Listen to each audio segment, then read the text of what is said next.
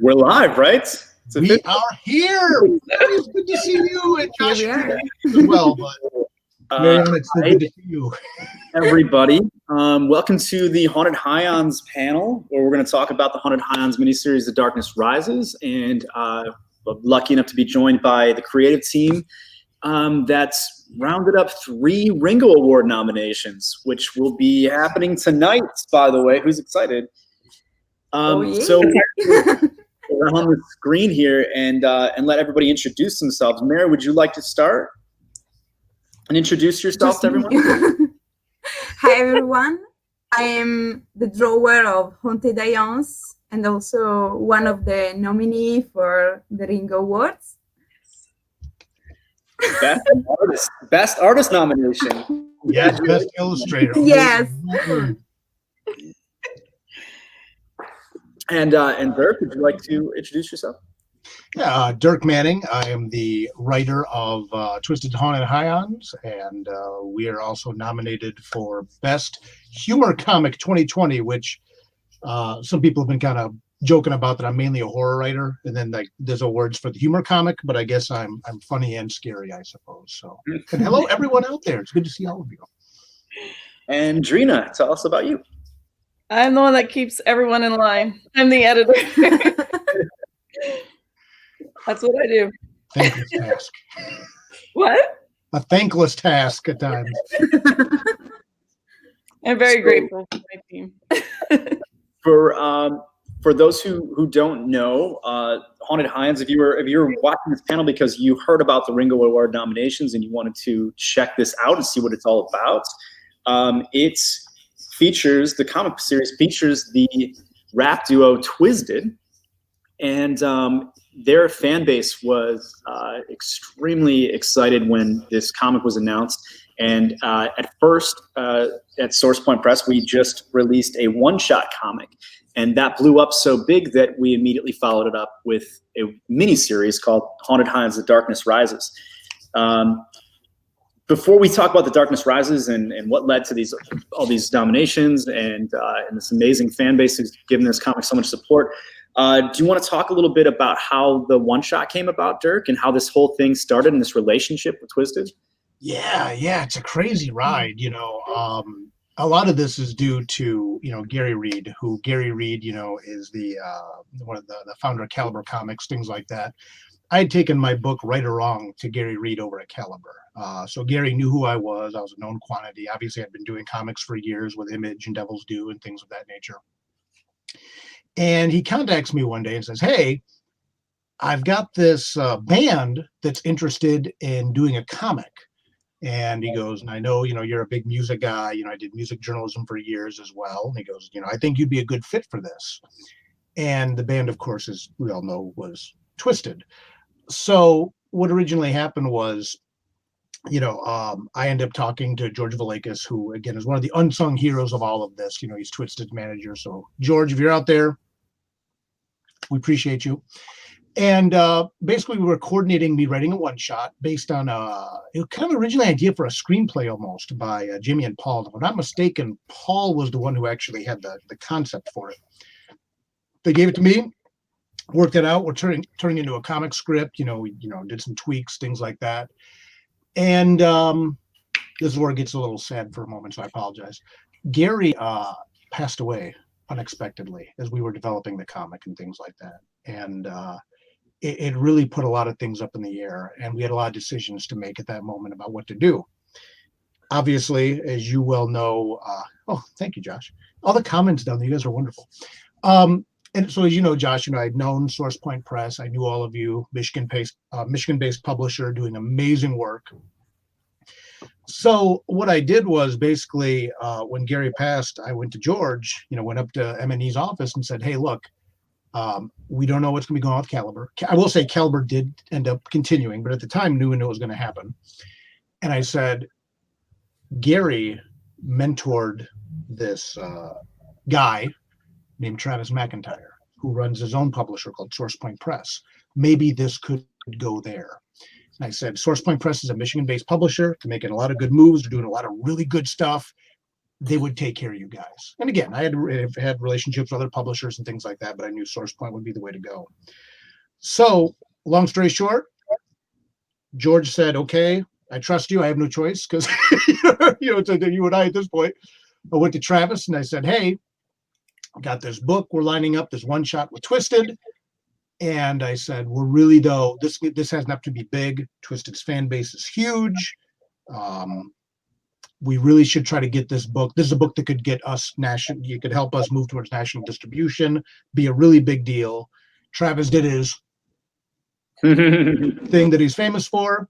It worked out. We launched the one shot at New York Comic-Con, and then he went into the miniseries after that. And here we are, Baltimore Comic-Con, a couple years later. Just amazing. I remember the day that that George first came and met Travis and I. It was at a convention, and he kind of scoped us out. We gave him some books. We talked about about this idea, and I'll be honest, I had mixed feelings because it was so soon after Gary's death, and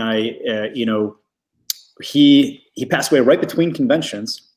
We had just before New York in Boston, got back from Boston. And I believe we had a convention the following weekend where, if I remember correctly, you had the finished script ready to show him and talk to him, go over with him. And just like that, he was gone. And just days after I'd just spent a whole weekend with him and traveled with him. And it was so unexpected. So the whole thing was kind of, it didn't get off to a running start. Everything, all the groundwork was there, and all these relationships were kind of positioning themselves into place for what became such an amazing partnership between Magic Ninja Entertainment and SourcePoint Press and everyone involved. It was kind of a strange series of events. Yeah, and furthermore, what's interesting, and I think this is where Mariana comes into the picture. Mariana and I had been volleying back and forth about different ideas for projects to do. And Mary, you could probably speak to this a lot more than I can, but you and I pitched several different ideas and things like that. And Mary's amazing, obviously. She's nominated for Best, Illustrator for the Ringo Awards this year. I think your talent is unquestioned. But nothing was clicking the right way. And then this opportunity came up with Haunted Highons. And do you want to talk about, I guess, your take on all this stuff, how this all went together? You'll tell the story probably a lot better than I will. So for me? Yeah. I'm sorry, I lost connection because we're a third world country. So the Wi-Fi. Yeah. Mariana's in Italy and joining us from Italy. So just I guess what your side of the story about how you got involved with Haunted Highons, because you and I talked about doing a couple things together and nothing was clicking the right way. And then this crazy guy came to you with this idea for this comic with these rap rock stars in it. She's frozen. Oh, Mary, you're frozen. She freezes in and out. I can say this while we wait for Mary to reconnect. Her early concept sketches were phenomenal, and it was almost like right out the gate she had this vision for the look of it. Can you talk a bit more about that, Mary? Oh, well, Dirk just asked me to draw a small character design for Twisted, and so I was like, who the guys are? and I checked everything and just made a couple of sketches, and they loved it. And I was really, really crazy about that because I never had a connection with them. But with that sketch, I just made something for them, and they loved it, and I was so excited. And to be fair, I think Mary is being a little humble here. Yeah. I messaged you, if you remember, and I was like, I'm going to see the band at this concert. It was like 24 or 48 hours or something like that. I don't remember. It was like really quick. And it's being really quick. Yeah.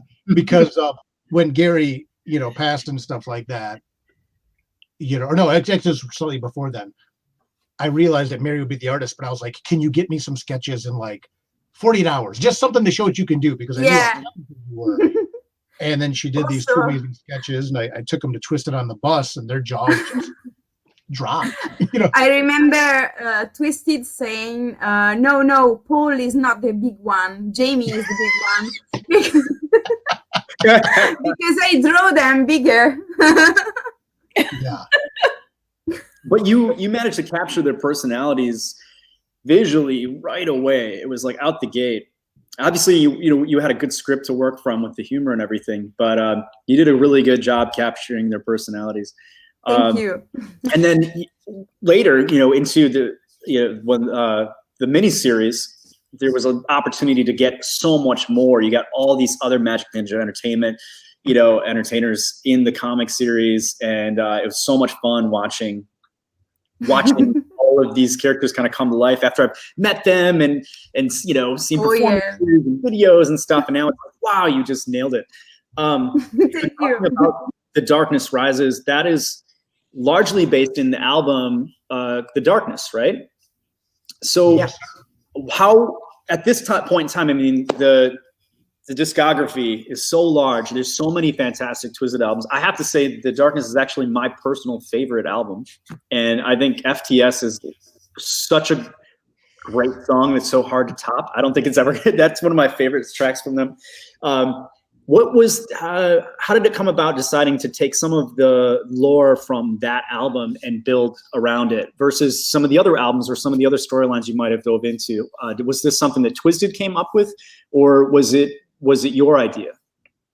Twisted, again, I think more directly were involved hands-on with the original one-shot, which was based on kind of a loose screenplay idea by Paul, by Monoxide.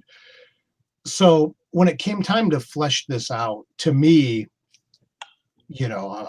I'm always a start with the end in mind type person, so it's like, I could even tell you eventually, should we be allowed to follow this through to its full term, how Haunted Highlands will end one day, And to me, Darkness Rises was just a beautiful starting point, because I think there's so much mythology in that album, and there's just so much to play with. And this whole idea of, there's this darkness out here and they're ghost hunters and things like that.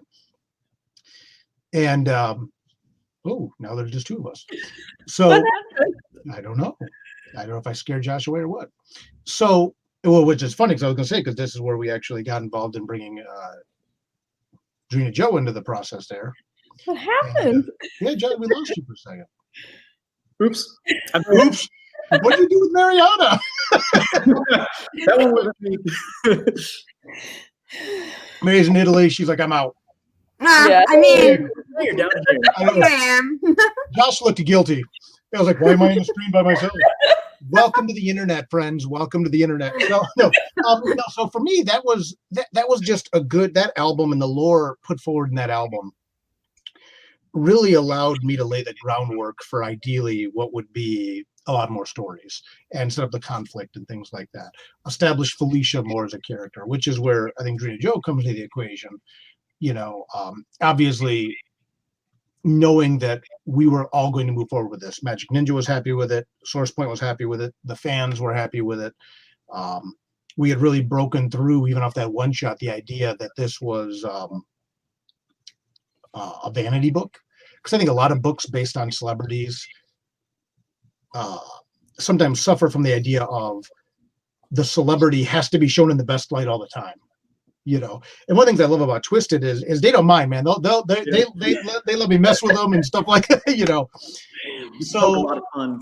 Yeah, poke a lot of fun, and we're laughing together. We're not laughing at each other. We're laughing with each other. And Twisted, for all the wickedness and all the darkness and all that stuff that goes on, they're funny. So this is, I guess, where then, Drina Joe comes into the picture, because I knew taking this book forward as a miniseries and things like that, I wanted to have a strong editor on board to look at this from an outside perspective and continue to build out this mythology. And obviously, So I totally agree that album is a really great place to start building it out, because I think they don't get enough credit for having some of that lore built in. There are some storylines and some things happening, characters and weird stuff. There's a lot to build on. But as that miniseries progressed, each issue kept raising the bar, and the story kept getting bigger and crazier, and then obviously more characters pulled into it. Now, obviously, Mary, that must have been work for you. You had to really get to know a lot of different characters. The one shot had a much smaller cast, and the Dark Rises, you had a lot of people to draw. Did you? And did you spend a lot of time listening to the music while you worked?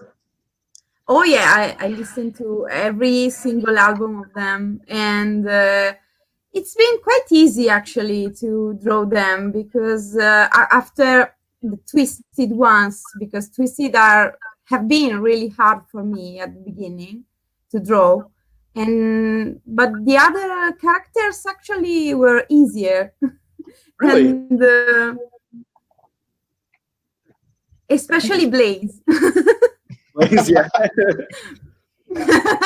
Yeah, we would go, you and I remember, Mary, would talk about Jamie especially giving you problems. Oh yes. And because of his head. I know it sounds crazy, but his head is really, really hard to draw. yeah, and eventually it just came down to, like, we just gotta get the essence of the character. I mean, we gotta get the essence of them. And then Mary just nailed it. I tried. They're not actually hyper realistic, because I'm not able to do hyper realistic, but I like to find the expressions of them, the funny part of them, of the characters. Yeah, well, and that's it, because they're funny. These guys are so funny. Exactly. And obviously, when you listen to albums like The Darkness and things like that, there's a strong horror element to it. But if you ever watch them live, or you see them in concert, or you get a chance to meet them somewhere and talk to them even for 5 minutes, yeah, that's exactly right, Paul. All the hell, they're fine. We wanted to capture that too. Again, I cut my teeth as a horror guy, and I'm a horror guy at heart, and I think Jimmy and Paul are as well. But the flip side of horror is comedy. So it all blends together. And then as we started to build out the whole book and build out the whole universe and things like that, again, giving big props to Gina Joe for helping guide this ship and start to be involved. Travis talked about how it got better every issue, and a lot of people did. And we brought in an editor, which is a big part of it. We did the one shot off the seat of our pants, but we brought it. Sorry, I'm just I get to know. Pardon? Did you have any struggles helping kind of guide this through? Because I mean, there was a lot packed into that miniseries. Yeah. Well, I got to know them. I got to know Twisted through the comic. So I was completely blown away when I actually met them in person, because their characteristics were so captured in the comic. They're like personalities comic book characters. Yeah, they are comic book characters. So it's really a joy to sit with them and talk to them and just hang out with them. And you can bring that personality into a storyline, but it's already there. They were made for this. And they're funny. They constantly crack me up. So one of my favorite things about them and this comic series is how involved they've been, like, while still being super respectful of the creative team, having the control over kind of coming up and working out these ideas and working out all these kinks. They're there to support and help along the way and give guidance, while still giving some freedoms. And they're really involved in the best ways. I mean, we've done multiple signings with them at comic book stores and at conventions, and it's been an absolute hit every single time. And I remember thinking, okay, if you get too far outside of the Midwest, maybe a signing isn't going to be as big of a success, especially if it's in a massive convention with loads of other signings and like huge celebrities. And I would never been so pleased to be wrong. I'm just the fan. I know what Dirk is thinking about San Diego. Tell the story. Tell the story. This is all you. That's your home turf. Yeah, San Diego. I've been doing San Diego for a long time. And I had mentioned to Dirk, like, I don't know, what was it, 3 weeks before San Diego? Yeah, we only announced. It's so cool if Krista could come to San Diego. But just saying it, because it can never happen. I mean, tickets are sold out in November the year before. Somehow, magically, Dirk or George or whoever it was got everyone together to come to San Diego. And then it started like, oh crap, coming to San Diego. I didn't know anybody on the West Coast that had even heard of Twisted. So that made me very nervous. And you can't even get to San Diego Comic-Con unless you're on a trolley or you walk in, because they locked down a mile of the city to prevent that. So we were on the trolley and we get off the trolley and all of a sudden you're like, whoop, whoop. Whoop, whoop, everywhere, far and wide, and like the relief just washed over me. Like fans came out in droves. Yeah. And then later they admitted the same thing. They were like, we were worried too, and then they were just excited about it. And then the line for Twisted was it was super long. It was like wrapped around the booth and around the corner, and it was fantastic. And we got in about an hour early. And people were waiting at the Funko Pop area because they knew Twisted would be coming by. They were like waiting there to look at them and get pictures of them and stuff. So it was pretty cool. Yeah. And it was so funny too, because like when everyone met to get on the trolley, so you have to imagine it's like 8 a.m. and everyone's just like, we all come like staggering up from our different locations. So there's Jamie and Paul in their war paint and the makeup on the trolley with Dustin and George and Adrina and myself, and we're all just sitting there like in the trolley. That's crowded. I mean, crowded, and no one's saying a word. Because whatever, you got like cosplay all over and stuff like that and all that, and we're all just sitting there kind of like, And I kept thinking, and I'm sure they're thinking like, oh God, I'm gonna get in this trolley and people are gonna be like, like fawning or whatever. Nothing. No, nothing. So then when we get off the trolley and there's like the huge crowd of people, immediately like the whoop whoop started. And as soon as we got off the trolley, I'm like, and even like Jamie and Paul, I mean, again, it was just like, oh my gosh, it was crazy. Yeah, and like people were staked out throughout the convention because they knew where we would be, and we had the boss leading us all around and telling us where to. Yeah, that was hilarious because I'm 5 feet tall. They're all very big, sizable guys. And I'm like, you got to follow me. You got to follow me. So they finally put Dustin in front of me. And they couldn't even find me in the crowd. So I'd lift my hand up and be like, I'm over here. But I finally put Dustin in front of me and kind of like held his belt loops. Like, turn here, turn there. They'll clear the crowd. Was it Thunder like Master Blaster and Mad Max? Yeah, it was pretty funny. You have this daisy chain. I'm like, Paul, I know you're not gonna like this, but hold my hand. Here we go. We're all going. That did not happen, for the record. We were not all holding hands through the convention. I think Jamie? I think it was Jamie that said I was like a drill sergeant. Stay in line or I will shoot you. I will leave you behind. But I've been there so many times. I know the craziness of that con. It's even an hour early. It is shoulder to shoulder. So yeah. Sandy, and it's funny too because I think, Josh, correct me if I'm wrong, but when we announced New York Comic Con, and then Mariana, and by the way, although he's not here with us, huge props to Alessandro, who's also nominated for a Ringo Award for Best Colorist as well. Yeah. So both of you.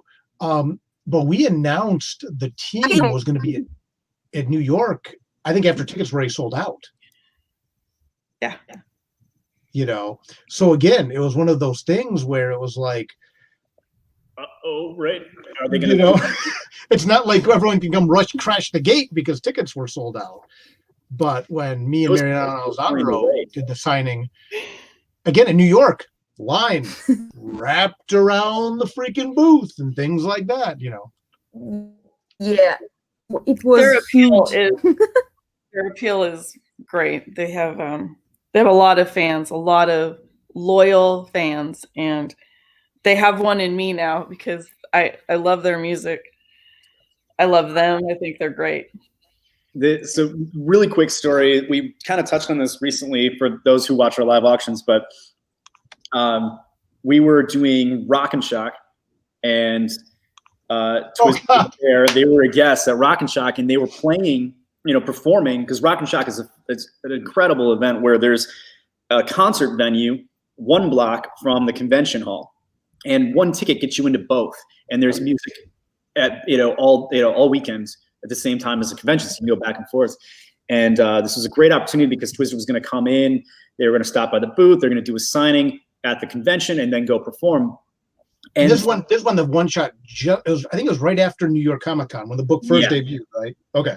So it was just the one shot, and we had a handful of variants and sketch covers, and we were unpacking the boxes, and we had, I think, 1 box, 2 boxes, pretty small boxes of the one shot, and then went, where's the rest of them? Oh no. And it was Friday. Twisted was showing up on Saturday. By noon or 1 or something, really early in the day on Friday, we had sold out of every single thing we had. And there was a line of fans because we had a big banner. I knew exactly where we were. And they were like, what do you have? What do you have? I'm like, nothing. I'm so sorry. I was worried sick because they were not happy. Not Twisted, the fans. The fans were not happy at all with us. And we definitely screwed up on the packing. And this turned into a big ordeal. But it just showed how rabid the fan base was even over there in, Massachusetts. There's nationwide, the fans are loving this comic series from day one. And of course it was great, that night, George got me into the concert and, got to hang out and watch, and it was such a phenomenal live show. They are pros. They light up a stage. It's incredible. So much more than just music too. It's practically like stand-up comedy. Half of the night too. They have all these skits and stuff in between, and they just know how to entertain. And it was a ton of fun. Great weekend, despite all of the people who were angry that we sold out of books. Well, and it's funny too because, and I got to bust Travis's chops mildly on this. After New York, I said, take as much as you can. I go, take everything you can. Yeah. I'm like, Travis, I said, because this was, again, still fresh in the relationship. I said, everything. I said, take everything. You're going to take a couple boxes. And you guys ended up selling the banner even, didn't you? We almost did. We were trying, yeah. And I eventually caved and said, all right, fine, I'll put a number on it. And it didn't quite happen, but yeah, we almost did. It was, it was something. Yeah. And what's funny too is, I think a lot of, talk about the music aspect. I think a lot of people have an impression of Twisted from when they started 20 years ago versus where they are now. And if you listen to their new single Rose Petal, it's burning up on freaking Octane on, Sirius Radio. It's blown away the rock charts. Twisted is being featured on the Knotfest website. And, so they're the evolution of their music. And I think something that's so cool is the comic people now read the book and say, wow, Twisted, they seem like pretty cool guys.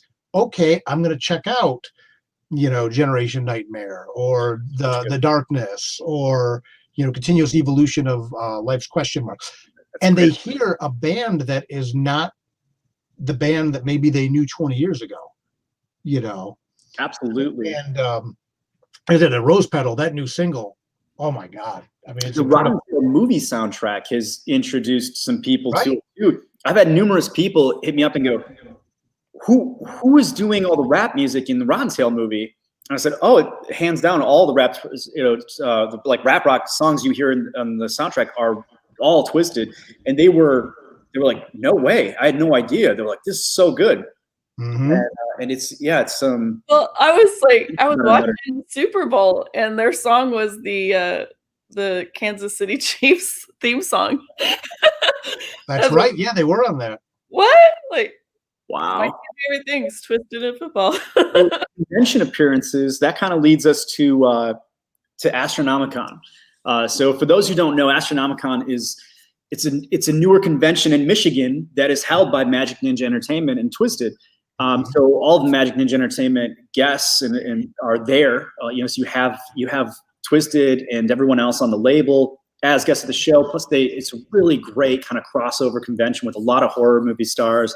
And because of the timing that this convention was born, we've all been part of it since day one. Like a small part of me feels like that's my con too, because SourcePoint's always been such a big part of it. We've all been really involved, and the comic has been there. And every single year of Astronomicon so far, we've had something for the fans, and they come looking for it and on day one. And I've been to countless conventions, and there's not one I can put my finger on that's quite like Astronomicon. And the first year, it was just everything was set for it to be a disaster. There was a snowstorm that had blocked out so many of the roads leading up to it. The airport was shutting down. No cabs would take anyone to the convention. And we're there setting up. I luckily lived pretty close to it, so it wasn't a huge deal. But even my drive there was pretty slippery and dangerous. And I was like, oh no, these poor guys, their first blizzard, year, they're going to be a disaster. It was insane. It was the best convention ever. People were coming out, and every single person who came to the booth, I was like, you've got a story about how you got here today, and I want to hear it. And they were like, you don't even know. Oh, I had to pay a guy $50 to just drive me another couple miles, and then I walked the rest of it. It was awesome. It was so incredible. And there's a situation, I know Mary's internet's being spotty, so I don't know if you can hear us or not, Mariana, but that was Mariana and Alessandro came in from Italy for the show. That's and all Mariana said was, I want to see snow. I want to see snow. You'll see and we get that. And it's a freaking blizzard, having snowball fights outside the convention. People like snowed into the convention center. And yeah, I mean, bringing in like sleigh dogs and stuff. No. We were just talking about how you brought the snow to Astronomicon 1. Man. So that's Elsa over there. We can thank the Italian Elsa for just dropping mountains of snow on us. The great magician that is Mariana. Oh, yeah, Astro's a cool show though, because again, SourcePoint does tons of conventions, and then when you look at Twisted, we've done New York Comic Con together, we've done San Diego together, we've done C2E2, gone coast to coast and hit the middle. But Astro's such a cool show, man, and I think this last year especially demonstrated the appeal of that show and I don't want to say the potential of that show, but just I guess how good that show is. Yeah. Having horror celebrities and wrestlers and everything, and every day of the show is a different flavor in the audience. Almost, it's just so true. It's a show unlike any other, and it's such a cool experience. That kind of leads us to the last Astronomicon, this year's 2020's Astronomicon. There was some pretty big things that happened, and it was a really big deal. And I'm not sure if all of you with the Baltimore Comic-Con crowd are aware of it or know about it. Would you like to get people up to date on some of the things that were announced and what happened at Astronomicon this year? Take it away, Drina Joe. What? No, not me. Well, okay, I'll run with it. So we announced a partnership with Ken Levin, who works on or who produced The Preacher and The Boys, and he's working on Grim Jack right now with the Russo brothers of Marvel fame. And we're going to be, what are we doing exactly? Yeah, we got to be careful how much we say. Yeah.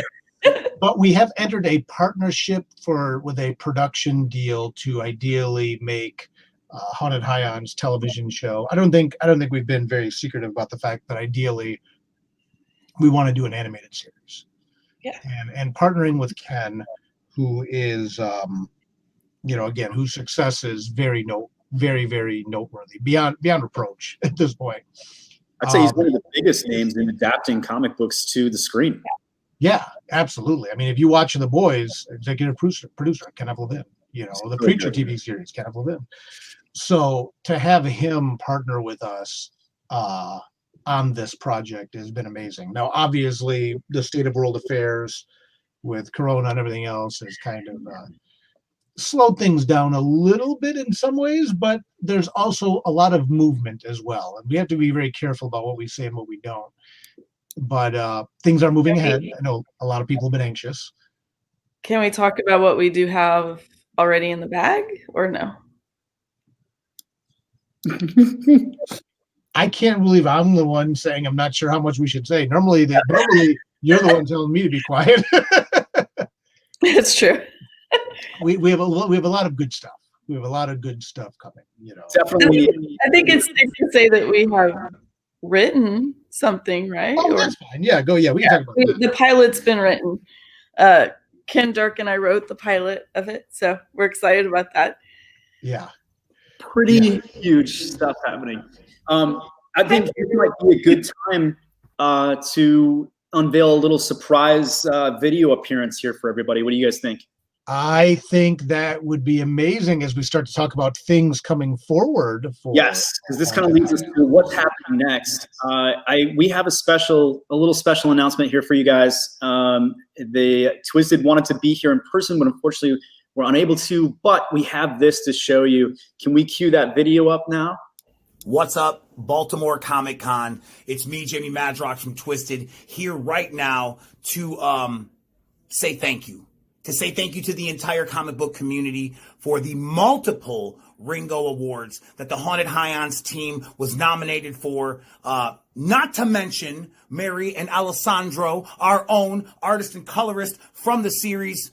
Man, thank you guys so much. We can't say thank you enough. The effect that this comic book has had in the comic book community is just top shelf. And we cannot say thank you, and we will not stop. Because Series 2, The Curse of the Green Book, coming exclusively from Source Point Press, is headed your way very, very fast. And I need you to know about it. I need you to ask your local retailer or comic book LCS to order it and keep the dream alive. Thank you, guys.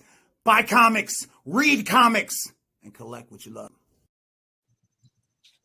Yeah. It was awesome. I hope. Oh, I love that face. I hope you guys love that as much as I did, because I was super excited for that video.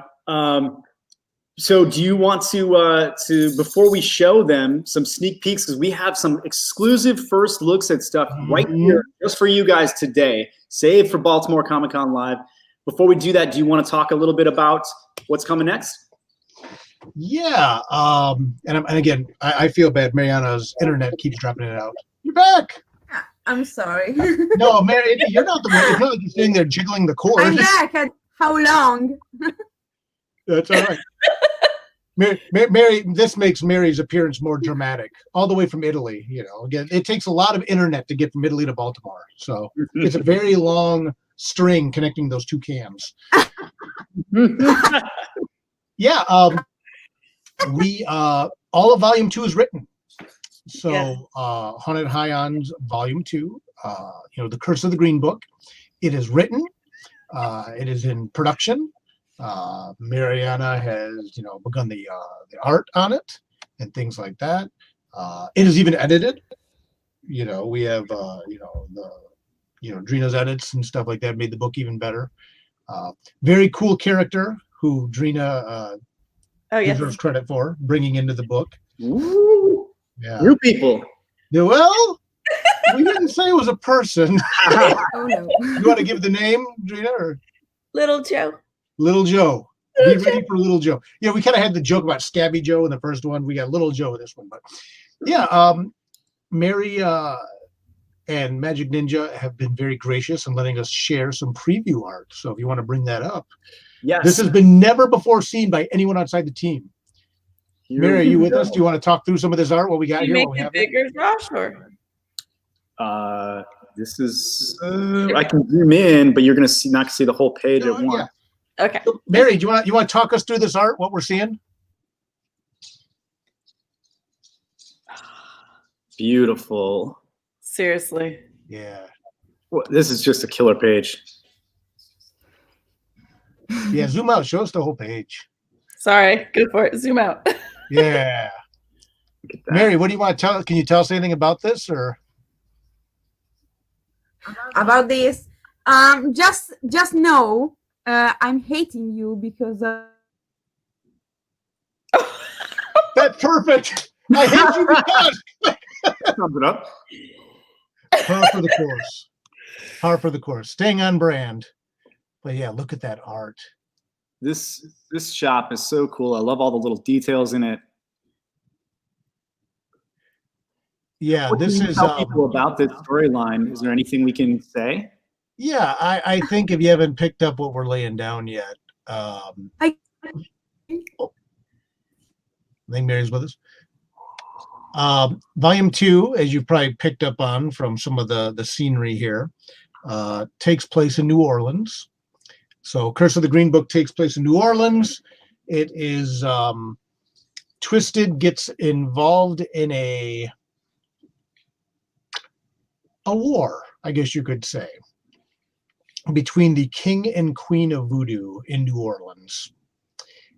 And that's how it starts. So it just goes from there. We have a lot of surprises. A lot of fans have been wondering if how many references we're going to have to Green Book, the album, the Green Book. We got you. Someone say we got you. Don't worry, we got you. I think people are going to be very, very excited about a lot of the Easter eggs and things like that in this one. So this one is we packed a lot into the last miniseries with 5 issues.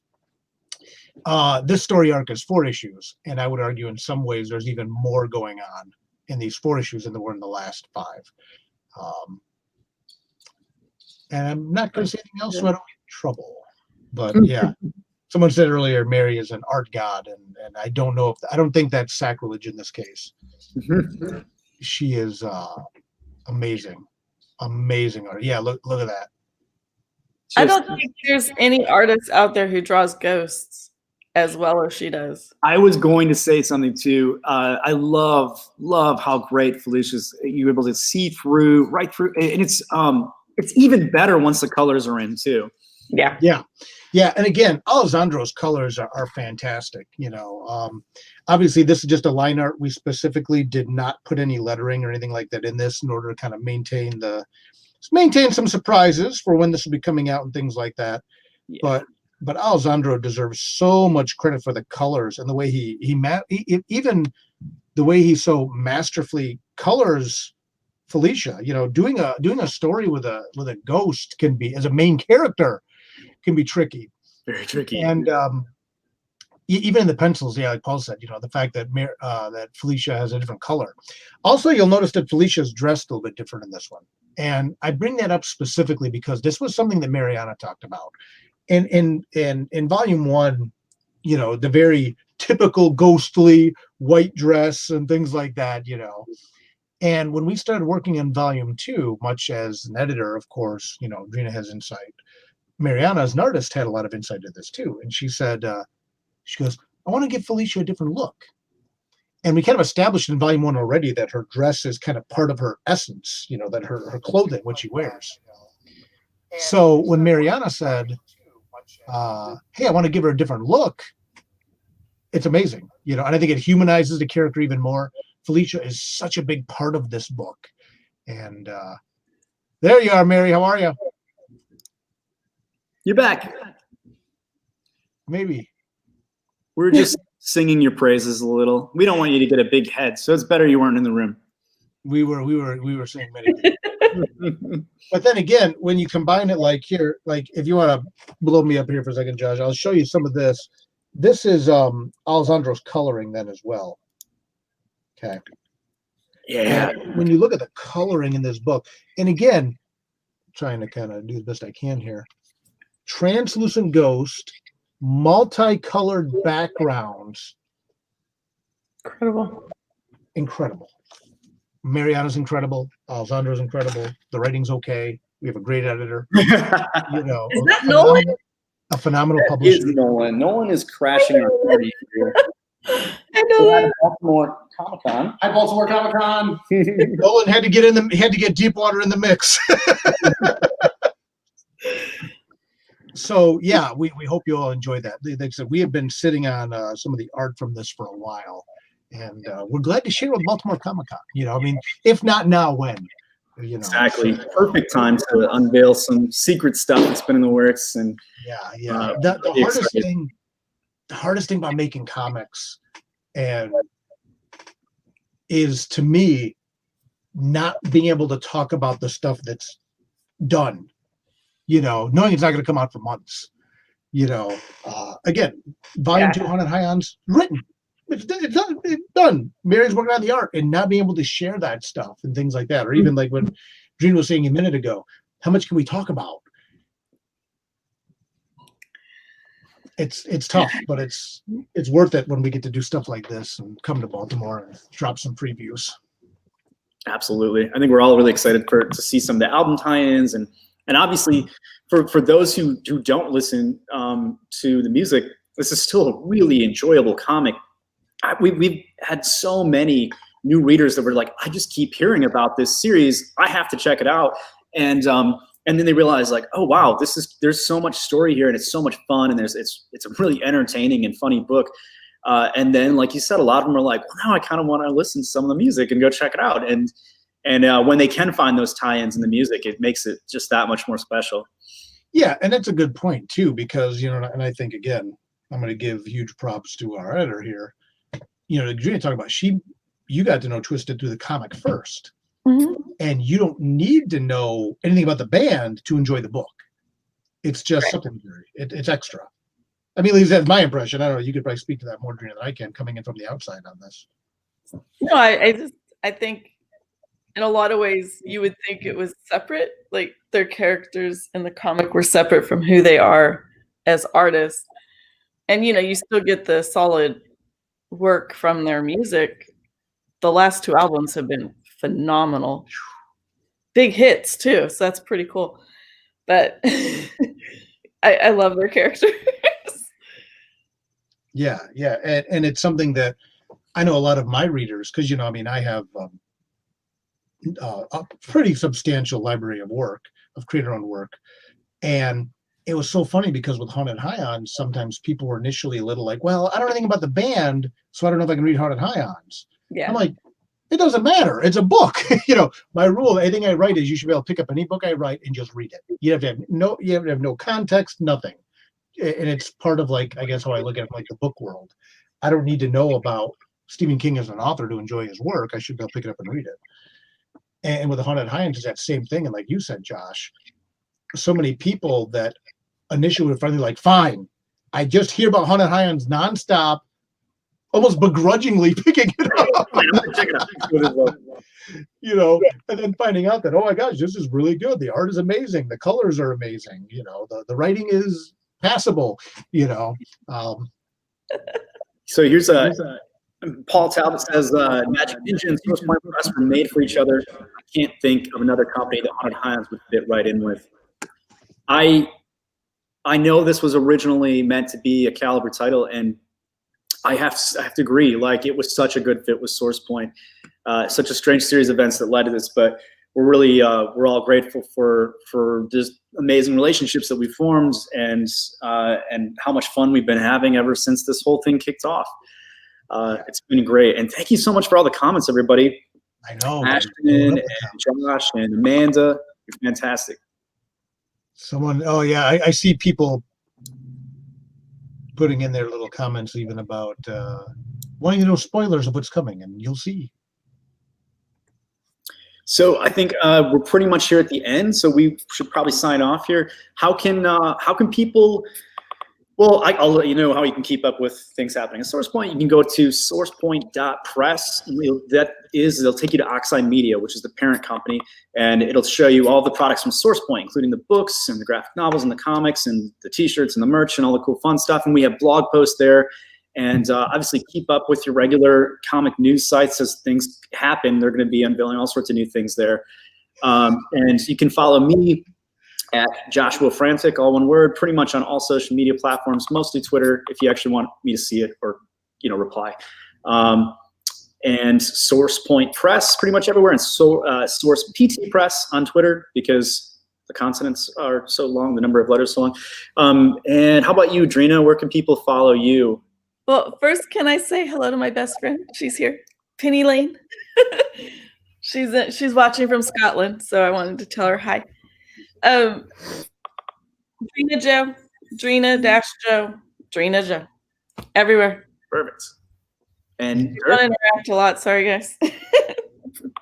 No, Facebook, Instagram, Twitter, all at Dirk Manning. Look for the picture of the guy that looks like this, top hat and scarf. Other than that, dirkmanning.com is my website. I would say that you will see me on the road soon again, and you will. It'll just be a little time, but right now we're doing our virtual cons like this. But dirkmanning.com will have updates of where I will be and when.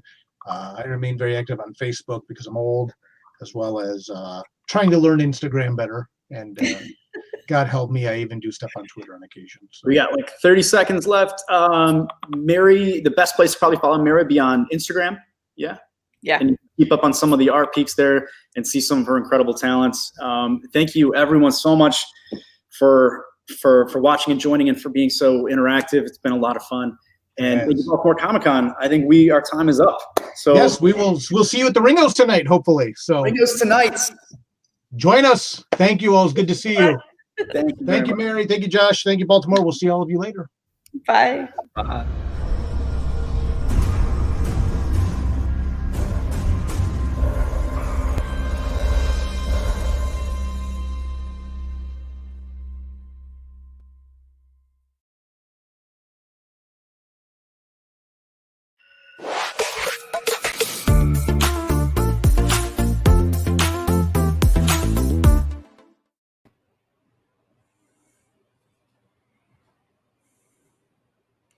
Hey, everybody, we're back.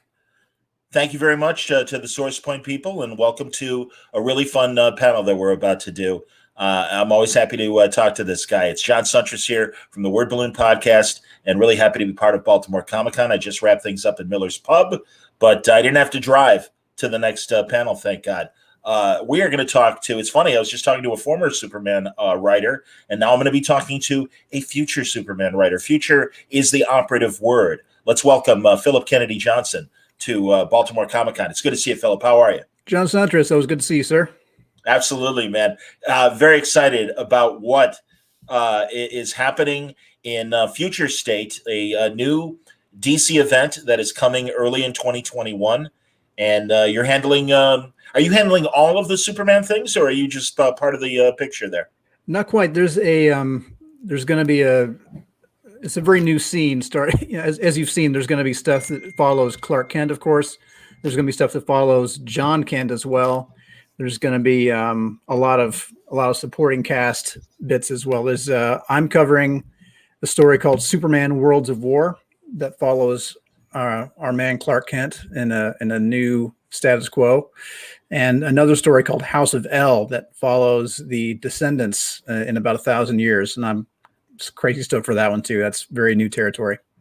That's exciting, and I don't want you to spoil, but we've already seen in previous iterations that given Superman's power level, is he immortal? I mean, we all remember DC 1 million, and we saw very old Superman still very much part of the DC universe. So I don't want you to spoil, but maybe we'll see what Clark Kent might be doing 1,000 years from now. Yeah, I hate to spoil it, but I will say that it's not just about him in the future. It's about the pantheon, as it were. Like the what happens to his lineage. And I will say I don't think it's a spoiler to say that to talk about the take, at least the take that I'm doing on House of L is I approach it kind of like a Camelot story, like I want it to be where we see like this epic house far into the future. What we've seen at like the end of this golden age, and I wanted to have this larger than life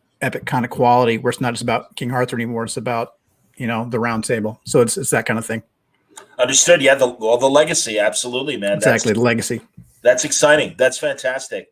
And truly, Philip, I've really been thrilled reading your stuff and watching you grow at DC and the opportunities they're getting you, and in Marvel as well. I really want to open this up and not just talk about DC. Yeah, whatever you want to talk about. You got some cool stuff happening in Marvel. You're still in the midst of your Marvel Zombie arc, right? I am. Yeah, the last issue of the miniseries Marvel Zombies Resurrection comes out on November 11th. We're super stoked how that all turned out. That came together right around the same time that Kirkman was like dropped the announcement, "Hey, Walking Dead is over," like out of the blue. That's when they announced we want to do a Marvel Zombies reboot, and so we got to do that prelude issue a year ago. That opened us up to do the miniseries that happened. Got pushed back a bit because of COVID, but now that's finally going to wrap up, and we're really excited for people to see the ending.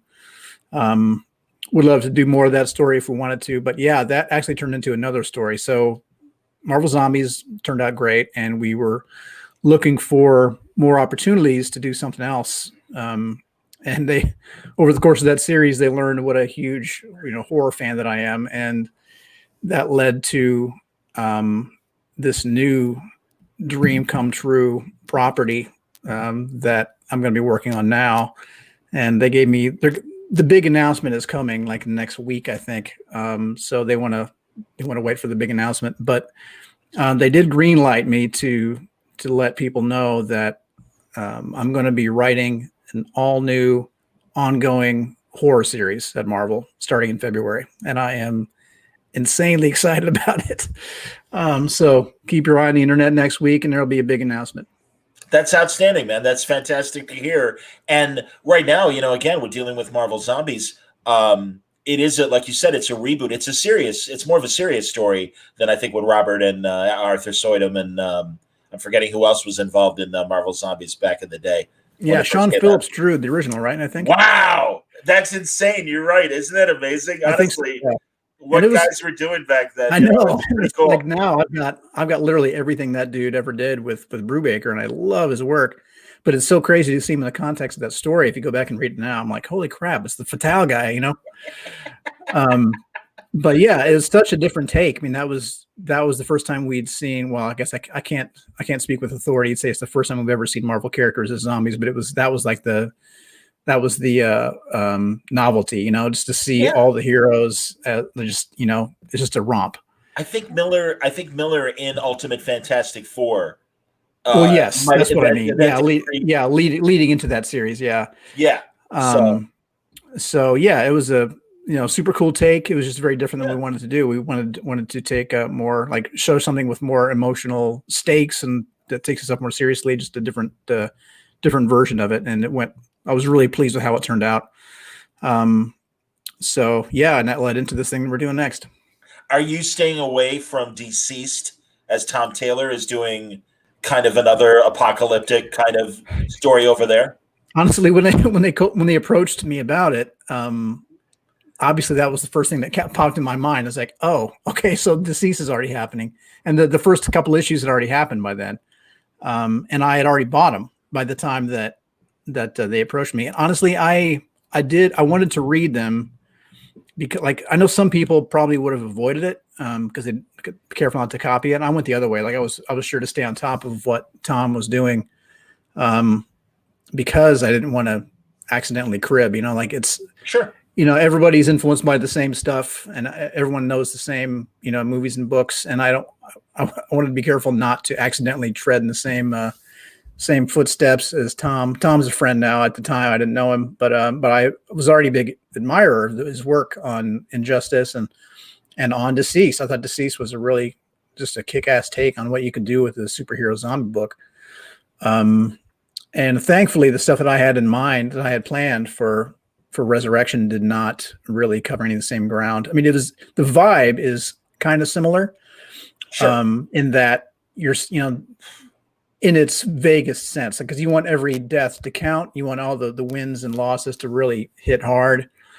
And they do in Deceased. I thought that was very effective. But I did want to keep a little bit of, I wanted it to be fun still too. Not in a jokey way like the original was, but visually, I guess. Most of the fun that I brought to it was done in like, I guess it's not too bad a spoiler to talk about the first issue.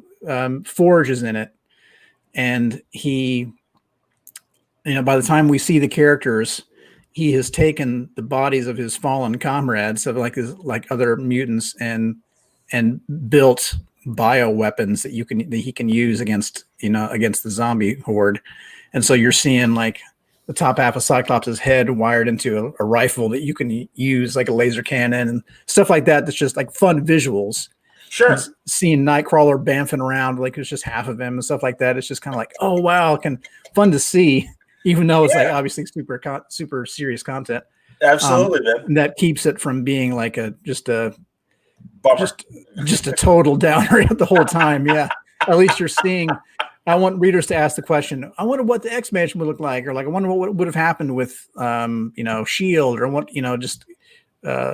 Phalanx, you wanted to see, so you getting your questions answered in visually very fun ways, even while, the tone is very dour, Absolutely, man. No, it's honestly, between the two companies, it sounds like, you're getting great opportunities in both universes. And I think that's incredible. And also, goddamn, I've enjoyed reading your fantasy stuff as well that you were doing. Oh, thank you. Absolutely. And it wasn't Vertigo. It was and forgive me right now. It's Saturday morning and I've got a million panels in my head. It's totally fine. Last God, yeah. Last God is DC Black Label.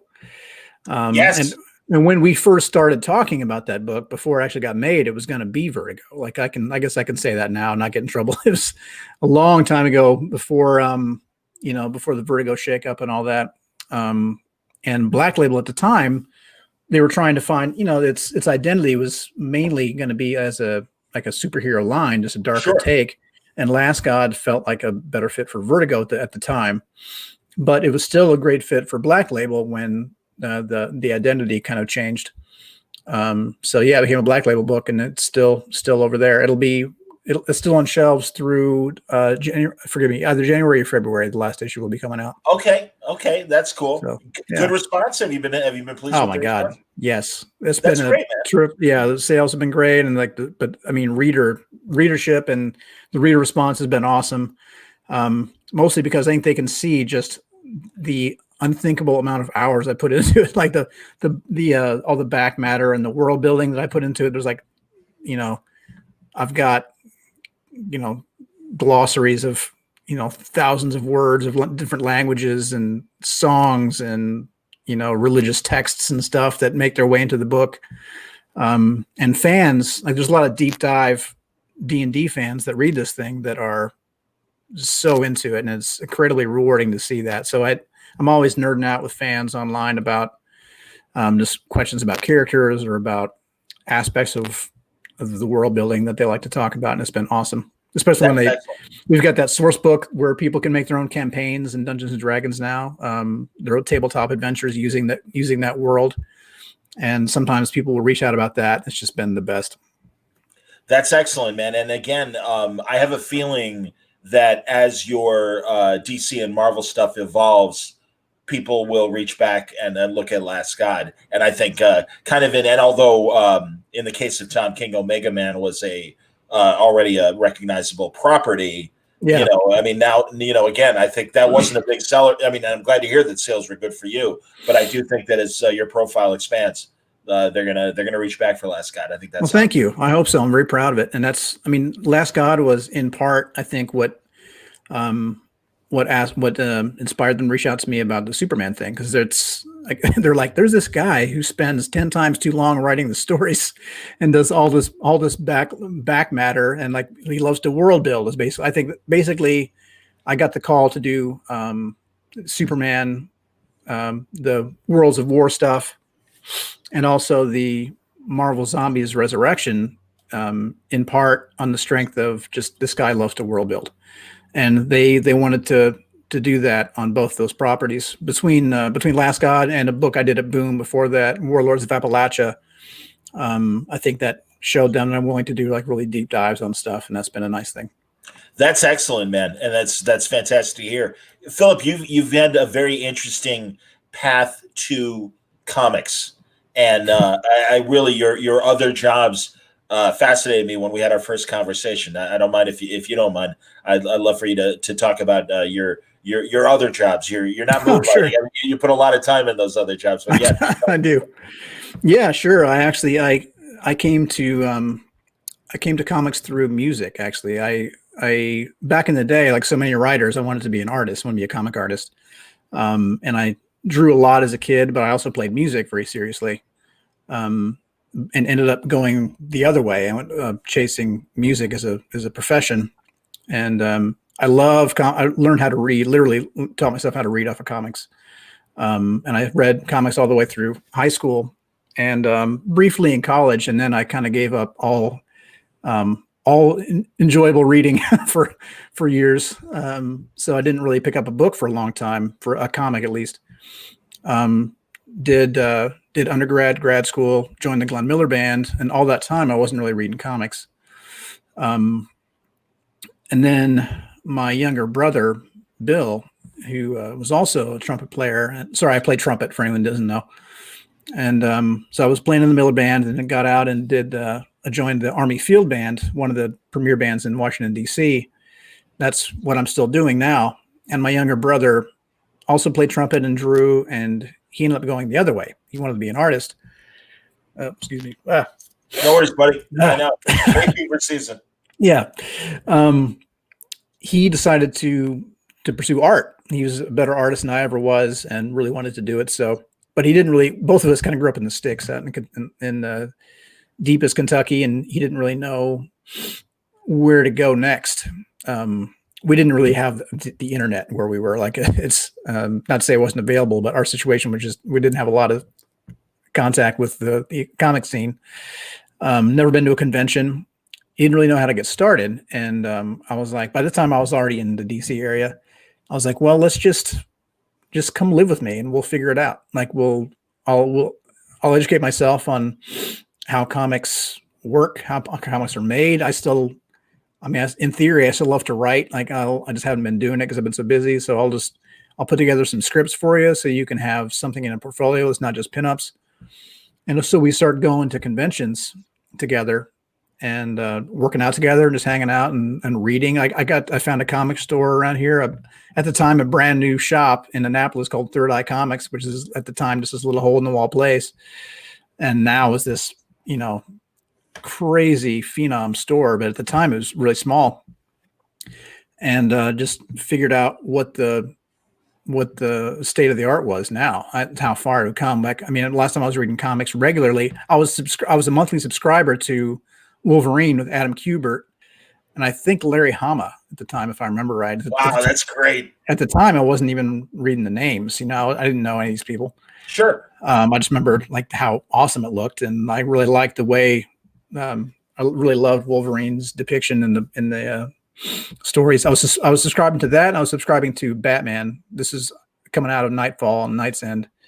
And I was reading some like Mullet Superman and that kind of thing, because I always loved Superman. Sure. Joe Mad, X-Men, and now I go back to the store. Fast forward until now, and I'm picking stuff up. This is probably 10 years ago.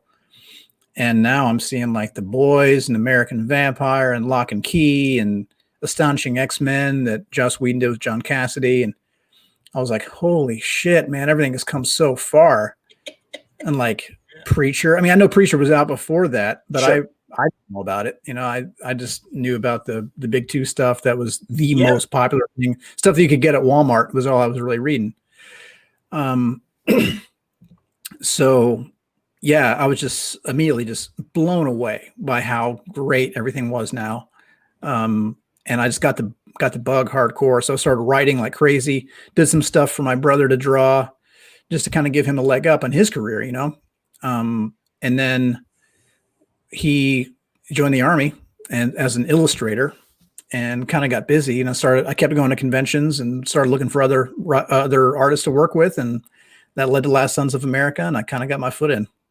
That's awesome. What does your brother do illustration wise for the Army? Well, he did 6 years and got out. He joined as a, let's see, what's the MOS code, 23 something. I can't remember the code, but it's the name of the job is multimedia illustrator. And that's a whole like series of gigs you can do where you're just technically you just draw and design graphic things that they need, like educational materials, any kind of pamphlet, any kind of program, any kind of brochure.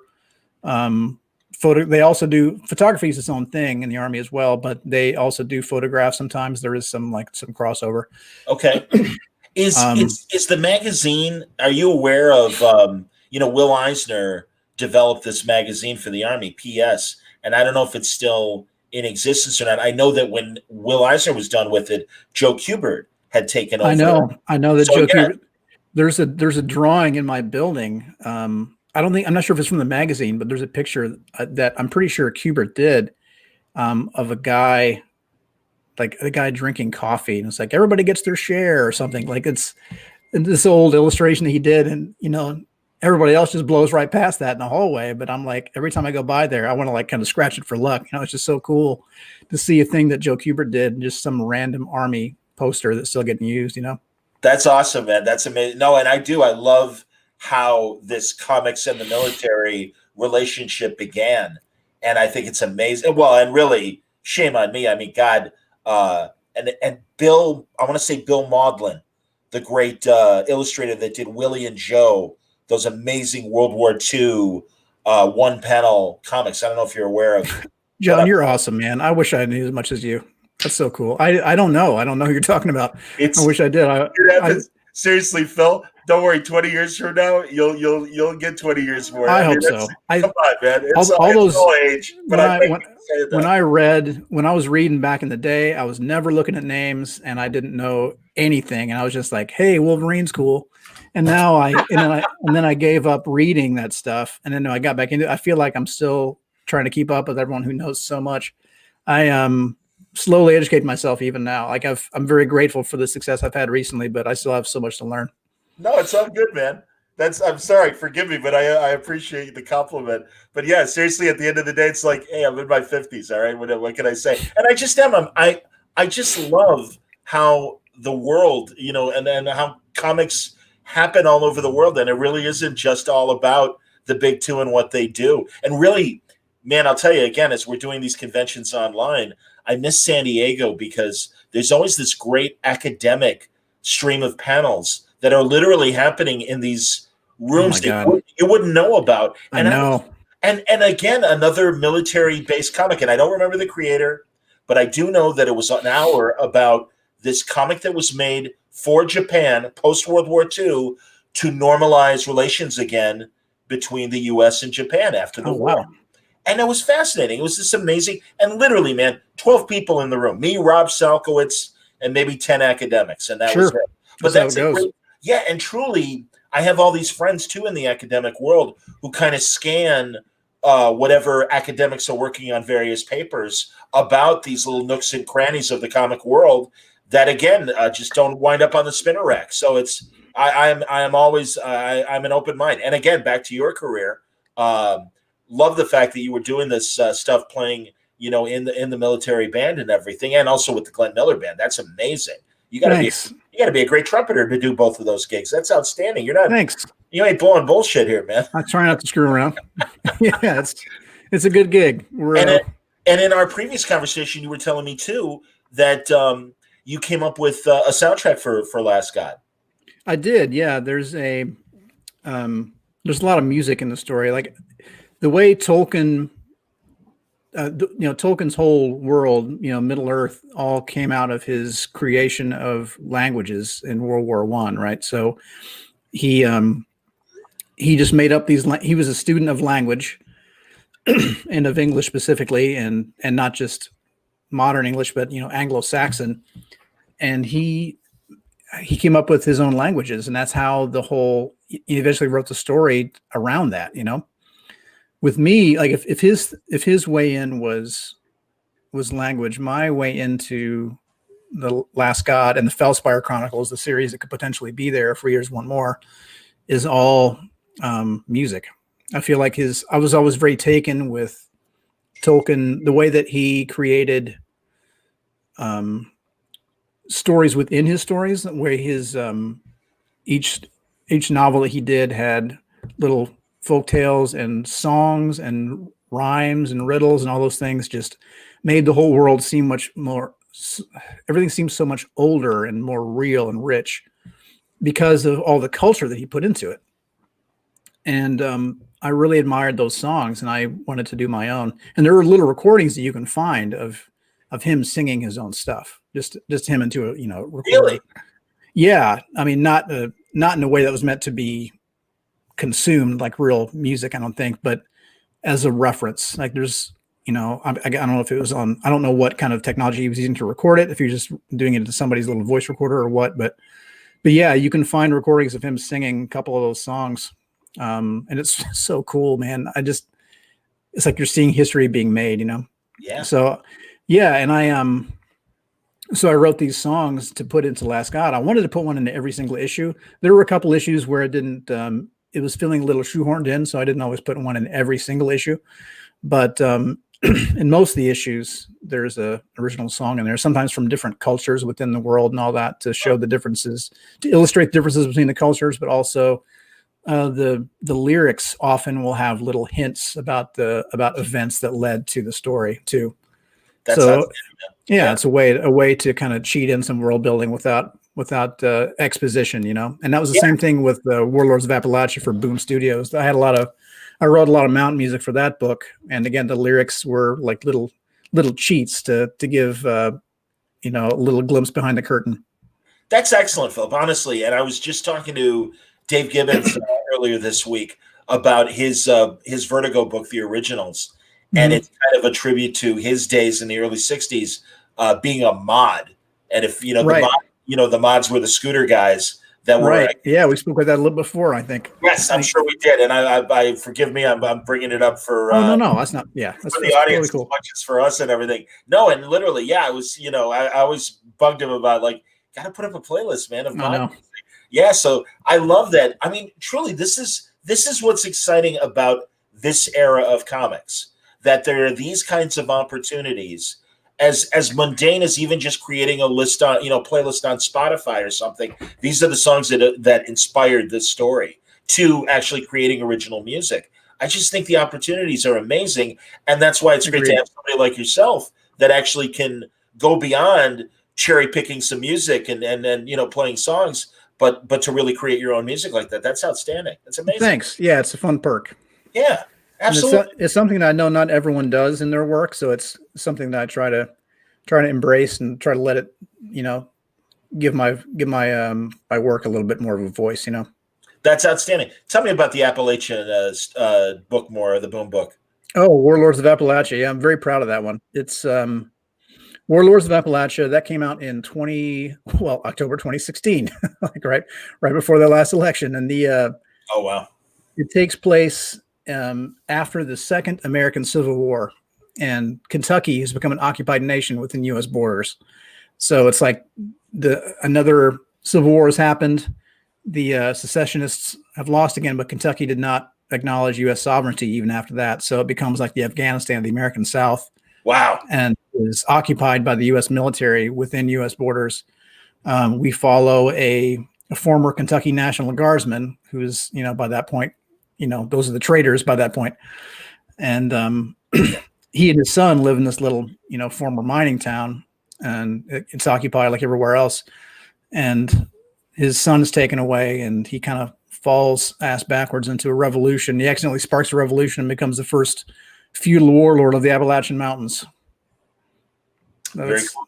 Yeah, it's a lot of fun. It's a really fun story. It's meant to kind of, the subtext, if you can even call it subtext, it's the text is to kind of shine a light on the political divisions that were just starting to get really deep back then. Yeah, getting started, and look where we are now. Jesus, I know.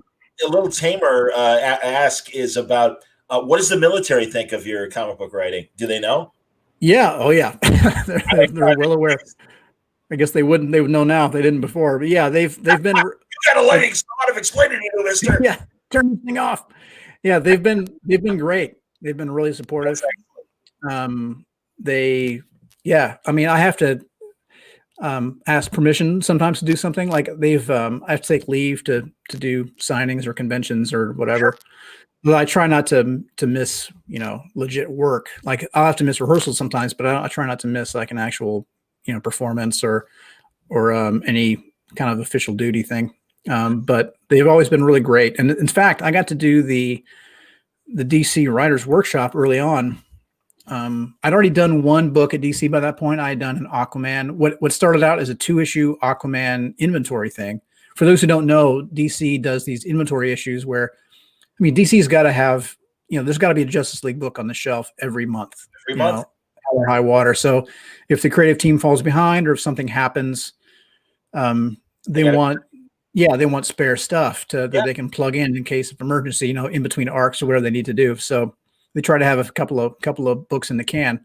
So I wrote as kind of it's very commonly kind of a tryout thing where if editors like a certain creator, they'd be like, hey, would you want to do an inventory for us, kind of see how the process goes. And that's how I started at DC. Brian Cunningham, who was at Justice League at the time as an editor, reached out. He liked Last Sons of America.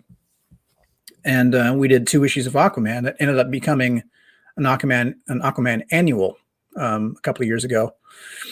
And around the same time, we got an opportunity to be part of the writers' workshop. Brian was like, you got to think about doing the writers' workshop. It'd show your work to more editors here. I was like, I don't think I can do it because the writers' workshop was a weekly class that you did with Scott Snyder every Wednesday for 2 or 3 hours for like 13 weeks or something. Wow. And I was like, and pre-COVID, we tour a lot. And I was like, no way can I make every week. Yeah. I didn't even consider putting in for it because I just don't see that working out. But he was like, no, put in. Like if you got to miss one, they'll work around it. And so I worked out the math. It was like if they let me miss one class, I think I can do it. But I still had to get out of one concert as well at work. And so I really don't like asking off for stuff like that. But I did ask. I was like, hey, I have this opportunity to do this really cool thing at DC. And they were like, do it. It's totally fine. I mean, we have people missing things for, weddings or whatever. They were so cool about it. Very supportive. So, and actually lately, Big Army, like not just my unit, but like capital A Army has been really interested in my work and has been trying to tell people about, like, we've got this guy in the Army that writes goddamn comic books and has this whole other career that he enjoys. Basically trying to tell people you don't have to give up who you are and join. Like if you want to be in the Army, you can still do the things that you love. And there's other people that do this kind of thing too, that have that are in culinary arts, or they have a podcast they take very, very seriously, or some other kind of a business or competitive whatever. Like there's all these things that they do outside of their job that makes up who they are. And the Army is very interested in telling those stories. And so mine has been one of those. That's excellent. And I'm not surprised. And that's where I was kind of going, asking you about that. I think that's wonderful. And again, it kind of shows the new attitude of the Army that, you can, like you said, be who you are.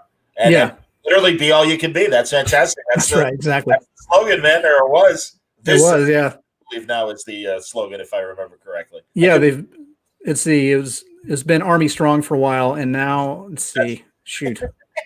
Yeah, I'm gonna get in trouble. You'll forgive me, but as a broadcaster, we would get so many syndicated programs, and the military, all branches, just spend a ton of advertising on. I mean, I worked at rock stations, so a lot of hey, here's a concert, it's you too, and there'd be these Army commercials, or there'd be Navy commercials, or whatever. So I would have to kind of take them from being so blandly syndicated and kind of customize them so they'd sound more like a local product. Sure. The station and stuff. So Mhm. yeah, man, no, I've heard many a military advertisement and stuff. So I'm and sure. my older brother was a Navy guy as Oh, well. cool. Right on. Stuff. Yeah, yeah. So no, man, I think it's great, and it makes sense that they would kind of lean and say, hey, look again, like you said, look what this guy's doing, and he's still giving us his military career. How many years have you been in? 15. Wow, that's great, man. I know. It's been a minute. Wow, yeah, it's been a minute. Holy shit, that's fantastic, man. And Thank you. yeah, no, that I really think that's amazing. I think you're the first career military guy that's doing comics. I mean, certainly we had our World War II veterans, and you've got the Kirbys and the like. Right. That's Stanley, obviously, as well. You know, I need to double check, but I did some looking around, and I think when I got the Superman job, I was so stoked, and I looked at. I don't think anyone else has written Superman while active duty since Jerry Siegel, which was super cool because they drafted him, and I'm not the authority that you are, or like Paul Levitt or whatever can speak more to this kind of thing, but he was drafted while he'd already created Superman, and then got drafted after that, but he still had books coming out, and I think his name is still on those books for a while. And his job in the Army, he was primarily a writer. He was writing for Stars and Stripes in Hawaii, I think. I think he was stationed in Honolulu. Wow.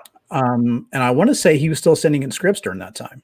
I think you're right. And also, I know, I only know this because I watched the DC 75th anniversary documentary, but the writer that created the original Sandman, the Golden Age Sandman, I know was killed in World War II, and I can't remember which. Oh my God! But it's amazing. His handful of 8-page stories were what Matt Wagner adapted for Sandman Mystery Theater and turned into the longer arcs and stuff like that.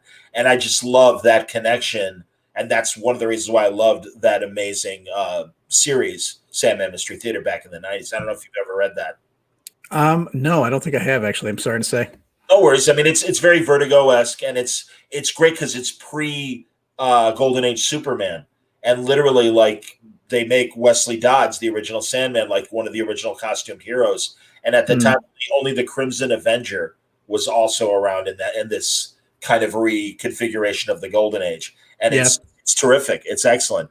Oh, that's funny. All right, Ed, I didn't see that. I guess I saw that. The guy, he threw up the new Army slogans. Yeah. Warriors wanted, what's your worry? That's fantastic. All right. Yeah, thank you, Ed. You're correct, Ed. Thank you. I forgot about that. That's great. No, man. And again, back to what you're doing right now on the comic book side. You got a Batman thing coming up. I do. Yeah. They have started up coming out of Death Metal. One of the cooler things that came out of the original Metal series I liked a lot was Tales of the Dark Multiverse. So those stories were really cool. Of course, Metal introduces the Dark Multiverse, like these kind of twisted mirror versions of the multiverse worlds that we've seen. Yeah. And it just opened up this whole new when I read that in the original, I was like, oh my God, all the things I would love to do. Like you started thinking about all these new opportunities to tell awesome stories. And I mean, at the time I was thinking more of all these I was thinking of the Dark Knights that come out of that story and all these other twisted Batman that could be out there and ones that I would love to do. And then they start telling some of those. And there was the Great Batman one that Kyle Higgins and Scott did. And they did the Crisis book, and those were great. So coming out of Death Metal, they wanted to do more. And Dave Walgaz and Ben Abernathy reached out to me about doing the first one of this batch, the Batman one. So they were doing a spinoff of Batman Hush, like a darker version of Batman Hush. And I was so stoked to do that. I mean, when that book was coming out, I didn't see it until I got back into comics, but Jim Lee on Batman was such a cool thing. I grew up reading him on X-Men. So seeing Jim Lee do Batman and Jeff Loeb, of course, was such a cool book. So doing a new take on that now. The take that we're doing with Batman Hush is we're seeing a world where imagine a Gotham where there's never been a Batman. And we're up to present day. And imagine all the events that we've seen in Gotham that Batman has been there to deal with. Imagine them happening without Batman there. So we're seeing a Batman now we're seeing a Gotham with no Batman, and then suddenly Batman appears. What would happen? So we're seeing Thomas Elliot from Hush in a very different context. We're seeing Batman in a different context. We don't know who he is. We're seeing a world where, the Court of Owls and Ra's al Ghul's plans for Gotham and No Man's Land, all that stuff happened without Batman being around. So what would that world look like? It's kind of a wonderful life set up, but in Gotham and super dark. Yeah, man. No, this is honestly, I missed Elseworlds kind of, I think, ran away from its original concept. And we were really getting like, all right, it's Batman in the Civil War. That's really all the difference. It's like, all right, like slow down. It's like, let's wait for the good ideas. And I do think that metal and death metal have given us this opportunity to really do explore these ideas and stuff. So that sounds great. When does that come out? November. The exact date escapes me, but it's coming out in November. Okay. We're getting interesting comments from around the world, and greetings from Chile. I think great. Excellent Superman, and especially Batman from his old works. That's awesome. Oh, man. Thanks so much, Victor. I appreciate that. Absolutely, man. That's cool. Well, judge me on my own merit here soon. That's awesome, man. No, I'm really excited. What, again, so how many years have you been writing DC stuff now? The Aquaman came out, I want to say, in 2018. Okay. I wrote it. I would have written it in 2017 because it sat in the can for a little while before they actually used it. Okay. But I want to say 2018 it hit shelves. So yeah, and then I did a few anthology stories, and now this Batman thing. So yeah.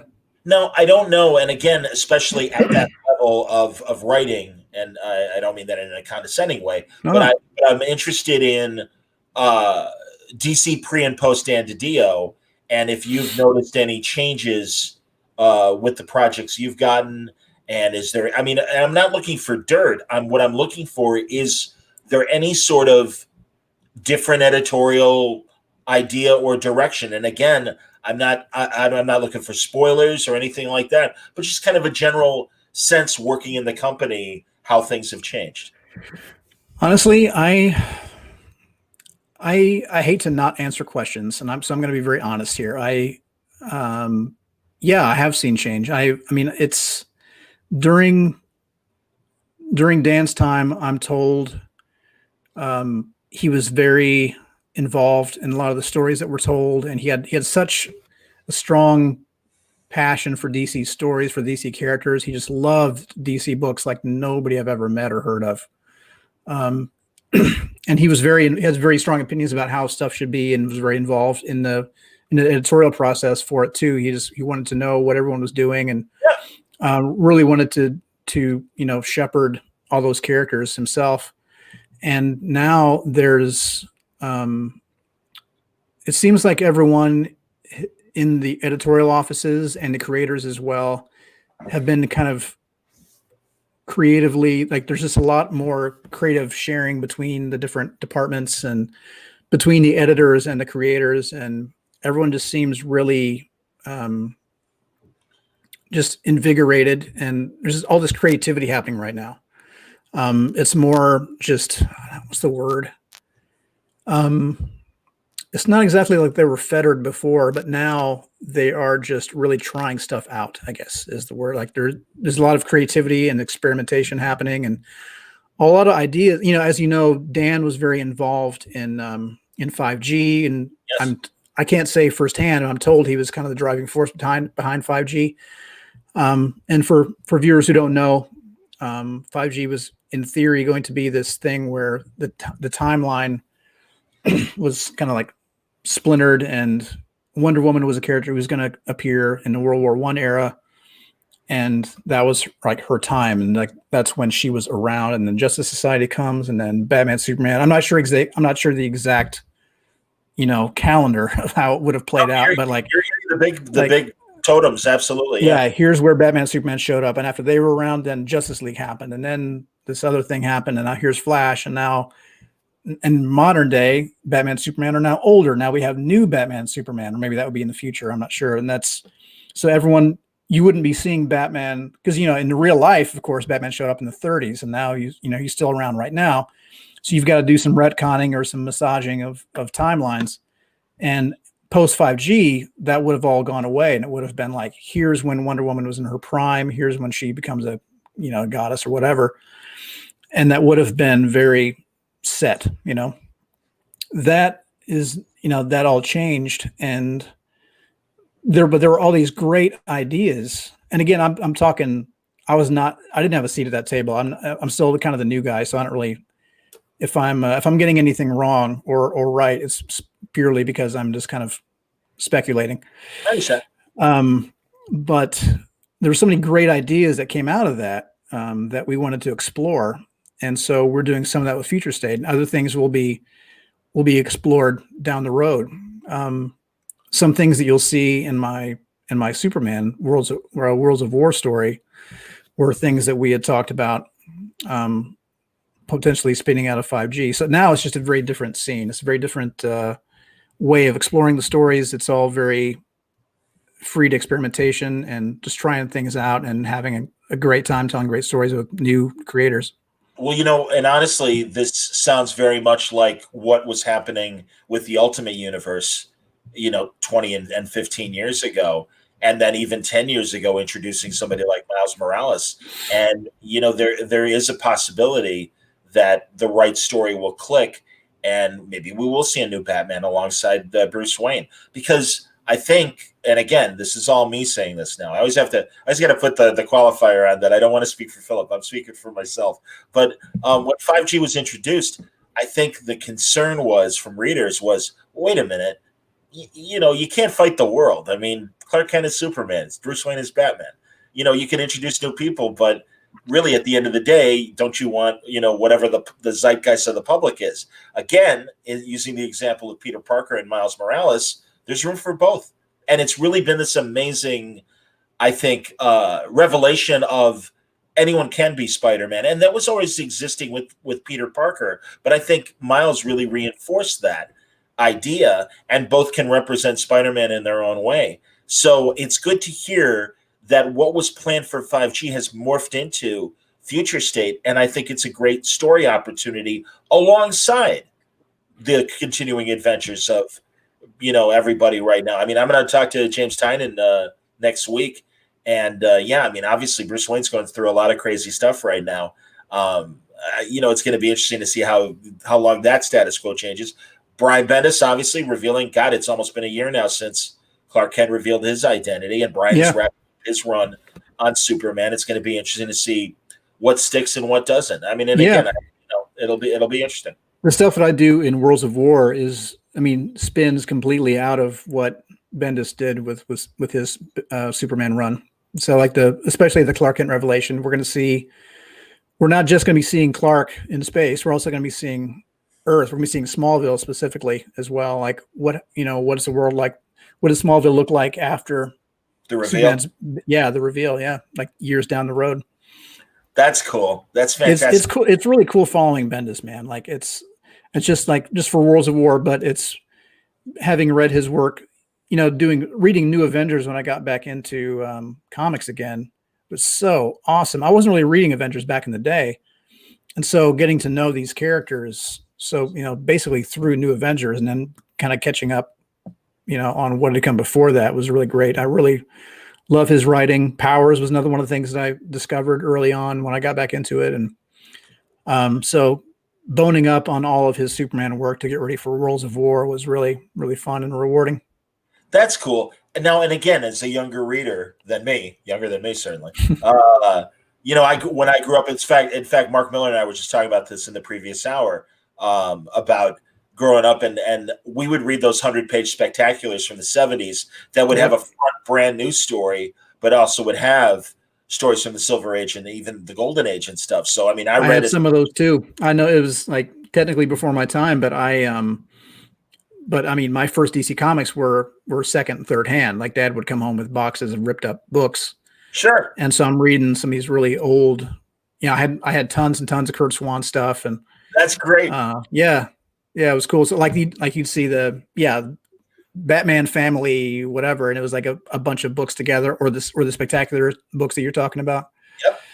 So it is kind of cool to be doing, like, the Worlds of War is going to be very much like those old, the Batman Family or World's Finest, the things where you'll see you get a Batman story, but also another one of Batgirl fighting, Benedict Arnold or whatever, and Robin fighting whoever, like all these different chapters. This is Worlds of War is very much like that, where you're going to get stories of Clark, but also another one of Guardian and another one of Mr. Miracle and another one of, Supergirl or whoever. So Guardian, again, this is a future story. So is this a new Guardian? Yes. Wow. That's great. Now, I'm assuming you're not writing that feature. I'm not doing that one. That one, I believe, is Sean Kelly. Excuse me, Sean Lewis. God, I'm the worst. No. And I'm catching you on the spot and everything. No, it's cool. No, but I'm fascinated by this idea, and also getting back to the Bronze Age stuff you might have read, and even maybe Silver Age stuff. One of my favorite writers of Superman was Elliot Maggin, and he and Carrie Bates were kind of the two, and Marty Pasco too. Shame on me. My dear friend that passed away this year. But I love that era of Bronze Age stories. And it's funny when you said that we're going to see what Smallville is like in the future. Elliot wrote these two incredible paperback novels, and they're actually available now. One is called Last Son of Krypton, and one is called Miracle Monday. And they were made around the time of the Richard Donner, Christopher Reeve first movie. Oh, sweet. And because at first they were hoping to do the adaptation like movies always did and still do, for that matter. But there was some sort of rights issue that they couldn't do it. So Elliot instead was commissioned to write two original Superman novels, and they're set in the Bronze Age. And it's so fantastic because it's the Daily Planet with Steve Lombard and Jimmy and Lois and everybody, and it's hilarious. It's fantastic, and it's great because it really was this adult. Not adult in a salacious way, but it was meant to be a mass paperback for adults to read. Huh. And it's great. It's outstanding. There's another one, I want to say Tom DeHaven was the guy who wrote it, and it's called It's Superman, and it's kind of a Superman year one, and it's set in 1938. Oh, wow. Okay. It's a great novel, and you really get inside Superman's head. So it's just, I was wondering if any other sort of past Superman writings, you've come across that may be informed, how you see what's going on in Superman's head. The biggest, as far as who Superman is and what's going on in his head, I would credit some newer versions where it's not new, but I really love Mark Waid's take on the character. His stuff just has, you get this when you watch the Christopher Reeve movies, you just get this feeling, at least I did. Maybe it's just because I'm, my age when I was watching it, but as a little kid watching Superman and seeing the credits roll over my head and that music is playing, and Christopher Reeve he just exudes Superman. That to me is who Superman is. He just always does the right thing, and it's not just about his power that he wields. It's about the compassion he shows people and like how the kindness he treats everyone with. And even with the bad guys, he's firm, but he's not a jerk. I don't know. He's just so true, and he's just the best. And Mark Waid's voice on Superman kind of captures that too. I love him on Kingdom Come, but I also love him in, oh my God, the one where he goes to Africa. What's that arc? Birthright's so great. As far as my take on Worlds of War, I was actually very inspired by Superman 400, that the anthology from way back, actually, which I have right next to me here. I've been looking over this. Superman 400 is this anthology of stories by various creators. There's also a lot of single images, like covers inside the like pinups inside the book. There's one by I guess Frank Miller did a story in there. There was a Steve Ditko pinup. There's a Mobius pinup. Let's see, I think Shaken did the cover. It's an amazing book. And even as a kid reading it, when you're used to seeing comics in kind of the house style where everything looks not the same to the trained eye, but to a kid, you have a kind of an art style you expect to see. And that book completely turned that on its head, and every story looked wildly different.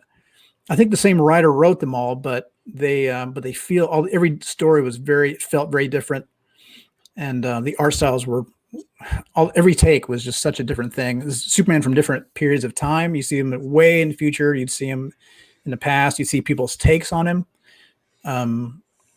It was just.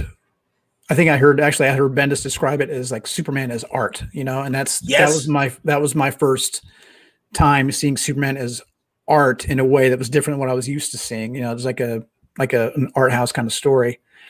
And Worlds of War, there's a thing in there that very much pays homage to Superman 400, where you see what Superman means to other people, to different people.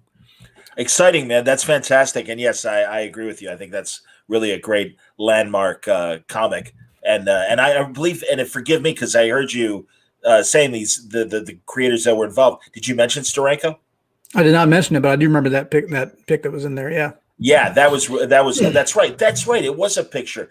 I mean, he drew. Did he draw the last story? Like there was one that was really kind of abstract, and I thought that was the Steranko. Oh, there you go. You got it right there. Attaboy. We're gonna solve you this are right killing now. me. I'm gonna throw up a couple comments that people are saying right now. Elliot Smaggins' Kingdom Come novelization is top notch.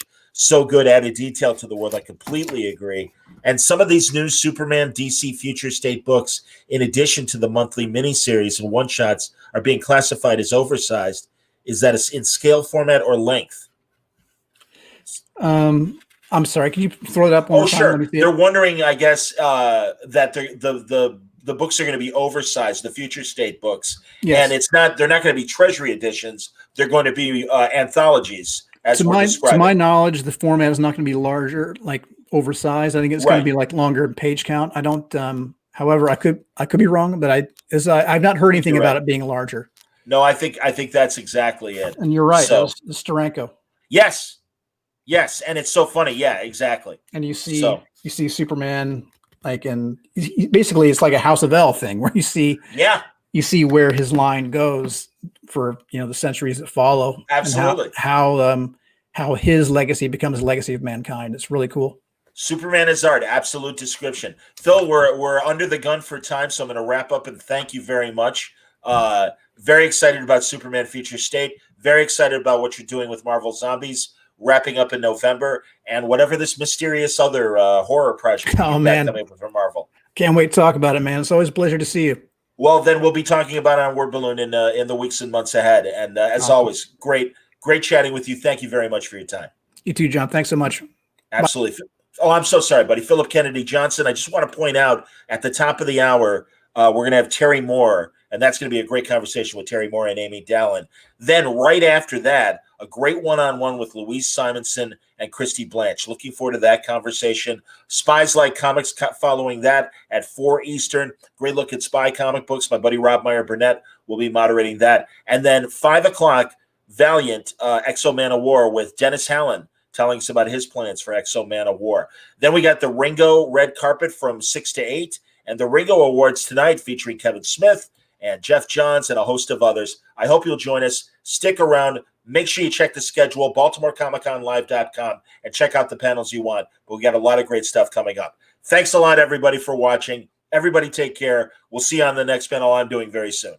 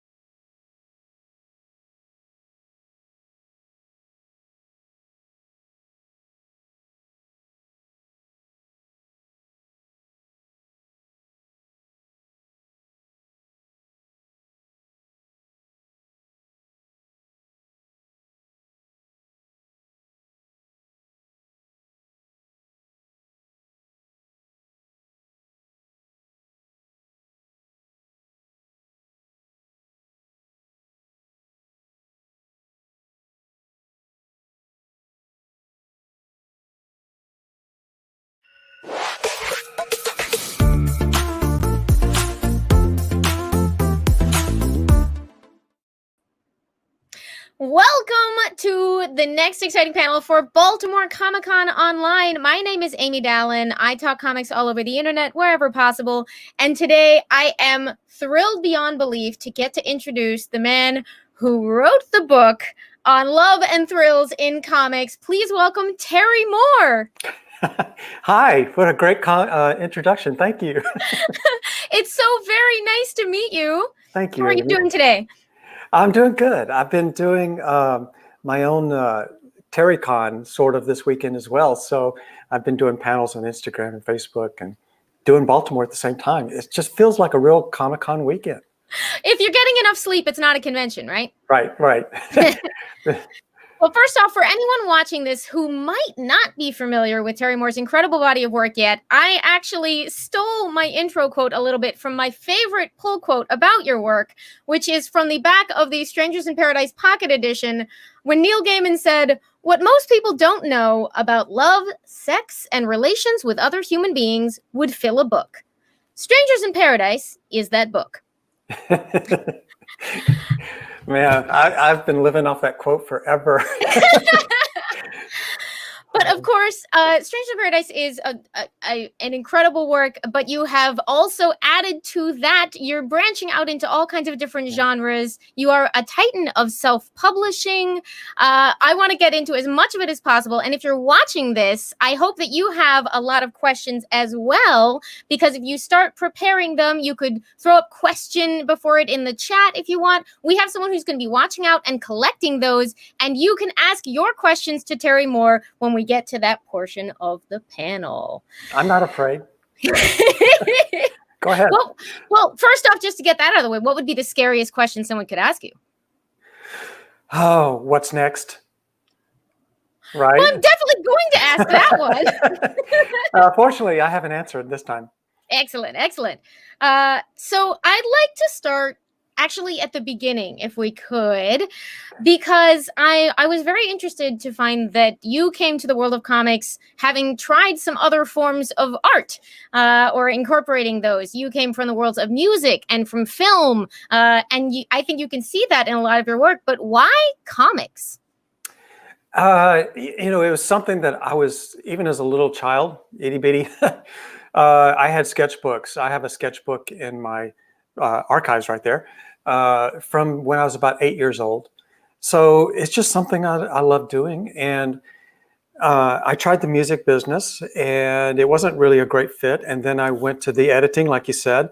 And after a while, editing is about creative by committee. So I wanted to be more solo with my ideas and not have to talk 100 people into it. So I thought about, what can I do? And I remembered my cartooning, my love for cartooning. I'd been doing it at nights anyway, but just about that time is when I discovered self-publishing movement. There was this big movement in the early 90s, and I saw these other people doing it, and I thought, you know what? I'm going to try that. And boom, here I am. So from my perspective, at least, it seems like you were one of the pioneers of self-publishing, and you are going on 30 years there, right? I'm technically not. If you go back into your ancient history book, right after the Egyptian dynasty, there was this first Brat Pack wave that had 6 to 8 people in it. And you know what? Neil Gaiman was part of it for a short time because he was brand new to DC Vertigo.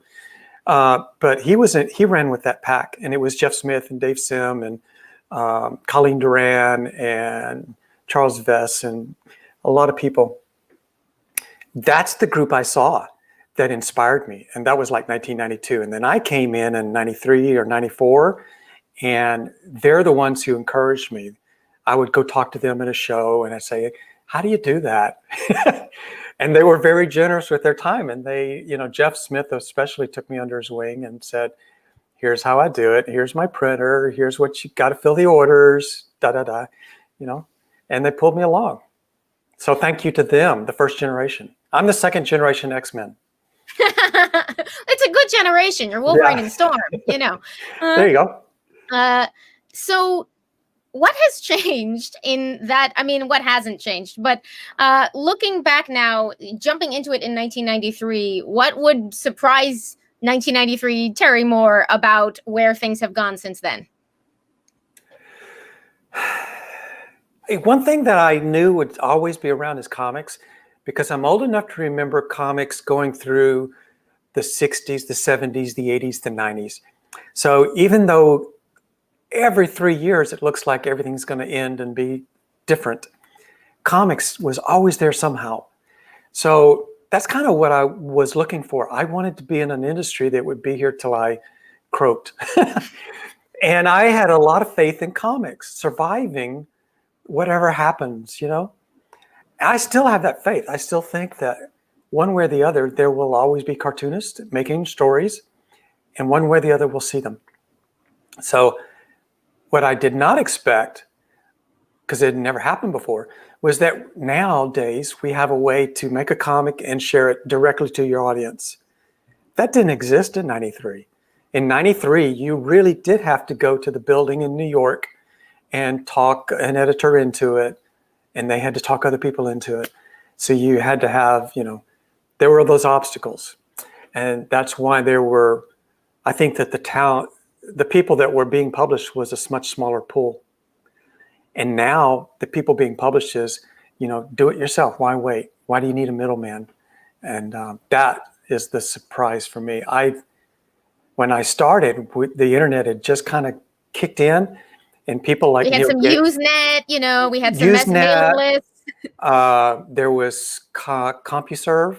Mm-hmm. There was a thing called that, and that's where I first talked to people like Neil Gaiman and Bill Willingham when they were very first working. And Frank Miller was very accessible. He was all over the place. So early days, you know, and you think, okay, we still got to go to the DC office and talk somebody into it. And now you don't. Now, eventually, I want to circle back to your major works, but since you happen to bring it up, you did either get talked into or talk someone into playing around with some superheroes in some wider worlds, and on what happens to be you have great comics and you have great taste. Birds of Prey and Runaways, two of my all-time favorite series. If you could maybe briefly talk about what was that period about? Were you just trying out different things, or scratching an itch, or did someone just come along with an offer you couldn't refuse? Well, all that, I really do love comics, and I was always really keeping up with what everybody else was doing. I was a big fan of those books that you mentioned, and their creators, especially the writers. And the like, for instance, the Birds of Prey, that just kind of was one of those things where the DC office used to be about 30 people that we all knew. So you would have conversations with people, the editors, and they would say, why don't you try this, you know? And you can squeeze it in between your schedule. And you would talk about it for a year, and then the time would come and you would take your shot, you know, you would do a book. That's why we all used to really love going to conventions, because the editors would be there and you could shake hands and have a Coke with Karen Berger, you know, or whoever, and actually talk about ideas.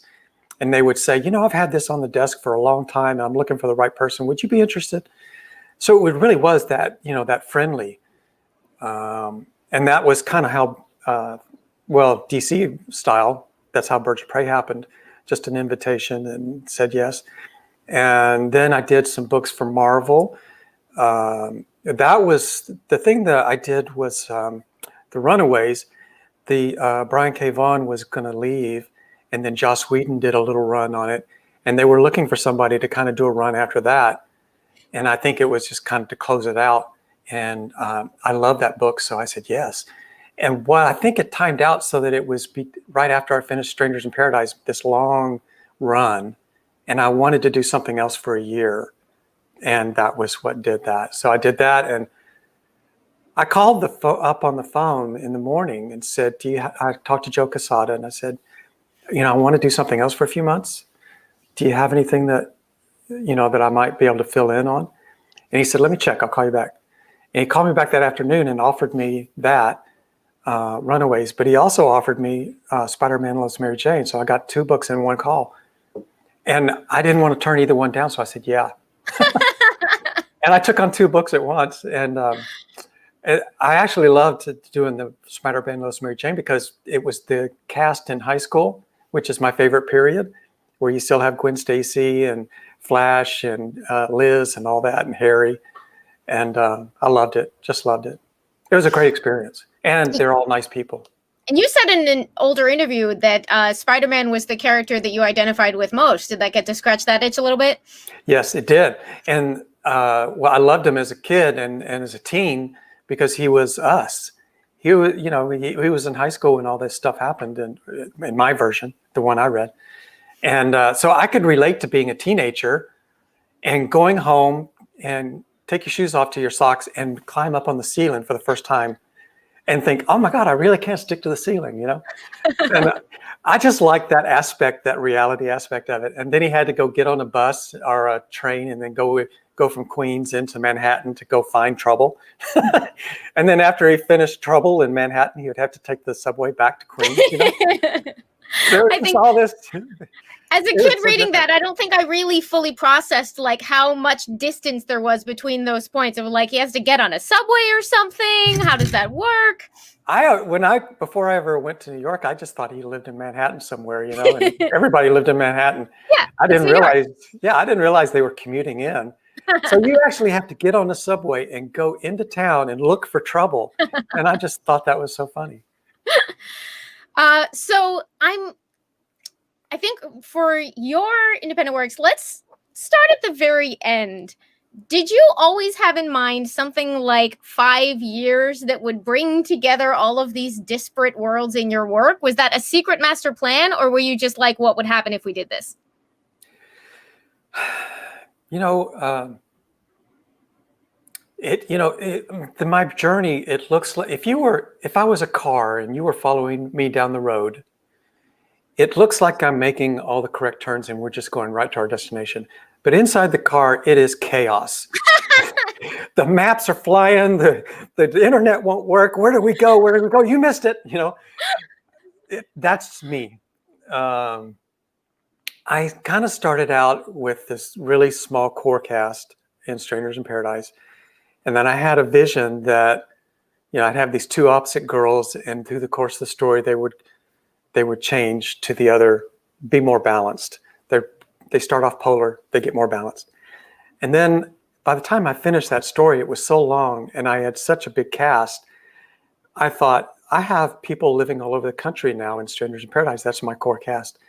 So the next story, I wrote it in California, and I thought, well, surely there's somebody in California that I can, like, you know, nudge. And by the end of the story, there was, you know. And then the next book, wherever I went, there was an SIP character. And I just began thinking about the science fiction writer Harlan Ellison. Not Harlan, bless his heart, I love him. Robert Heinlein. Mm.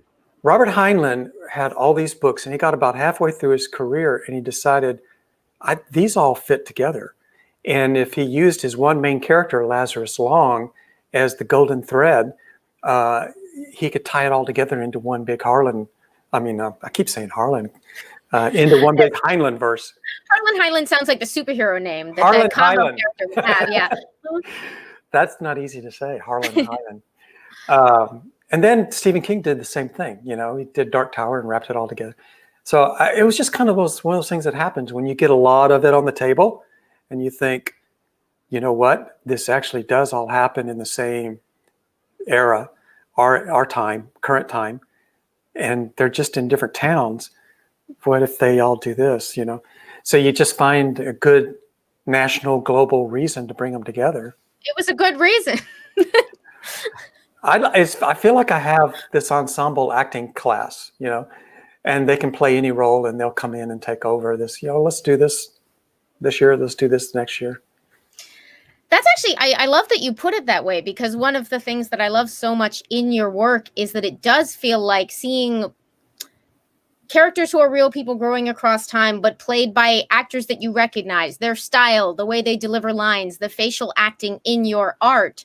It very much felt like watching like a reunion series where they brought the casts back from your other favorite shows. So this is a big question, but what would you describe as the Terry Moore approach to story? How are you synthesizing all of those elements into comic book storytelling? My number one rule is the more people know, the more they care. So I have consciously thought about this, that I wanted to, after having done an editing career where everybody wanted to be in at the right moment of action, stop at the last moment of action, get out. I wanted to get there early and leave late in the comic, because a minute before everybody else came into the room was a very interesting conversation. And then when we all leave the room, they say more stuff, and that's the stuff you really want to know what they said. And I thought, I'm going to do Strangers in Paradise that way. I'm going to go ahead and invest the page time, it takes several pages, to watch them just chat casually first. And then the problem enters the room, so that you know a little more about them. You know what they think about hot fudge sundaes and eating cereal at midnight, and maybe they're struggling with a boyfriend or their mom's dog that won't shut up, or it's just all these little details in life that make you feel like you're there. You can relate to it. And then if I cut all that out, you would have basically just a John Wick movie. Suddenly, something crashes into the room. Everybody goes flying. They chase him. There's a big fight. Cut out immediately the minute something explodes. Well, that's fun to watch, but I don't know who it happened to, or what the backs. So the more you know, the more you care. And I spent the page time on it. That laughter is me suddenly realizing how much I would watch a Kachu versus John Wick standoff. Oh, John's going down. He's met his match. So you knew when you started that you had this idea of two very different women who would come together sort of in terms of personality. So that element, you did know where you were going. Mm-hmm. How did you, because Strangers in Paradise starts in, if you've read a lot of long-running comics, folks in the audience, you know that a lot of times they take a long time to become what they are. But there are other books, oddly enough, like Spider-Man and Strangers in Paradise, where basically from page 1, things seem really clear. How did you arrive at Kachu and Francine? And how did it seem so well-formed at the beginning, even if we had no idea how much was coming for us in the journey that they would take?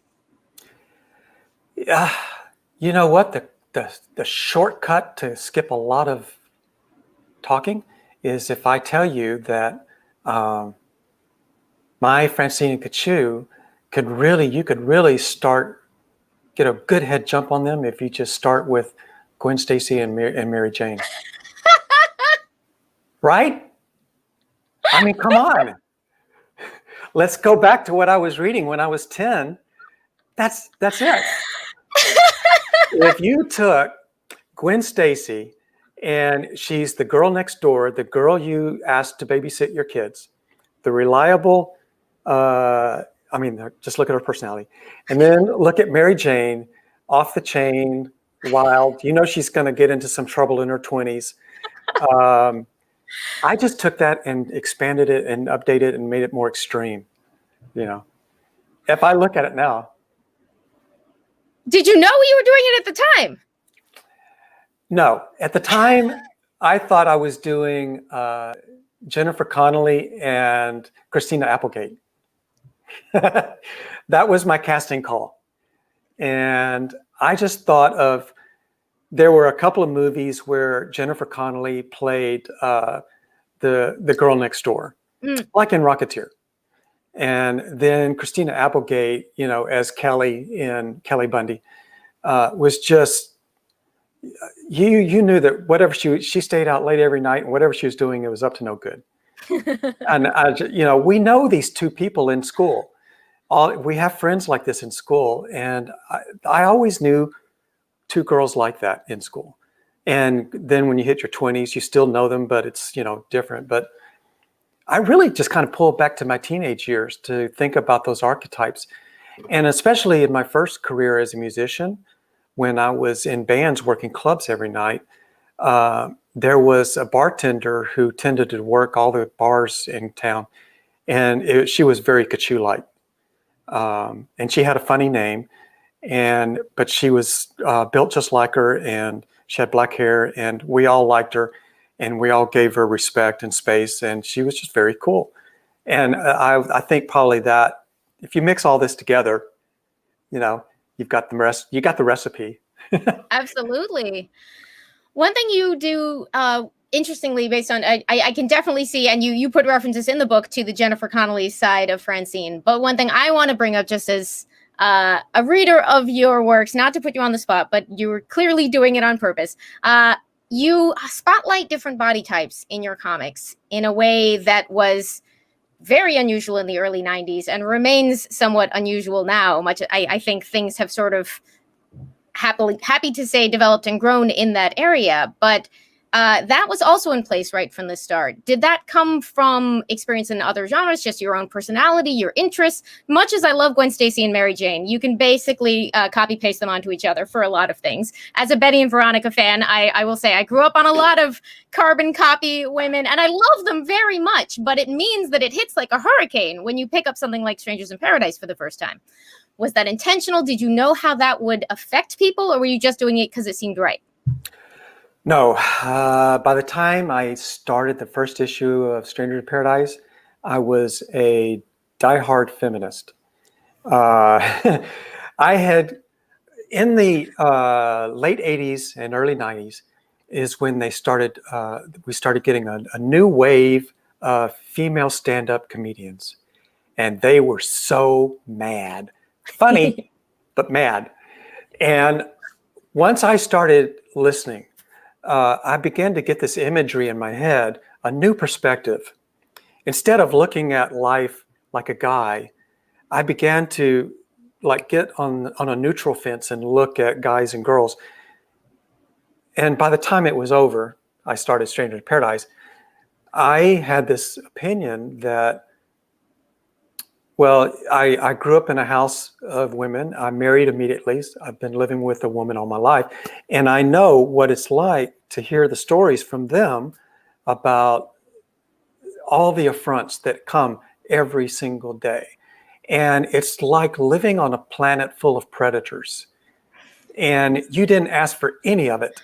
And you're just trying to be your best person and have your friends and have your life and your nest. And all this other shit comes in and you didn't ask for it. You didn't ask for people to stare at you. Back off. Stop. Leave me some space. And I began to get into that. Once I saw that, I couldn't unsee it. And so we have Kachu, who is very militant and very angry. But then we also have Francine, who has not started that transition, and she's getting all the crap.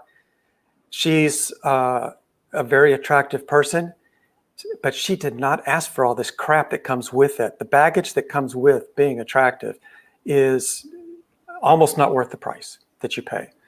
And so that was the story I was giving her. And it was something for these guys to have conversations with her where they were, look how long it took for guys to take her seriously in the story, right? And by the end of Strangers in Paradise, she has found her footing. She's found her strength. You really see her tear into the ex-boyfriends and take the power back and all that. And she did it in a natural transition way where it was growth throughout the story. I mean, you can't do that in a miniseries. Thank God I had 100 issues to do it. But that was the most gratifying part, was watching these two women who were not balanced are, well-rounded. Kachu was too angry. Francine was too naive. You put them together, they kind of battle it out, and then they both come out on the other side as more rounded people that are going to have much happier lives from then on. So I wanted it all to have a happy ending. That's for sure. And for which I would say we are all very grateful, because you don't pull punches on the heartbreak along the way. But And I'm sure it would have been an epic story had you gone in a different direction. But I happen to be personally glad that that was always the plan. I was at first I was thinking it would be more traditional tragic love affair stuff, but then 9/11 happened about halfway through the run. And after that, I thought, no, everything I do from now on is going to have hope and happy endings, you know. So it changed my whole writing style. And post 9/11, I read about a man in Japan who survived the bomb. And he was an artist, and he spent the rest of his life dedicating himself to painting pictures that brought people peace and tranquility. And I thought, you know, that's how 9/11 affected all of us at the time. It gives you a new value for peace. I'm loving some of these comments going by. The comments on Francine, the person who accurately pegged that my whole mood right now is I can't believe this is happening. Thank you so much. Please do keep. We will get to questions in maybe just another 10 minutes or so. But let's talk about once. I could talk about Strangers in Paradise forever, but you have added many new corners, and part of that it seems like has been maybe a desire to play with different genre stuff. When you get an awful lot of territory in just in Strangers in Paradise, but you've now taken on science fiction and horror. What has been the biggest challenge or the most fun one to discover in Echo and Motor Girl and Rachel Rising and your other work since then? The biggest challenge, of course, is always doing something you're not immediately connected with. I mean, it's not something that comes easily. So that's a challenge. Like I would say doing the Motor Girl story. The Motor Girl is a story about a veteran who's done 3 tours, gets injured, comes back with PTSD, and has issues, and is trying to work it out. So it's a kind of a combination between Wizard of Oz, where you start off thinking this is just a goofy story, and then you realize everything means something. That versus, the Hurt Locker. If you mixed Wizard of Oz and Hurt Locker, you come up with this weird story. Safely, we can say that's a sentence that's never been uttered, which is always a good reason to talk about something. But that's what you hope for in a story pitch. A story pitch is a sentence that you've never heard before, and you go, "Ooh, yeah." So that was tricky, and I thought about it for a year before I started. And I remember having a conversation at New York Comic Con. I was walking the floor in Artist Alley, stopped to talk to somebody, and they mentioned something along those lines. And I said, I'm thinking about doing a story about PTSD. And this guy turns out to be a therapist in his day job. And we had a conversation about it. And there was a guy in Chicago that I see at every show. And he's a vet that came back. And he introduced himself to me. And he had written me a letter from the palace in Baghdad when the Marines got there, and said, I'm sitting in the palace and I'm reading your comic, and thank you for the distraction, the entertainment while we're here. Things are going well. And then years later, I meet him at Chicago Comic-Con, and he's rebuilding his life. But these guys, you can see it. They have seen things that we don't see. And, it affects you. And every time that guy left the table, I cried. And so I bring that home. And when it's time to sit here, that's all in my head, So that was a tough one. That really gutted me to make that story. But I feel so glad. I'm so glad that I made it. And then after I put it out, I did get letters from vets, who said, yeah. So. I've met a lot of service members who are big comic book fans, and a lot of us who grew up as Army brats who ended up being comic book fans. There seems to be like there's a lot of crossover there, whether it's escapism or imaginations or superheroes. Obviously, explain a lot of it. But I was born on an Air Force base, and so I'm very you guys, I'm so proud of you. So. So let's see. I wanted to make sure that we do ask the scariest question that I can throw at you. What is next? Can you tell us a little about Ever and Serial before we get to the Q&A? Yes. Where is Ever? Oh, it's right here. Excellent.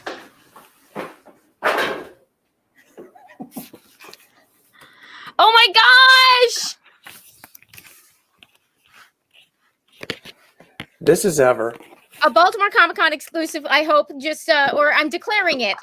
You can feel free to show everyone else anyway, but, This is my cover, but you'll get a better cover.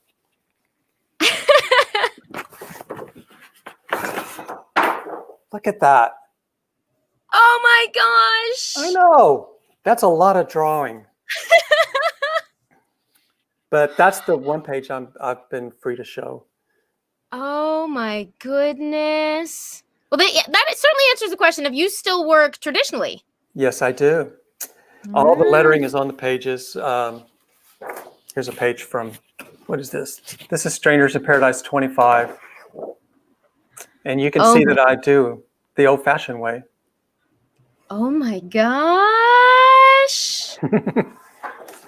Just because I love it. I mean, I want this piece of paper in my life, you know. I have this thing where I love the convenience of computers, but a JPEG is worthless. You know, so I have like 65 pages there that I will feed out into the world. But if I had 65 JPEGs, I couldn't sell them for a nickel. So that's why I still work traditional. Nice. Yeah.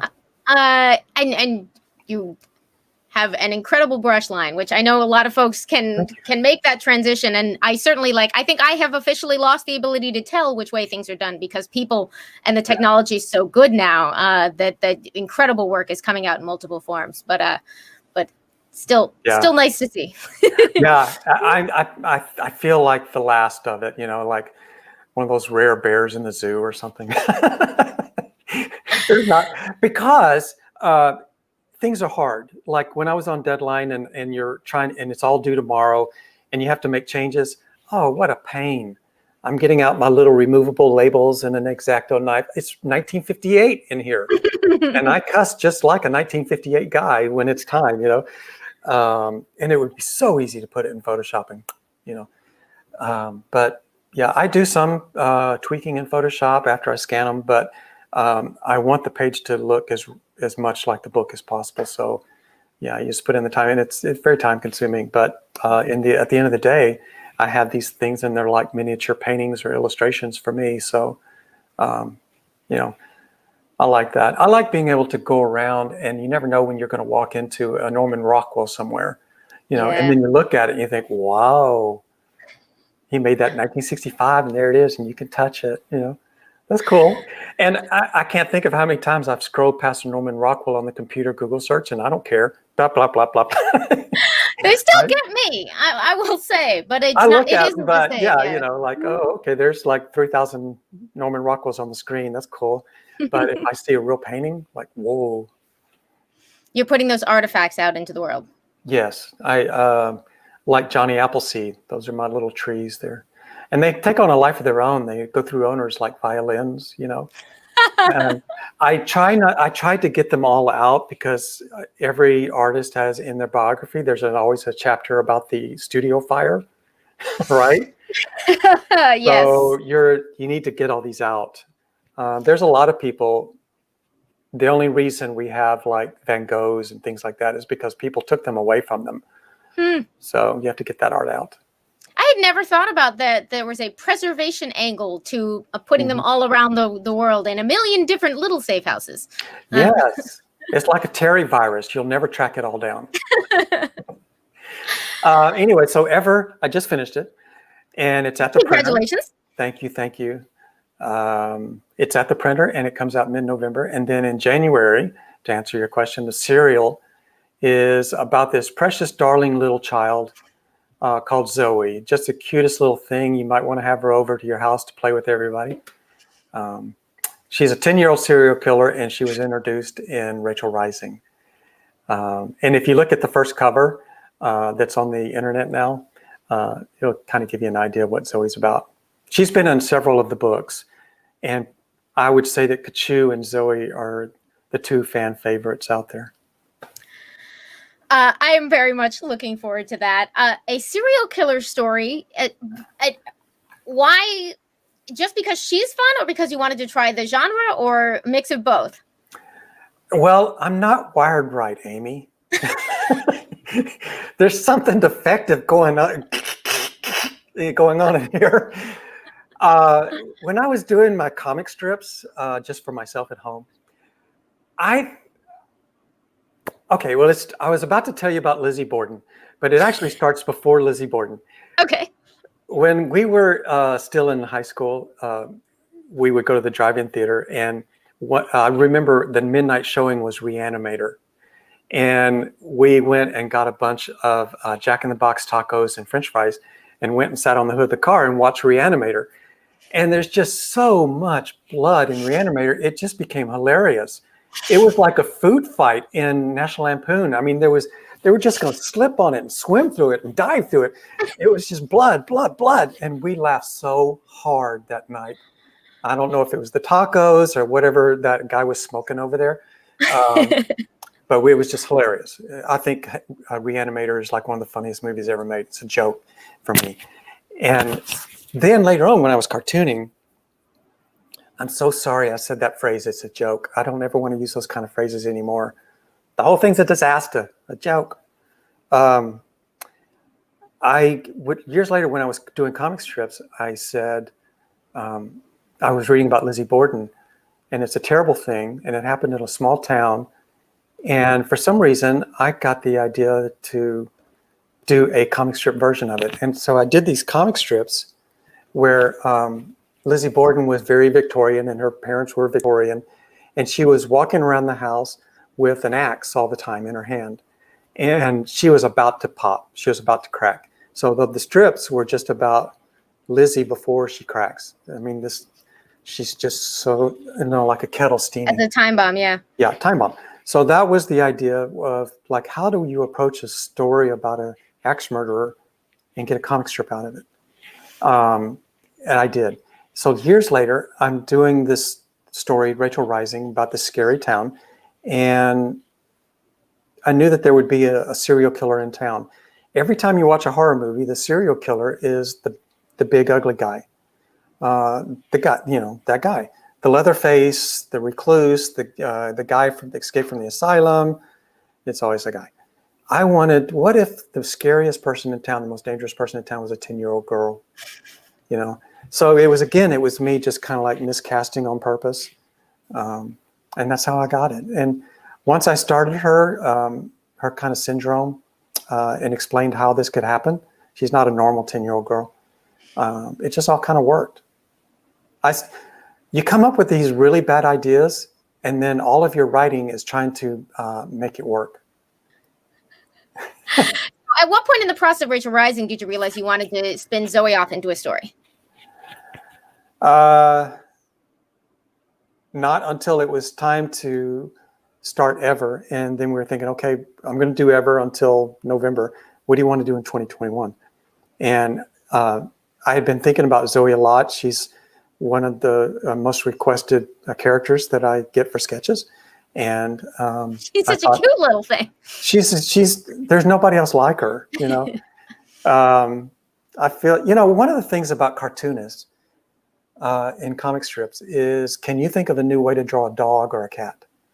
And that's one of the challenges. If you come up with a new dog, like Mutts, the dogs in Mutts are different than the dogs in Peanuts. And so Mutts is like brilliant because he came up with a new dog. And so if I can come up with a character that's not a trope, hallelujah, right? So I don't know a lot of 10-year-old serial killers in fiction, so I'm glad to have one. It's very exciting. How are you going to tackle that story with the mission of keeping hope in your stories?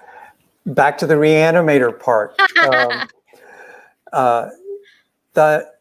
every time we're facing something scary like 2020, it's all about how you see it, right? There's a story where when I first started comics, I was afraid to fly. So every time I had to go to a convention, I would white knuckle it through the trip. And one time we were flying out to California, and I'm next to a guy, and I white knuckled the entire trip like this, worried about everything. And I think it was a little stormy and bumpy and everything I don't like. The guy next to me read a newspaper, then took a nap. And we got off the plane. We were disembarking, and I'm like a wreck. And he looks fresh as daisy. And I thought, we just went through the exact same flight experience. And look how I took it. Look how he took it. You know, we had two different experiences on the exact same flight. It was so stark. And so then when I come into things like a horror story, you'll notice that I always have somebody in the story that they're not impressed. They don't care. They're not that, you know, they're distracted by something else. They haven't finished dealing with their sandwich yet. I'll look at the corpse in a minute. I'm still making my lunch, right? So it's kind of like the same thing you would do with satire. If you were a Saturday Night Live writer and you have a lot of news that is very important to the nation, but you need to find a way to stick a pin in that balloon. That's what you're doing, you know. The guy who follows you around in the mall, in real life, that's a bummer. In a comic, you can turn that on that guy and you win this time. And that's the hope, right? I mean, that's the entertainment of it. So it's very gratifying to write that way, actually. You know, I like to take these left turns. Like, it looks like it's going to be the crash that we all fear, or the illness, or the stalker, or the bad boyfriend, something. And we get right up out there and then take a left turn, and you win this time. And that's where the hope is. Oh, that's beautiful. With that note, I would love to hear if we have some audience questions. I have been monopolizing you for this panel, but if there are some things that you all would like to know. Troy from Maryland, Mr. T Dog, it looks like there has always been talk about turning Strangers in Paradise into a movie or series. Did you ever have a dream cast? Kachu, Francine, David, Freddie, Parker? Yes, but the problem is that Strangers in Paradise has been around for quite a while, so my cast has aged out like 3 times.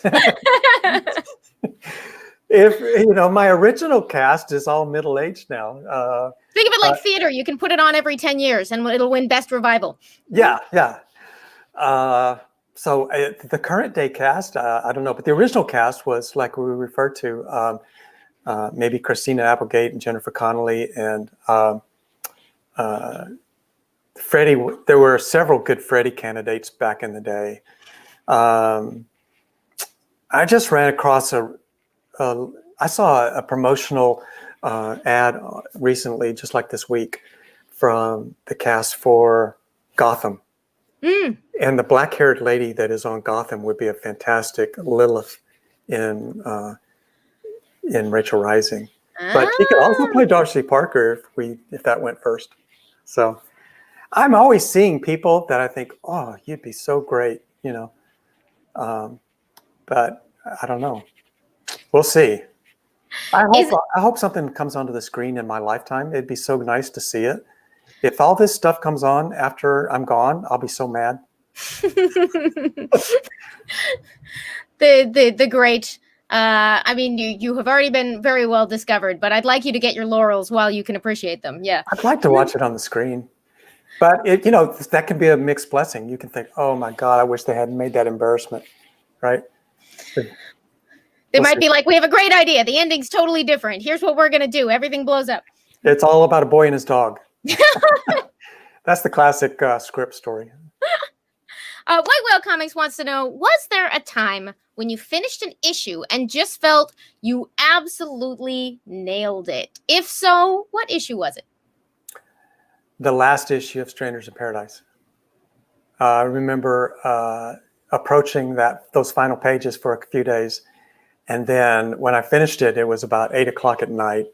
And Robin knew I was about to finish. And when I got to the very last deal, she came in and took a photograph, and we marked the moment. But when I did the last pages of that, man, I had like a lump in my throat for a week. And I thought, oh, I'm getting sick. And then I realized, no, I've been on the verge of tears for a week. Because I'm a mush, very mushy inside. And I just kind of poured my heart into it. And I kept my playlist going, my beautiful soundtrack and all that.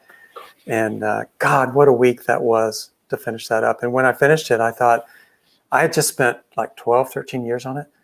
I just finished a 13-year project. You stand up and you think, that's the best band I've ever been in my life. I'll never repeat that.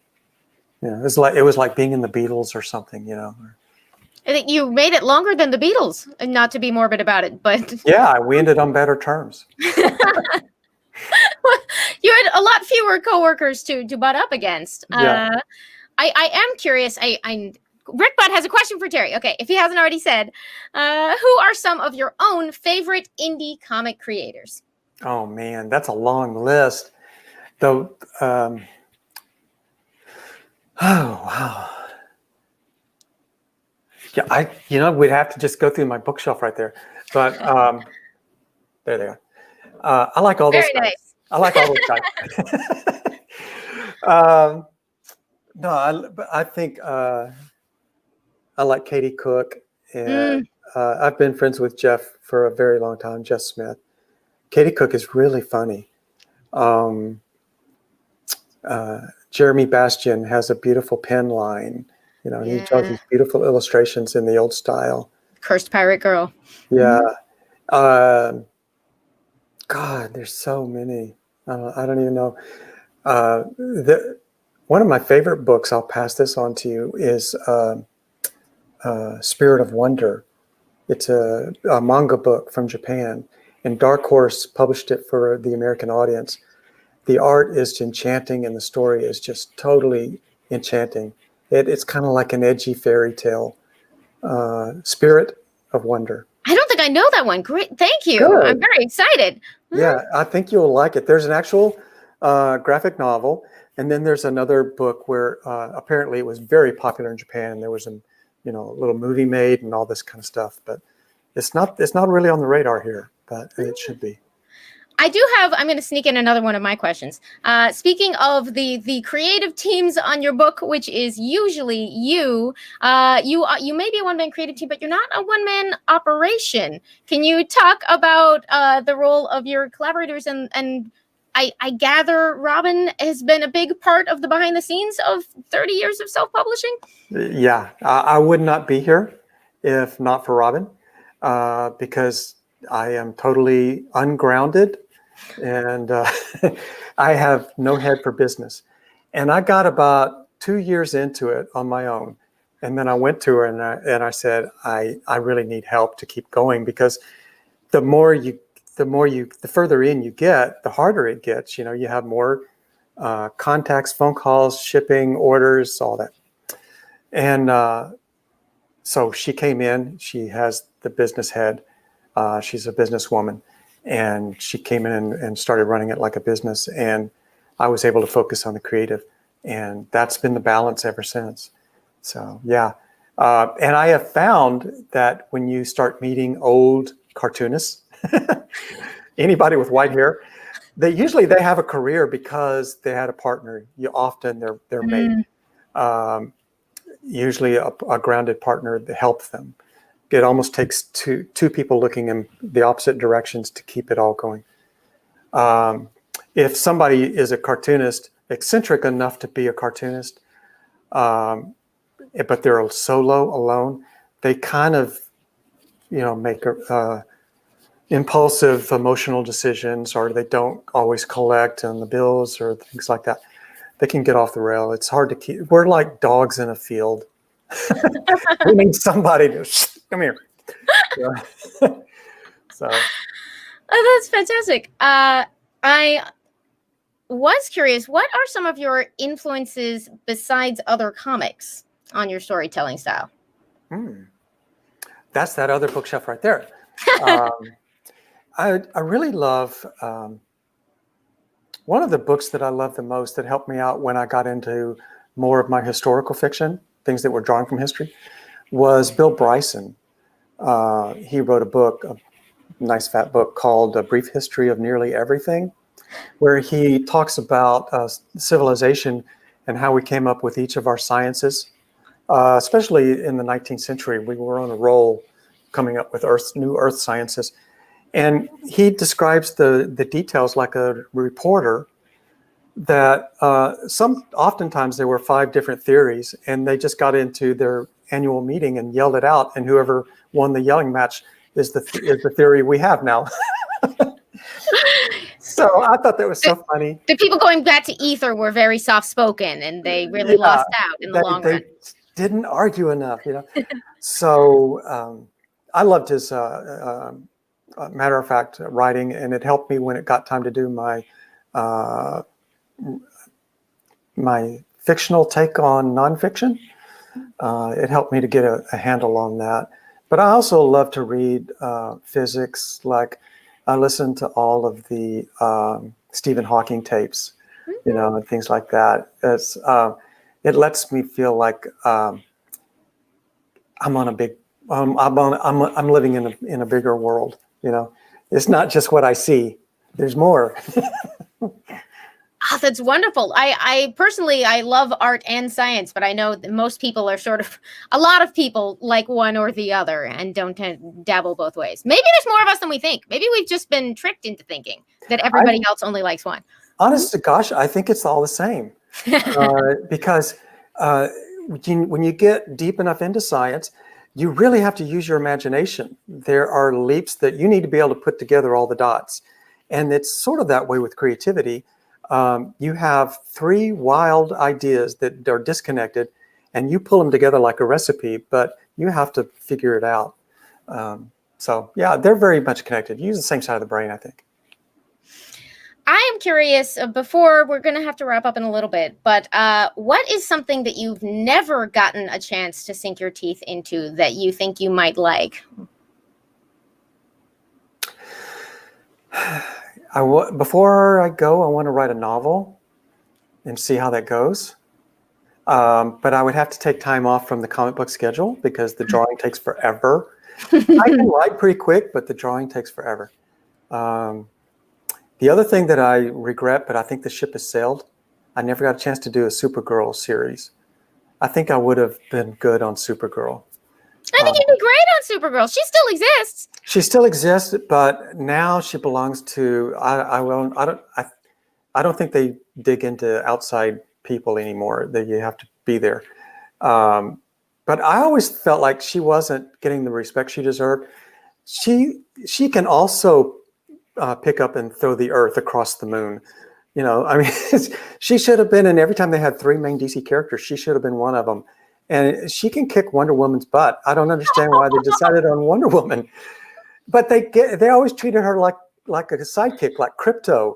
She was no more important than Krypto, and they just always sent her off planet to deal with aliens and stuff. And I felt like she had no life. I don't know her apartment and her boyfriend and her wardrobe and who her best friend is and what she does on her days off, and none of that. They just had something, a spaceship crash. Go deal with it.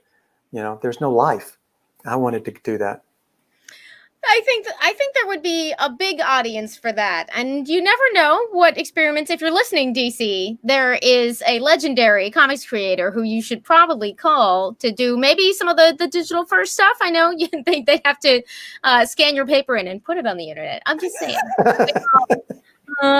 We would all check it out. And I think you were early on the fact that now in the DC television universe, they have their own Trinity, and she is one of the 3. It's Flash and Green Arrow and Supergirl, which I think us fans from the 90s did not accurately predict that that's where that would go, but it proves the potential that those characters have. I have a take on Flash too that would work in Einstein's universe, and it would make a Flash story that would be very interesting and a lot better than, oh, he's just really fast. Well, you can't drop tantalizing hints like that when we're out of time. But where can people keep track of your work best, or how is best for them to keep up with everything you're doing and Studio Sundays and TerryCon? Yeah. I'm on Instagram and Twitter and Facebook, and it's Terry Moore Art on all of those handles. That's my address. So yeah, I'm easy to find on the internet, and I have a website and a YouTube channel. So catch me. Absolutely. Thank you so much for joining me for this is my first Baltimore. I've never actually gotten to go. So thank you for giving me an incredible first Baltimore Comic-Con experience. Wonderful. Thank you. Thank you so much for talking with me. It's a great show. Excellent. Enjoy. If you're watching this, please stay tuned. There's so much more good stuff to come. And thank you so much, Terry Moore. My pleasure. My pleasure.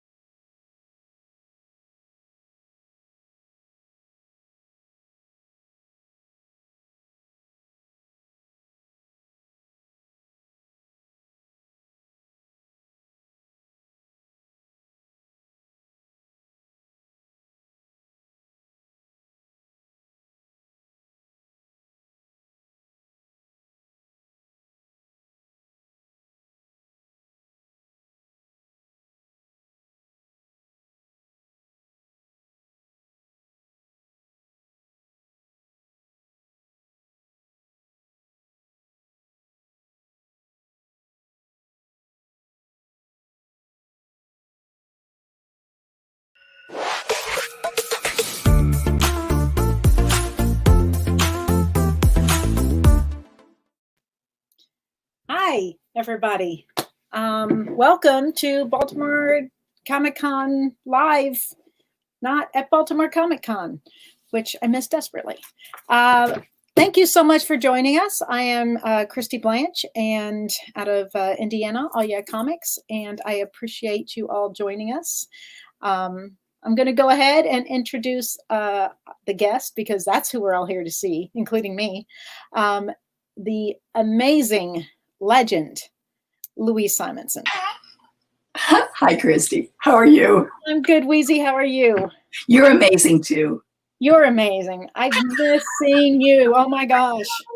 I know. Well, eventually, we'll all have vaccines, and, maybe in a year or so, we'll see each other again.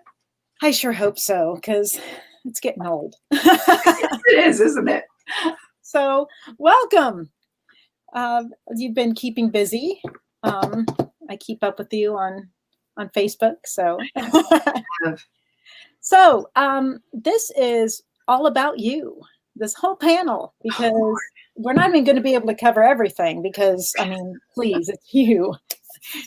But I just kind of want to go through your career so people understand how it's, when people say, women haven't been in comics, I'm like, Yeah, I know. Louise? and a batch of other people too, I have to say. So. Oh yeah, and a lot of other people. And so June, and there's Trina, so many people. But I kind of wanted to start with, I'm going to brag a little bit, because I have this. Oh God. Yes. That's ancient history there, right? It is so beautiful. I can't even believe it's like I'm touching it. Well, I'm touching the outside of it. Yeah. Anyway. First appearance of Swamp Thing, Bernie Wrightson, amazing artist. That was in 1971. Wow. And how did that happen? I was living in New York City. Mm-hmm. I was working for a magazine publisher, advertising promotion, but I knew a batch of people. I was married to Jeff Jones at that time, and I knew about a lot of people. I guess 3 or 4 people maybe lived in our building, including Bernie, and I don't know if Mike Kaluta was in the building or not. I think Alan Weiss was around there somewhere. So it was like a small community of comics people. Archie Goodwin was a couple of blocks down the road. We sort of hung out together. So the guys, for some reason, got it into their head suddenly, it was a good idea to use reference, right? Mm-hmm. Which, of course, Bernie, by the time Bernie is done with the reference, it doesn't necessarily resemble what the photographs were. But so they decided this particular story of Bernie's, they decided Bernie and Kaluta, and decided that they were going to photograph it, that Bernie was going to be the hero, and Kaluta was going to be the villain, and I was going to be the beautiful female in distress. So, so we got together, and I think Jeff was taking the photographs, and we, acted it out. I'm there on the cover, which is what they're going to put. They're going to post that on my gravestone. That will be it. Yeah, let's see. Yeah, she wrote some stuff too. But who knew? It was just fun. If you look at the story inside, you'll see Bernie being the hero and Michael being the villain. The mustache and stuff. It was fun. We had a good time. There were several stories that we did, that we, put on costumes and acted out. But I don't even know what the other story was. I remember, I think it was some sort of fantasy thing, because I had a pillow tied to the top of my head for a hat, with a scarf around my, to tie it onto my neck. That was that story. I was just at the right place at the right time. It's all, well, a lot of life is who you know. Yeah, yes, and timing, and it was perfect. At the time, did you have interest in writing comics? Never occurred to me to write comics. I liked comics. I liked particularly the work, oddly enough, of Archie Goodwin. And, I was familiar with that before I met Archie, even because of the Warren books. Though I particularly liked Archie's Blazing Combat stories, which is odd because I don't even like war comics, but it was really an anti-war comics what he was doing, and it was pretty cool. So, but it never occurred to me to do it myself. I ended up, I was over in magazine publishing, and I liked that, and then I ended up working, I ended up working at Warren because of who I knew.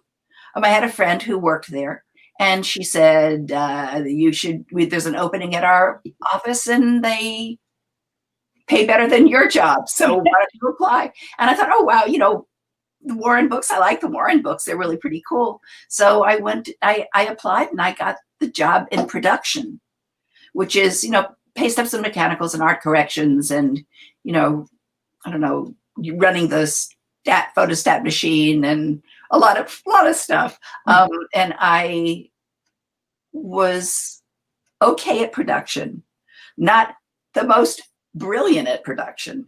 Oh, paste ups and mechanicals, I could do those too, sort of.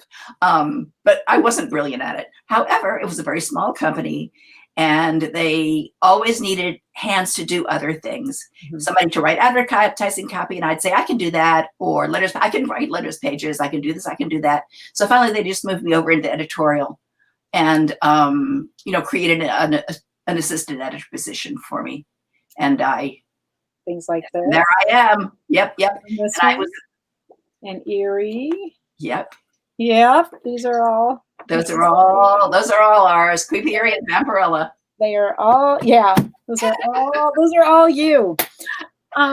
We had a couple comments, people just saying how you're amazing. Sure. I agree with. And hey, Josh Hand, thank you. It's one of my customers who just goes on and on about you because. Hi, Josh. So that was there. You stayed there until 1979, and then you went to Marvel. So how did you get the attention of Marvel, or how did you decide to go there? I expect it was partly who I knew. Again, network, people network. I had been the senior editor at Warren for about 4 years. And I actually I'd worked with a lot of American freelancers, which was unusual for Warren. I think I brought in, more people than had been there before. So I knew those folks. And at that point I was dating Walter. And my adorable husband. And hi, Walter, if you're around. I don't think he's watching. I don't blame him. Blah blah. He hears me talking all the time. And then we played volleyball. Okay. With the Marvel guys, the Marvel crew. Volleyball was played fanatically at Marvel for ages. And I believe when that started, I was not working at Marvel, but I would come over and play volleyball with the Marvel guys. And Shooter called me up and asked me, did I want to go out to dinner and talk about maybe working there? And I assume he was familiar with my work, but I also think that I seemed probably maybe okay or less scary or like I would fit in because I played volleyball with the crew. I do not know why any of this stuff happens. I had been asked several times by Jeanette Kahn to come work at DC, but I didn't really want to leave Warren at that point. I liked being where I was. I felt like I was learning a lot of stuff just by doing it. And but when Shooter called at the right time, when I really felt like I wanted a larger, because I wanted to swim in a larger pond. And also I could see that Jim Warren's, my boss's interest in publishing was waning and that his interests were moving elsewhere. Okay. So I thought, you know what, maybe it's time to just, go on to something else. So I went over and worked at Marvel. Honestly, the fact that I had played volleyball with a lot of the Marvel guys probably made it more comfortable for me to move there too, because I wasn't moving into something that was entirely strange. One of the other editors, in fact, Al Milgram, just lived down the street from us also. So, and Archie did, and all. So it was like just, coming home in a way. Yeah. It was just going to somebody else's house for a while. Yes, exactly. Work and have fun. And at that point, you're still editing. Yes. So you're doing X-Men and New Mutants, which you have a cameo in. I do. Issues. 21. Star Wars, Indiana Jones, all of these. The licensed books, right? I had Chris in the licensed books. Yes. So when did you get the urge to write? When Shooter hired a batch of several new editors, and our workload was cut in half. Okay. I was perfectly fine with the workload I had. I wasn't overstressed by it. And when my workload was cut, I actually was a little bit bored. Also, Shooter had been after his editors to do freelance work, because I think it was because he wanted us to see what it was like on the other side of the desk, to work as a freelancer, working for someone else, and to kind of, see what their editorial styles were. You can learn a lot that way too. So I didn't want to take work away from any of the people. I knew the writers who I could color a little bit, but I wasn't a fabulous colorist, and I could write, I thought, maybe. I didn't want to take a work away from any of the writers that I knew, because they supported their families by writing. And I would just felt guilty to be, because I had a job. But I thought, well, if I make up something new, then maybe it's like I'm adding to the pile instead of subtracting. Yes. So I came up with this idea for Power Pack, which was, 4 little kids who were superheroes. And I went into Shooter and I said, so I have this idea. And he said, well, kind of rolled his eyes. 4 little kids who were superheroes. Said, well, write up something and we'll see. Maybe we can turn it into a mini series. Very little hope in his voice. Yeah. And I said, okay. So I wrote up character designs, character précis. A first plot was really tight, and then a second, third, and fourth plot, because I thought it was going to be a mini series, 4 issues, right? Yeah. And then June Brigman came into my office looking for work, and I all of my books were filled. I didn't have room for her, but I really liked what she was doing. And I said, well, can you draw kids? And she said, oh yeah, she had worked at Six Flags doing one of those sketch artist people. Yeah. And that's great. It was great. And I said, okay, well, look, take this home, draw the kids, gave her my write up, draw the kids and bring them back. And if what you've got is pretty much what's in my head, as one does, then I'll suggest us as a team. So she came back with these wonderful little drawings, and I stapled them into the content and put them in a folder and handed them to Shooter. And a couple of days later, Shooter came back and said, this is great. I've seen treatments for screenplays that are for movies that are not as good as this. Why, you've got a series. The first issue is a double-sized issue, and it's due in 2 months. No pressure. June hasn't drawn a comic before. Oh, wow. And I hadn't written a comic before. Okay. So we did. It worked out, June's work was so original. The fact that she could draw kids so well. And the idea, I think, of the kids superheroes was unusual too. So we actually got really good reviews on it, and it sold pretty well. So, then after that, I saw what fun it was being a writer, particularly when you have an artist who you're very compatible with. Oh yeah, there you are. Hi, June. Yeah, I just happen to have these. Why wouldn't you? and access to any other number of comics, I expect. Oh my goodness, yeah, yeah, quite a few. But what pushed you to create this story, the Power Pack? I mean, what was your inspiration for it? When did you get that, like, aha? I never know why I do anything. It's really probably a deficit in my character, but I just got the idea. I mean, Archie Goodwin's idea. How do you get your ideas? And Archie Goodwin's story was, or I did a little comic strip actually, where this is how I get my ideas. And he puts he's got this drawing of his head resting on his hands, sitting in front of a keyboard, and he says, for the really hard ideas, I use two hands. And that's really kind of how it is. I've always liked kids' books. I knew that there were kids who read the Marvel books, who didn't see themselves in the Marvel universe. And I thought maybe it would be fun for them to see themselves. But this is all analysis after the fact. I chose 4 kids because my family, we have 4 kids in my family. I mean, we're all girls. I have 3 sisters, but 4 seemed it's the right number, because you could have, teams of 2. You can have 3 ganging up on one. It gives you a lot of flexibility for character development and conflict and resolution. Yes, exactly. A lot of my favorite books had 4 kids. When I was a kid, the Half Magic books had 4 kids, and Little Women had 4 kids.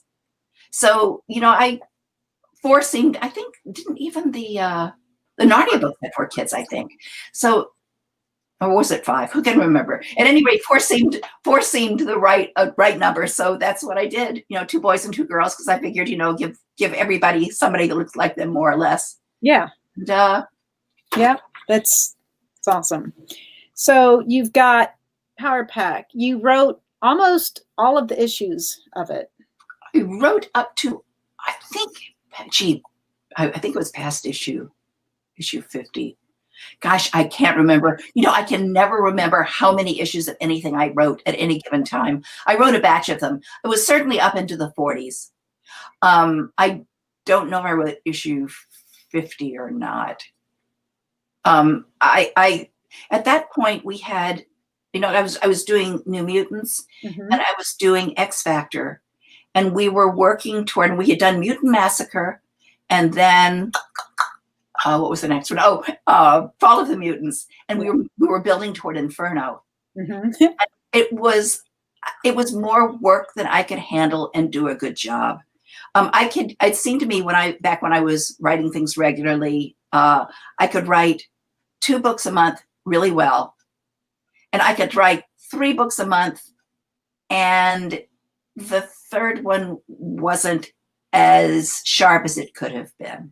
It was, it's just maybe the way my mind worked. So I got off of John McDonough, who was my artist on Power Pack at the time. He had a great ideas, and he knew he could draw. I knew he drew kids really well, and he seemed to really, he identified very much with the Power Pack characters. So I got off the book, and I let him write it for a while I did New Mutants and Inferno, and God knows what else. I think another Exterminators, I think. So that's the reason that I got off. Also, I think John couldn't draw necessarily all of the issues, and they kept giving me fill-ins, and the fill-ins had, the artists were fine, but the kids didn't look like themselves. I mean, this is really strange, and I began to feel like the dialogue that I was writing for those books weren't, like I was writing imposters. Like my dialogue was imposter dialogue. Okay. Perfectly serviceable, but it didn't feel right to me. So also, I just felt like it was doing disservice to the book. I wasn't doing it properly, and should just get off and let somebody else do it. So that was my the story of why we got off Power Pack. And you even colored one issue. Did I? Yeah, you Oh did. Lord, I don't even remember doing that. You know, I could color stuff. It must have been in a pinch.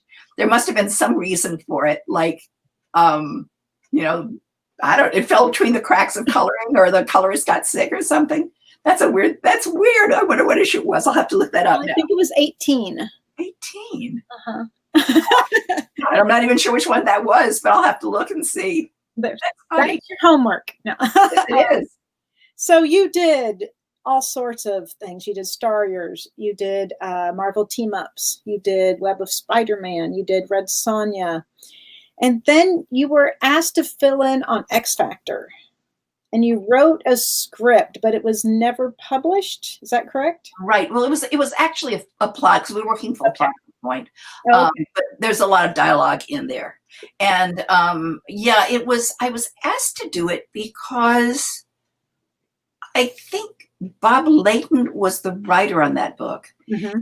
And he was really running really late. And Bob Harris was the editor, asked me to do a fill-in.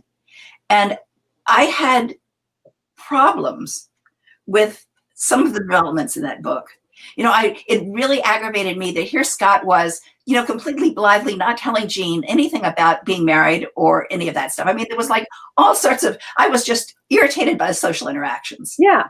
So I wrote a plot in which Scott kind of lost it, because it was building up so much for him. And you know, it was like one of these soap opera plots, with a lot of action, of course, because I do that.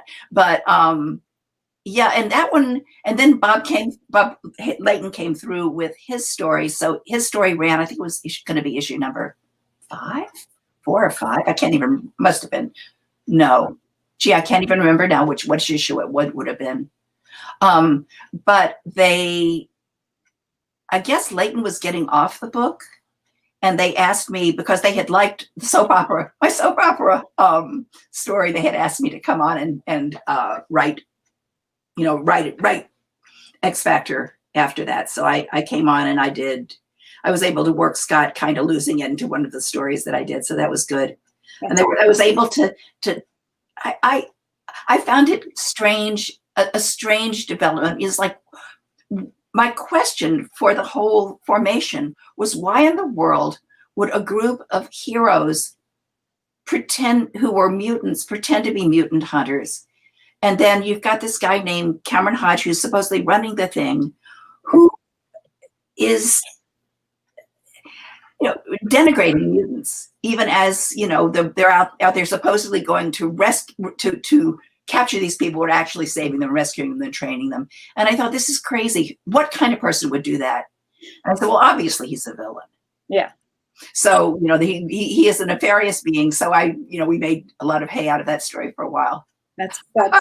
So we straightened out. We finally straightened out the whole Madeline Pryor, Jean Grey conundrum. Yeah. That took a lot of issues. I mean, that was, you know, that took all the way through Inferno before we got that straightened out.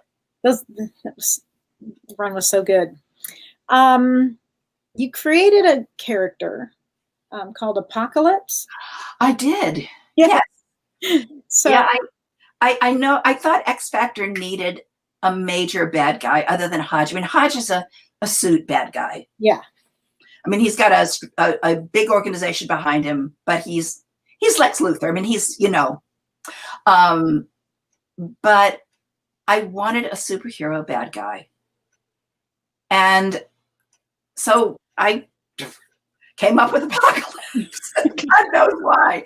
I think I liked the idea of someone who was using bad means to get to what he saw as a positive end. Mm-hmm. The Apocalypse had seen the future. He was a shapeshifter who was virtually immortal, mm-hmm. Very technologically advanced, and had a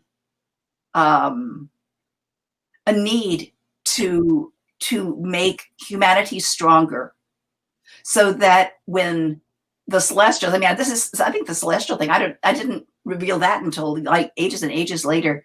But he he had taken a device from the Celestials, which he eventually was able to, because he was immortal. He was able to turn into his ship, and he knew the Celestials were going to come back using this device, this ship, as a it was recording the human progress, and he tried to gain control of it, which he did more or less, and he knew that Celestials would come back and judge humanity. And if they turned thumbs down, it was bye-bye Earth. Mm-hmm.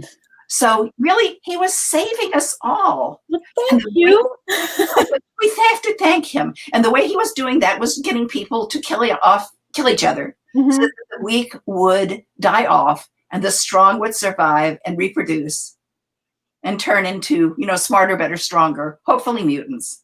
Yeah. So that's what his motivation was. And it just seemed like the sort of thing, it just seemed like a good idea at the time. That was one of those ideas. Yes, it was. It was. And it was, again, an idea that just came to me like it was fully there. I mean, I didn't, at that point, I didn't know about the Celestials, but I knew that he was immortal. He had seen the future, and that he had to save the world. And this was how he was going to do it. So, I mean, the idea of the Celestials and all of that came a little bit later. But yeah, so that's what he did. He was like, he would shapeshift into somebody like Hitler and, be a bad guy or whatever, and, all throughout history. A lot of the really nasty stuff that happened to people over history was Apocalypse's fault. Yeah. He was just trying to help us make it better. I'm just trying to help. Now, while you didn't create Angel, you did give him the metal wings and the blue skin, the whole Archangel. Right. So how did that, why did you decide to do that? Several of the X Factor guys had 1960s powers in a 1980s universe. And when I had wanted to, and then when Walter came out, it became even more interesting to take each of the characters who was less powerful, less dominant, and give them, up their powers. Yeah. And I thought, well, we did it in several ways. For Archangel, Apocalypse seemed the answer. And in a way, I think the most interesting. Apocalypse was he created the 4 horsemen of Apocalypse, to rain death down upon Manhattan and see what would happen. And he took Angel, who had had his wings ripped off in Fall of the Mutants because we're evil. And it appeared that Angel had committed suicide in, I don't know, despair over his loss of wings, but in actual fact, Apocalypse had taken him and transformed him into the character Death. And because he was Death, he would grow him wings. He would give him his heart's desire, which was wings, but they would be lethal wings. Nothing from Apocalypse comes without a price. Yeah. The wings were lethal. And, when he ching, they would go from his back to ching, go out, and then ching, and the blades, the feathers of the wings would fly off, and they would be darts and, kill people and stuff. So yeah, so we just thought it was it was cool and different. Also, it was a change of character for him. He had always been this sunny, bright, rich character who didn't have any problems. He was like a little boring, I thought. He was, just a little bit. But he was pretty, but he was boring. Characters are more interesting when you're torturing them and they're standing up to the torture. This is probably how Apocalypse feels. This is probably where Apocalypse came from. So that we tortured him into becoming, I think, a stronger, more interesting character. Yeah. Certainly his powers were more interesting. I mean, before he could fly, 80 miles an hour maybe? And now can go fly at supersonic speeds with lethal wings. So anyway, so that's why we did that. Okay. Real quick before questions disappear. Oh goodness. Bradley Tan asked, what are your thoughts on Jonathan Hickman's run on the mutants and X-Men? Oh Lord, I've never read them. I usually don't read the work of people unless I have to, because there's been a crossover or there's something that I'm required to participate in and that I need to have the information. But if I don't usually read the work of people after I've gotten off a book, because I'll just sit there and criticize. I'll say, oh, that's not the right kind of dialogue. Yeah. It's like, why would I put myself through that or them? Because it's really unfair. Yeah. So yeah, I didn't read it, but I'm sure it was wonderful. All right. You can ask questions. So everybody, not you. Well, you can ask questions if you but everything. Here's Bob Harrison. Was it an editorial decision to de-wing Warren, or was that? Oh no, that was us. That was us being cruel and mean. Well, but that was kind of a theme that you did, and I tell you that it was my apocalypsean moment. You were just trying to help him. I was making him better. But you would do that. You would take away his flight. You would take away like sense of self. You would take away the humor from people. You would take away leadership from Cyclops to make them stronger. Right. And I think that's something that goes through, but it also it's the whole thing that I get from a lot of your writing is that it's empathy, it's hopeful, and that's what makes some comics don't age very well. Mm-hmm. Your comics, they age very well because these. That's nice to hear. Thank you. They do, because it's humanity. We still have these same things, you know. We still, when something horrible happens to us, we do want to make. It does make us stronger if we can get over it. Right. We've all experienced that.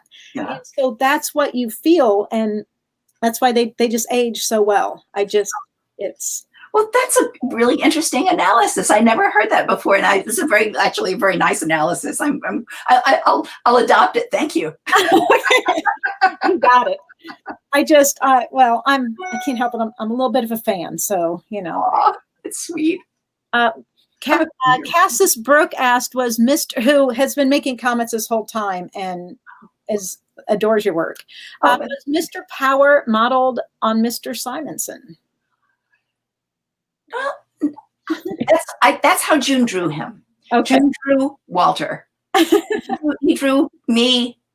June drew me as Mrs. Power. Mm-hmm. However, I didn't think that we could put my and Walter's name in as the Power parents. So I put in my sister and her husband in. Oh. Mrs. Margaret is my youngest sister, and her husband is Jim. And, Jim actually looks a bit like Walter. I mean, he's got the beard and stuff. So, yeah, it just seemed right. Oh, that's awesome. Yeah. That's awesome. All right. We'll get, Robert Harrison, how did the Hyperbreed series with Storm Kids come about? Okay. Guy Dorian, who drew the book, is really, really good at networking. Mm-hmm. And he was at a booth across from where I know Sandy, and I like her. And we were over there talking, having a good time just for fun. And he came over, and from the booth, he was across the hall. PKM, I think, is the name of the company, and said and started saying, well, what? Maybe Weezy and I can do a book together. Maybe we can, to Sandy, maybe we can do a science fiction book. And I said, well, yeah, sure, I'd love to do that. That would be fun. And Sandy said, okay, great, do it. And that was it. I mean, I did say to Sandy, maybe you should see what we want to do before you actually tell us yes. A proposal for it's an idea that I had a while back and just never gotten around to doing. It was back in the day. It was an idea from back in the day when I loved. Oh God, what was the name of it? It was an Australian science fiction movie. A TV show with characters in space, of course. God, can't remember the name of it now. Anyway, it was kind of inspired by just the fun of that particular series. You know, a guy from Earth gets kind of sucked into space with all this craft with all of his aliens, and they go around and they, you know, have exciting adventures. So I thought, well, you know, I wanted to feel like that. So so I wrote up this proposal, and Sandy loved it. So then we did it. That was how that happened. There you go. It was really because Guy walked across the aisle. Are you seeing a pattern here? It's like, it's all I owe my life to my friends. Yeah, well, yeah, possibly, but knowing that people can get you in, but staying is the talent. So I guess, I suppose, it does. I mean, everybody who works really hard and does a good job is going to get a break. Yeah. But when the break comes, you got to have the stuff. Yes. You have to have it. Yeah. And that takes a lot of work to get to the point where you're good enough that you're going to be, I don't know, that people are going to want to hire you over somebody else. Yes. So, you know, so that's what we tell, Walter and I tell people that, you know, it's like you get the break, but then you've got to really have the stuff. Yeah. You get the stuff by working really hard before you get the break. Yeah. And afterwards too. And afterwards. We have another question, but before this doesn't get mentioned, I have to say one of my favorite moments in my life, and it's, I guess, whatever. Last year at Baltimore Comic Con, Mm-hmm. where you had broken your foot, Mm-hmm. and everybody was afraid you weren't going to be there, and thankfully you were. Uh-huh. You were presented an award. I was. The Humanitarian Award by Walter. Mm-hmm. And it was so sweet because I remember Mark Nathan coming over right before, you know, when he was giving the award, and you had no idea. No idea. No, I'm proud of Walter for keeping it a secret. Oh, also, I mean, you can tell. I mean, I had on a relatively decent top, but I had my DC hoodie thrown over it because the rooms get chilly, and I was wearing jeans, and I had this big old boot on.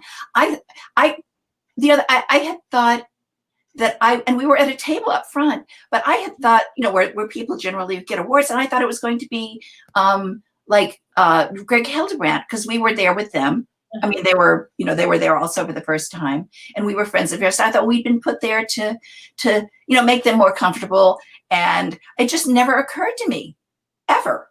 It was very funny.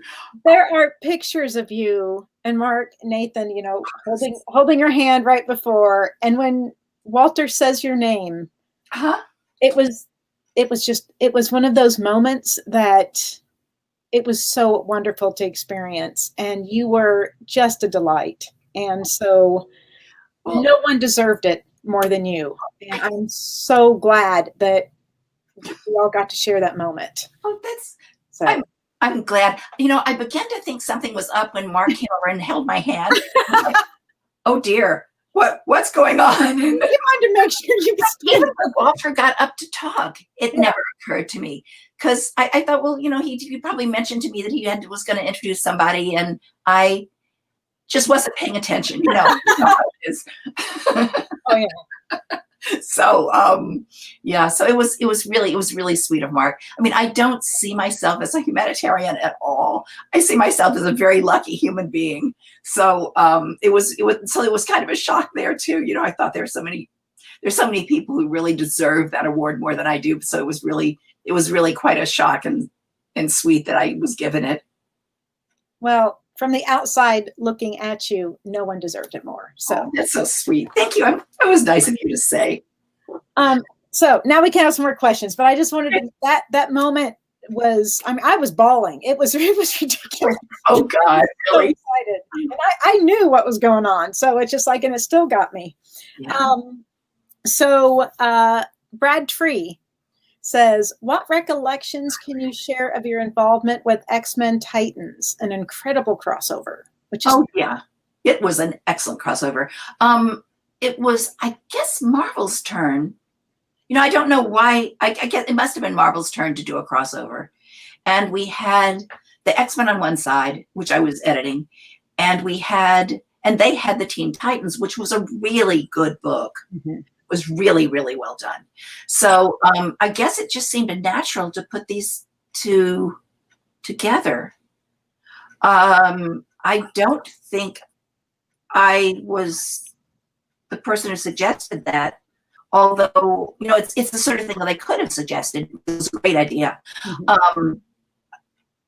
I mean, it was Marvel's turn to actually produce the crossover. And of course, Chris would write it. And, we were looking, I guess we were kind of discussing an artist, and Walter was I guess we were married at that point, I think. Yes, we were.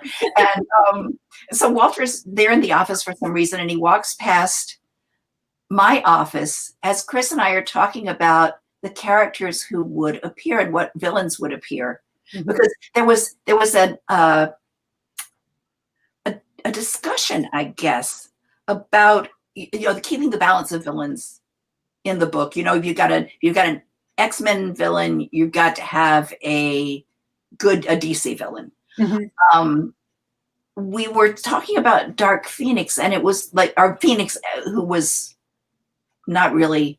Jean had been, I don't know, Dark Phoenixified, I guess, at that point. Dark Phoenixified. But we thought we could actually kind of use the image anyway, which was cool. And what DC villain? Trigon at that point was their major bad guy. Mm-hmm. And we hadn't seen enough of him to appreciate him. Who we really wanted to use, we wondered if they would let us use Darkseid. And Walter walks by saying Darkseid. He says, I don't know what you guys are talking about, but if it's Darkseid, I want to draw him. I said, okay, well, we'll propose you then as the artist. That sounds good. So we talked to DC about it. And we did express that we weren't wild about using Trigon as the opposite villain. Mm-hmm. But and they I think maybe it was Lynn or Marv. One of them suggested that if we could do, oh dear, what was his name? I can't remember now. Sort of an assassin kind of character they had, that we could use Darkseid. It would mean that they would get two villains and we would have one. Okay. We were cool with that. Because long as we got Darkseid, because that meant we got Walter. Yeah. And that'll work out. And so Chris wrote up a really, really good story, and Walter drew a really, really nice book, and Terry did a wonderful job of inking it. Terry Austin. Mm-hmm. We have on our wall downstairs the double page splash, or double of spread rather, of the X-Men and Titans with Changeling, who was called Changeling instead of Beast Boy at the time, flying over the city as a dragon, with them all holding on to him, and this fabulous shot of the city below that honestly Walter gives Terry all the credit for. He said he put in these, the buildings. Terry put on all the windows and all the curlicues and furbelows, and it was it's a really, really nice piece. It was a beautifully done crossover, and I was very proud to be associated with it. We were very, very lucky in all of our interactions, which were all very friendly. Later on there was some animosity between Marvel and DC involving crossovers, but we didn't get any of that at all. It was a pleasurable experience from beginning to end. And it shows. Everyone being very cooperative. It was great. Yeah. I want to show one more thing. You co-created this guy too. Oh, Cable. Oh yeah. Hi, Cable. That guy. Maybe he'll be, popular someday. So how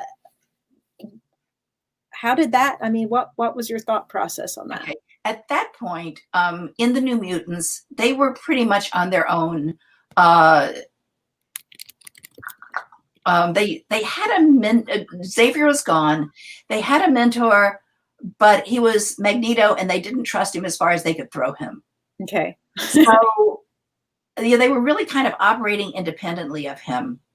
And Bob Harris thought they needed a grown-up in charge. I didn't want a character like Professor X, who spent a lot of time worrying about whether his little charges, particularly the young ones, would get hurt.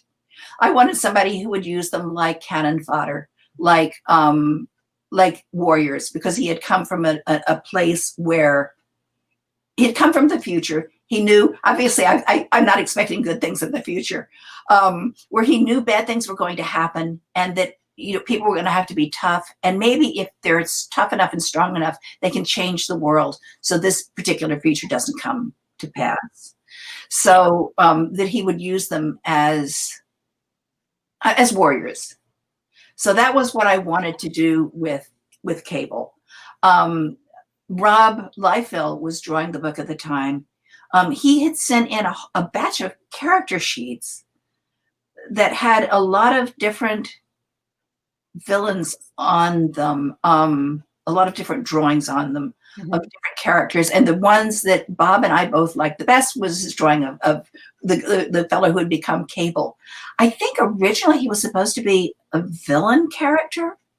And that's what I'm remembering anyway. But we really liked the look of him for the leader of the group. So we said, whatever.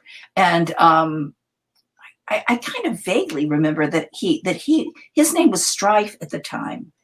But I could be wrong about that. It's been a very long time now.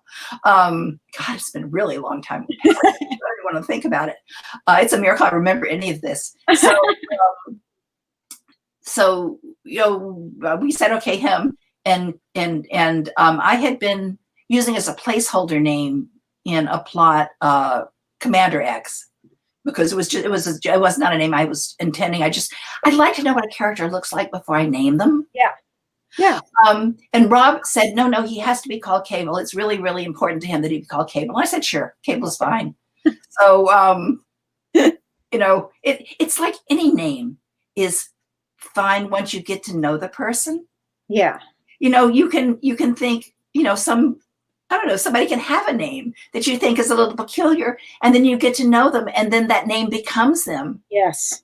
Yeah. That's fine. So sometimes I'm picky about the names and sometimes of characters. And this one Rob was picky about that. That was fine. So that's how Cable was created. We said, okay, that guy. And then I just, wrote the character that I had intended. He looks, the big gun and the big whatever, big shoulders and stuff. He looks like the kind of guy who would use kids as warriors. Oh, yeah. Yeah. Yeah. He certainly does. We do have another question from Eternitine Forever. What would you do with Power Pack as adults if you could? I don't think I would. I want Power Pack to stay kids. I know there are other people who've grown them up a little bit. I did a story recently, and I'm now working on a mini series, in which Alex has just turned 13. Okay. So he's a teenager now.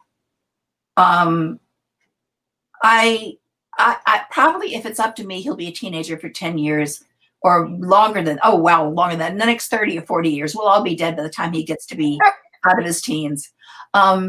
Because I think one of the things that makes them unique is that they are kids. Yes. It might be, I don't want to do this, but it might be interesting to have them grown up and have children of their own who've inherited the powers in this modern world. I think that would be an interesting thing to do eventually for somebody. But, honestly, this is, why, talking about books that were an inspiration when we were kids, I read the books, the Half Magic books by a writer whose name was Edward Eager. And he did that. He had the Half Magic kids in one book, and they had adventures, and they grew up, and their children had adventures in Knight's Castle and I think the Time Garden, a batch of other books.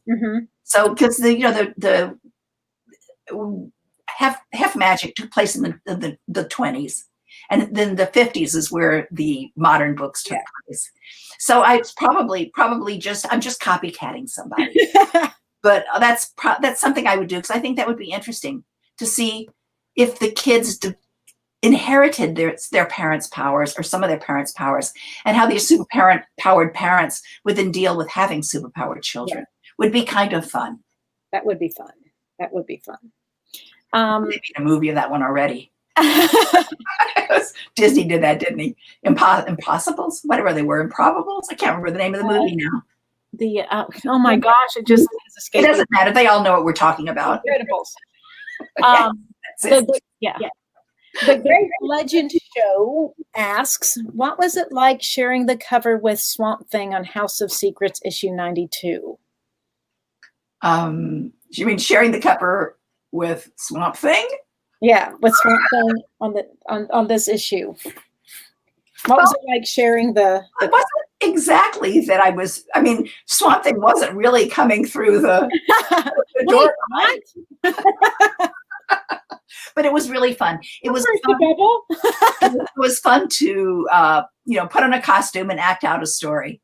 Yeah. And that was really what we were doing. And it was kind of interesting to see how the different artists, because we were all of the artists, I say we, but I was not an artist. I was a beautiful female assistant, got to see what they did with the use of reference. I mean, it was at that point reference became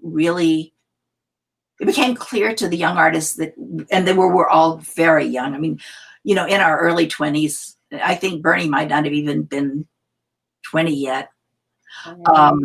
He was very young. He was very young when he started. He came by our apartment when he was 17 years old and showed us Uncle Bill's Barrel. And we knew at that point that he was a genius, that it was just a matter of time before he took off. So, he was a prodigy. I've known several prodigy artists in my time, and he was one of them. But it was, his universe was so inside, so interior, that he really didn't seem to need reference in the way that a lot of people seem to require it to really make their work look better. But it was interesting seeing what he did with it when he had reference. So, I was just a body. I was a model, an actor in this little short comic book plays. You once told me all I did was pretend to brush my hair, and yes, that was it. Yes. More than that. Oh my gosh, we're almost out of time, and we haven't even. I told you we weren't going to get through it because that's all right. You're so brilliant. At the high points. Talked about the death of Superman, or the wedding album, or Warlock. We haven't talked about any of that, or the amazing young adult novels that you've done. So what can we look forward to? We'll wrap up. What can we look forward to coming from you? Okay, I'm working on a Power Pack mini-series right now. And it follows the single issue I did where Alex's birthday party when he turns 13. It spins off of that, but I don't know how much more I'm allowed to say other than it exists, because comic books these days. I'm doing several issues of X Factor that will fit into the old continuity. My old continuity was really tight. There's not a lot of room to slip things in. Mm-hmm. But it was between issue, I guess it was between 141 and 142, where, X Factor are on Earth, and then they're on ship out over the ocean. The ship takes off for outer space. Mm-hmm. So it's right in there. There's a little bit of flexible time that we were able to do. So it's a story that fits in there. Oh, that's exciting. So that's what I'm doing. I may be doing a book for somebody that I'm not allowed to talk about yet either. But that's it. And I have an idea for another kids series. Oh, good. That I may pitch to Sandy over at Storm King. We'll see if it's anything she'd be interested in, because she has that kids line now. Yes. My science fiction story got slotted into the kids line, I think, because there was no sex or a lot of violence. It was very violent, but I guess it's comic book violence. Yeah. Blood splashes around, but whatever, it's in space, it floats like globules. So yeah. So we, I'll see if she's interested in publishing this other thing. So that's probably about as much stuff as I can do, in the next year and actually do it properly. Oh, well, it'll all be brilliant, and I cannot wait. Oh, that's sweet of you to say. I just can't. You have so many fans at my store. They gush over you. I'm fans of theirs too. I have to say, I have the nicest fans in the whole world. My Power Pack fans particularly are so lovable. Yes. But I know all of them. I know Walter and I both think that we have the best fans ever. They're just mostly kind, nice, good people. Well, because they're fans because you are nice, kind, good people. Oh, that's sweet. You and Walter are two of my favorite people in the world. So, well, you're on our favorites list too. So there you go. Thank you. I hate to wrap this up because I just want to keep catching up with you, which is what I feel like I'm doing. I know, it's part of fun. It's fun, isn't it? Yes. But thank you so much for coming on here and being a part of the Baltimore Comic Con live, since we can't be there in person. And soon we're going to get our vaccines, catch up, and then I know. Yay, vaccines. And everybody vote. That's the thing. Yes, vote. Exactly. Well, thank you so much, Louise. And everybody, thank you for joining us. And stay tuned. I think Jeff Parker's next, who also is super awesome. So thank you so much, Louise. You take care, and we'll talk soon. You too. Bye-bye. All right. Bye, everybody. Thank you.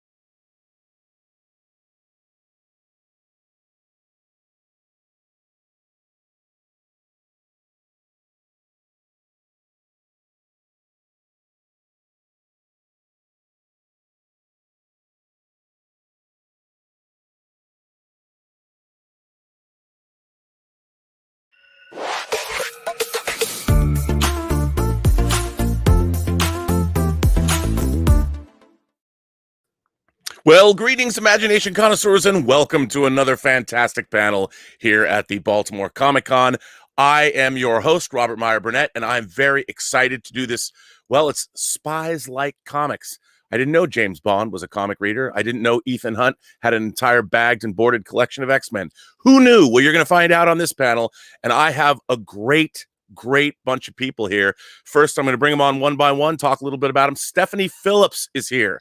Now, Stephanie Phillips, not only has she worked on Harley Quinn, Superman, Crimes of Passion, she's working on the new heavy metal Tarna comic, if you are a fan of the heavy metal animated film from 1981.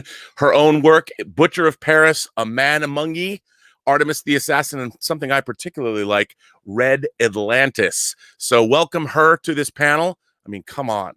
What kind of work is this? It's amazing. I can't believe I'm going to talk to her about spy comics. Who doesn't like that? Also, we have Doug Wagner joining us. My God, Doug Wagner has worked, of course, on everything from Witchblade to Red Sonja. I'm looking at his list of comics, his 12-gauge titles, Ride, Plastic he's known for, The Hard Place, Loose Ends. I can't believe it. It's amazing. And then we've got Brian Stelfreeze, who has worked with another member of our panel. I got to know his work on the covers of Shadow of the Bat. And as a matter of fact, I've been digging through my long boxes, and I was just going through my Shadow of the Bat collection, and there's a lot there to love. And then, of course, there is Jeff Parker, our final member of the panel. Hey, guys. Uh-oh. Well, hello. Hello, now I have all of you. Oh, is Stephanie not here? No, Steph will not be joining us today. Well, Stephanie won't be. Well, that's too bad. I'm glad to have all of you gents, and I want to jump right into it about spy comics. I mean, that's what we're here to talk about. Now, here's the thing that I was just looking. I really have been digging through my long boxes, and I came across Mike Grell's John Sable freelance comics from the early 80s, and that dealt with kind of espionage and things like that. But in our new world of the internet and hacking, is spycraft in comics? How do you make it interesting? How do you draw that? And are spies, I mean, do you have to make it a period piece? Do you have to do, how do you make spy comics relevant today? Oh, I think I'll jump on this first, and I think Jeff's going to have a lot to say about this. But like anytime there's sort of political unrest, particularly between countries, that's like fertile ground for spies. And right now, with all the talk of like Russia was everything as far as spies are concerned. Right. But then Russia disappeared and it sort of killed spies. But now Russia's back, baby. so like Russia and China and all the political unrest that's going on right now, there's a lot of really cool things we can do with spies. Well, do you think, I mean, as writers and artists, how do you, like, I keep thinking back when I was growing up, like I loved Nick Fury and SHIELD because it was a spy organization in the Marvel universe, you know, and when and I loved Bond films growing up, and I watched Man from U.N.C.L.E. as a kid, and now you ask people who Napoleon Solo and Ilya Kuryakin, who they are, and people don't really know. Now we've got Ethan Hunt. How do you translate the excitement and the action of spycraft onto the comic book page? How does one write that? I feel like first stay away from what most of modern spycraft is, which is people fishing for passwords. Right. It's not super visually interesting in a comic book. So right. I try to get past that, you know, have someone already off panel got it and move on. I mean, but the still the classic spy thing is like Brian was talking about the Russians, like I'm forgetting her name, Maria Butinova, the one who who with the NRA. Who did the NRA? The cartoon Russian spy. Exactly. She's like Moose and Squirrel, and she's like she did all the classic spies honey trap type stuff, you know. I mean, that's all still working fine. as the movie Borat now on Amazon Prime will show us. It's like, right. Hey, they'll just walk right up, blink at an old guy and with a pretty girl, and bam, you've got a lot of access and information and things to do. And of course, then guns and shooting and things. That's Doug's department. I'll just What I think is interesting about it all is what, going back to what Brian was saying too, like we used to have one enemy and now we don't know who our real enemies are. And I think the spy game has changed there to where, like, man, do we really know who's on our side and who's not on our side? And what Brian was saying with the current political situation, like, I mean, now our allies switch depending on the president. Yeah. And so who do we spy on? Everybody? Like, I mean, it's, Right. so I think, go ahead. Yeah, no, us. I mean, obviously we spy on us now. Oh yeah. That was something that wasn't. It's funny when you Robert, you brought up Man from U.N.C.L.E. I hope everybody saw that movie from a couple of years ago. It was good, wasn't it? It was really good, and it was such a weird thing to me because as such a huge Bond nerd, I couldn't stand Spectre, and then found the Man from U.N.C.L.E. movie was like 100 times better. I was like, what the hell world have I walked into? I couldn't agree more. I mean, Guy Ritchie really got behind it. It was a lot of fun, and I like stuff like that. I mean, it's fantastical, but it's also, I like that they made it a period piece. They really got a lot of mileage out of that. No, and the film was beautifully designed, and I think one of the elements I think of the spy genre is the whole milieu. I always see spies as when they're going out at night, they wear tailored suits. They're wearing Tom Ford or something, and so I don't know why, but I think of like Howard Chaykin's American Flag, which it wasn't necessarily a spy comic. I mean, it was about law enforcement, but I always thought that Howard Chaykin, the world he drew, the art, the panel design, the way that Ken Brusnak's sound. I mean, you could hear a Howard Chaykin comic because of the way that they use letters and text and sound and all that. Is that a part of it too? I mean, the design, whether it's gadgets or guns or the women, is that as much a part of, like, when you guys are conceiving these comics? I think it's a huge part of it. In fact, I think when we really get down to the DNA of it, James Bond, for one, I think that represents, when you do a spy comic represents the unknown enemy. Superhero comics represent the obvious enemy. There's the bad guy. Let's go kick his butt. But the spy comic, you have no idea who the enemy is, but hell, you're a man. You need to do something about it. So what's really cool with the James Bond movies and the James Bond novels, you have to remember the James Bond stories started in male chauvinist magazine Playboy.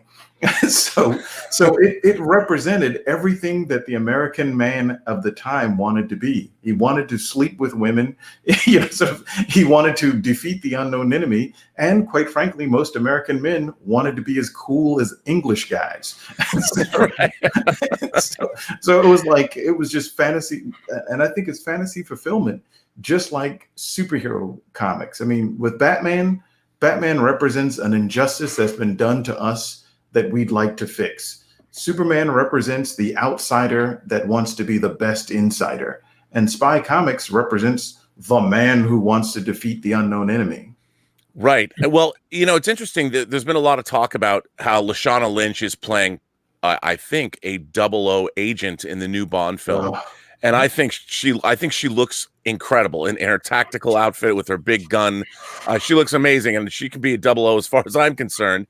And then we had like J.J. Abrams' series Alias. I thought, at least for the first season. I love that. I mean, it was great to see. And then we had things like La Femme Nikita, Luc Besson's La Femme Nikita, and we've seen a lot of great kick-ass female spy. Well, women that are familiar with spycraft. So is it just as important now in you've got a equal opportunity kick-ass I think spies. as long as they're not James Bond, it's like if you create something from the ground up to be that, awesome, but Right. don't just make a female James Bond. Yeah, I mean, well, I don't have a problem with. We've seen other 00 agents in the film franchise, obviously. So it never really bothered me that we had Anya Amasova, Triple X, in Spy Who Loved Me, played by Barbara Bach, who was amazing, and she was basically Bond's equal until they, they put Bond in a above her, so to speak. But there is a great scene. There's a great scene in that film where you've got General Gogol and Anya and Triple X, and then Bond and M, and they're kind of going back and forth, seeing which spy knows more things. And I always liked that scene. That was the first Bond film I ever saw in the theater, and I loved it. But I think that one of the things about spy stories is you got to have a good villain. And I think one of the problems with the last Bond film, Spectre, was that Blofeld didn't really do anything. He had this base in the desert, and they were just data mining. It was a real good buildup to a disappointment. Yeah, I mean, what happened to like stealing 2 nuclear bombs? Like in Thunderball, they land a plane at sea. They've got a runway that lights up under the ocean, and the plane they infiltrate the RAF, and people have eyeballs that have been treated so they can get past security. What about the development of villains? Like, what makes a great villain in a spy story? It's tough. The Bond movies often fall into how can we maim somebody. And it's like, all right, I don't know that I need a scar on everybody or anything. You can get away from that, but it's tough to distinguish the villain. It's the Batman scenario there. I don't know. Again, back to, if they've got a big beard and don't use articles when they talk, I'm fine. I love Cold War villains. And I also think that that the villains, if they're done right, they have to be just as cool as Bond. Right. Right. And it's that thing where Bond's cool has to defeat this villain's cool. Yeah. Right. I like that. And that's really tough to pull off. If you have a bad guy that's just, like Jeff said, one of these guys that just laughs at his hands, that's not enough. You've got to have a bad guy that's competent enough to pull off this awesome thing, and only James Bond's supreme power of coolness can take him down. Well, it's often their number 2 henchmen who turn out to be the more interesting ones. You get Oddjob, who's one of my all-time favorite characters, because he doesn't act evil. In fact, he's always laughing at James Bond all through the movie. Like in that one where they're driving through the warehouse and Bond thinks a car is coming at him, pulls over and crashes into a bunch of boxes. And then Oddjob walks around the corner and sees there's a mirror there, and he just smiles. Like everything works out for him, and I love that. You got to have like a big robot hand or some jaws or something. Like they can really go to town. Baron Samedi. I mean, that's where all the really good villains. They weren't the main villains, but they were the ones who were over the top and the ones you want to draw. And, Zinnia on the top. Yeah. I mean, she was crazy and she could drive a car, what a great hench person. I think in like the comics realm, I remember reading the New Teen Titans, and they kind of introduced Slade Wilson, the Terminator. Yeah. And he was to me a great spy-like villain because he was an assassin and he wasn't really super powered. I mean, he kind of was, but he was just as much an equal, and he was into subterfuge. He had a henchwoman infiltrate the Titans, and I always thought that Slade Wilson would have made a great Bond villain. That's why I like GoldenEye. You had 006, Sean Bean's character. Alex Trevelyan was a was a former 006 turned villain and was like Bond's equal. Not just, it's not like Michael Lonsdale is Hugo Drax, who just stands around and says, see that some harm comes to him, you know. Mr. Looking like Nixon. That was just his thing. Right. Yeah. Or I mean, you look at like in Spy Who Loved Me, it's Carl Stromberg. He's just like an old British industrialist or something. And yeah, he might have built an underwater city, but you know, what's he going to do to you? Unless he has like, and I've always liked, like, you go back and you look at the John le Carré, like I recently watched not the Gary Oldman version, but the Alec Guinness, the Tinker Tailor Soldier Spy, and the Smiley's People, and those sort of Byzantine plots, which are kind of hard to do in a comic book, because you have to have action. I mean, don't you? Not John le Carré. I wonder if I can do this with just people sitting in hotel rooms talking. Right. I mean, how do you? Is it difficult to approach those kinds of stories, because you have to? Do you design a comic spy story or like a movie around the action set pieces, or is plotting king? How do you come to create a spy story in comic form? What is the secret origin of a great spy comic? Doug? I mean, for me, and I say this all the time, I'm going to start with character first. If I can get the reader to become invested in the lead character and maybe even a cool henchman, I think everything else there will help write itself. I always think that, like, people go see James Bond because they love James Bond. It's not because we know what the plot's going to be before we even walk into the door. Right. But if you love James Bond and you love the characters that are in it, you're still going to go watch it and enjoy it. And that's kind of how I approach when I start out. Like, how can I get people to like this character? That's the first thing I think of. Yeah. And I think there's a little bit of domino sort of building to it. Like, if you set up the right pieces with a spy story, after a while, the action kind of flows from that. The action just kind of naturally just kind of falls into to fill the gap. And I find that with a story that Doug and I are writing right now, we have to make ourselves stop thinking about action sequences. It's like, it's so easy to kind of go, and wouldn't it be cool if, so it's just like the action part of it is actually easy. It's the making the espionage worth it, because I think the thing that separates spy stories from other stories is, I think with a lot of other stories, particularly superhero stories, you get the politician pass where people just kind of go, well, I know you're lying to me. I'm just wondering how entertaining the lie is going to be.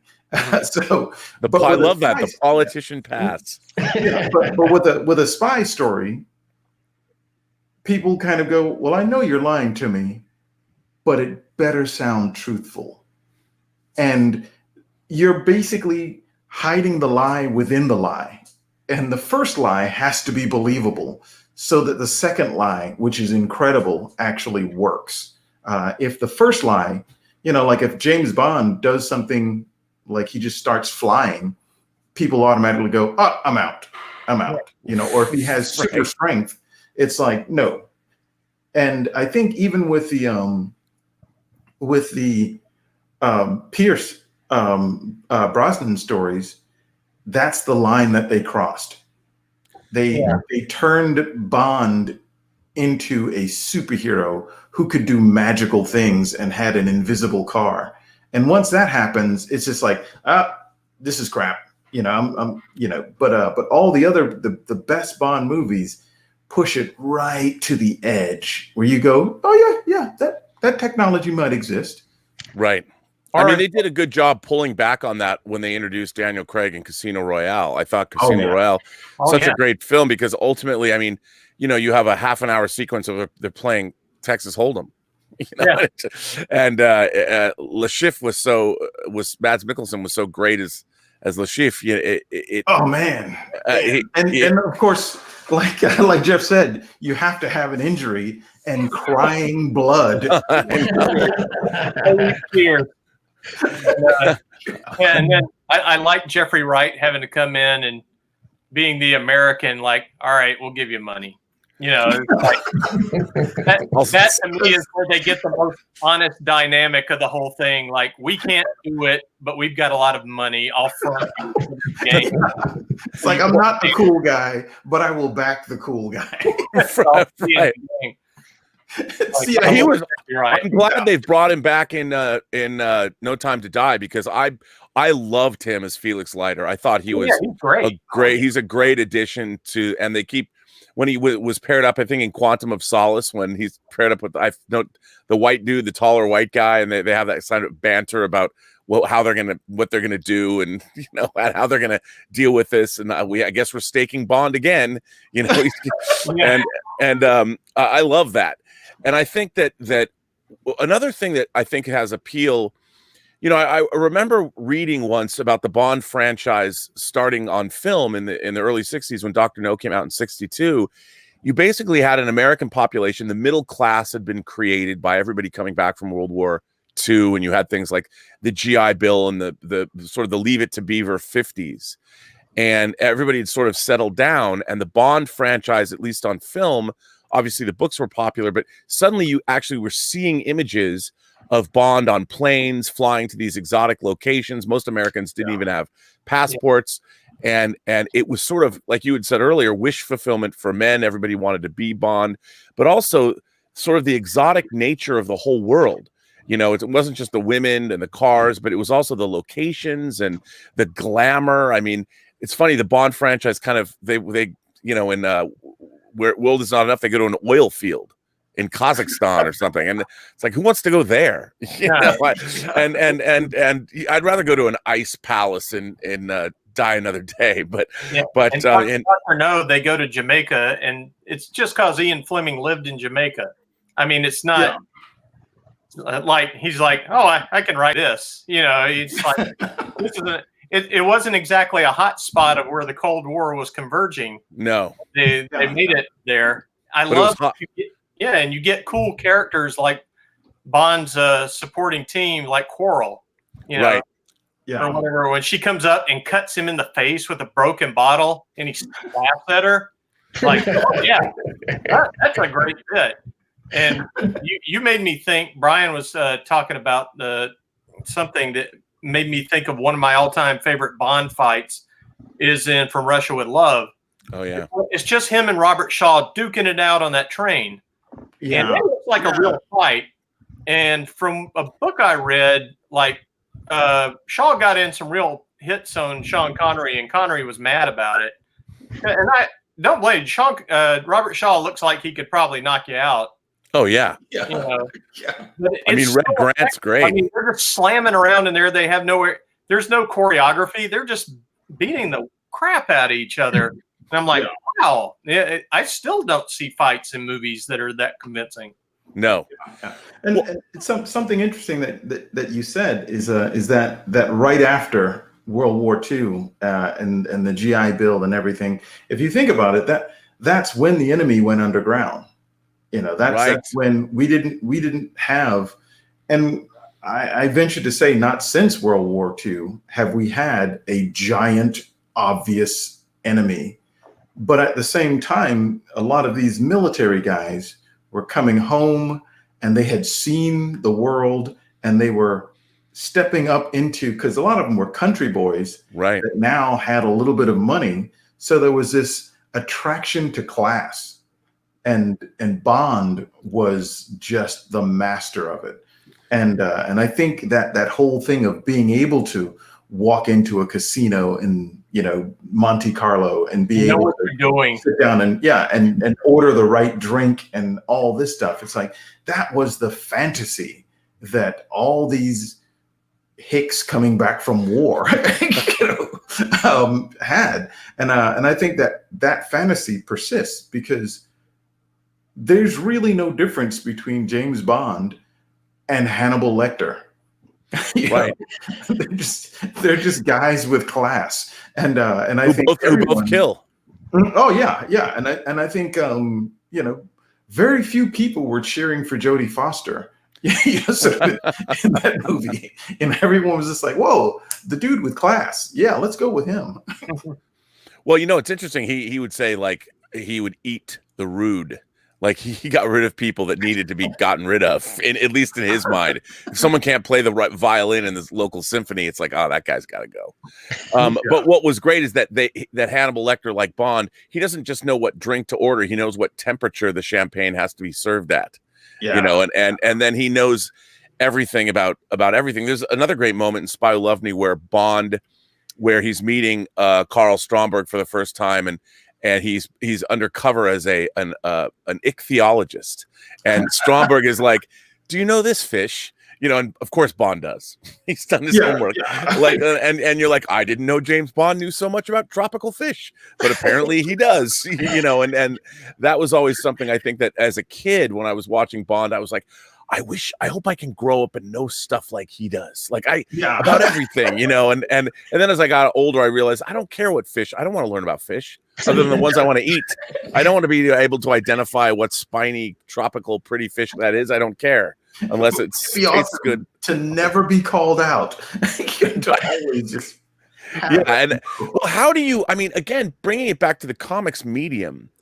I mean, obviously, it seems like all of us have been influenced by Bond films, and I really love what they are doing with the Mission Impossible franchise. I thought both Rogue Nation and Fallout, the last two, have been quite good. I think they've outdone the Bond franchise, both in terms of action and just in terms of how much fun those movies are to watch. Not just Tom Cruise doing the stunts, but all of the supporting characters and how they all interact with one another. It's great when there's a team of people that work like clockwork together to achieve a goal. But how do you recreate that in? I mean, Doug, you were talking about character. You start with character, and I believe that. I've always said that you have to start with your character and then your story, and then your shared universe and things like that come later. But you have to have characters first. But how do you build a good spy story after you've got the character? Is it all about the plot? Do you come up with the villain first? Do you have set pieces, or do you come up with a climax that you want to see? And since you can't have a soundtrack or you can't have real explosions, how do you bring that same excitement to the page? I think for me, it was lucky because I'm co-writing with Brian. So we would sit in the darks of our offices and just spit out the worst ideas you could possibly come up with and see what would stick to the wall. And basically it comes down to, like, Brian and I started going, hey, let's write the spy comic we want to read. And I think that's where the key comes in, is like, make sure we're writing a comic that we think we would enjoy reading and hope that it builds from there and maybe somebody else likes it. I know Jeff, maybe you can speak more to that, because I know you're working a little bit alone on this one. Well, you guys somehow are able to make a car chase work in a comic, which I always advise people to stay away from. But you've done it repeatedly, and I'm like, geez, they made an exciting car chase. How did they do that? And how did you do that? Like, how did you do that? Well, I think there's a big secret with comics, and I realized it early on, which is when the action starts, the plot ends. There's usually not a plot that continues, and even the writers would write like,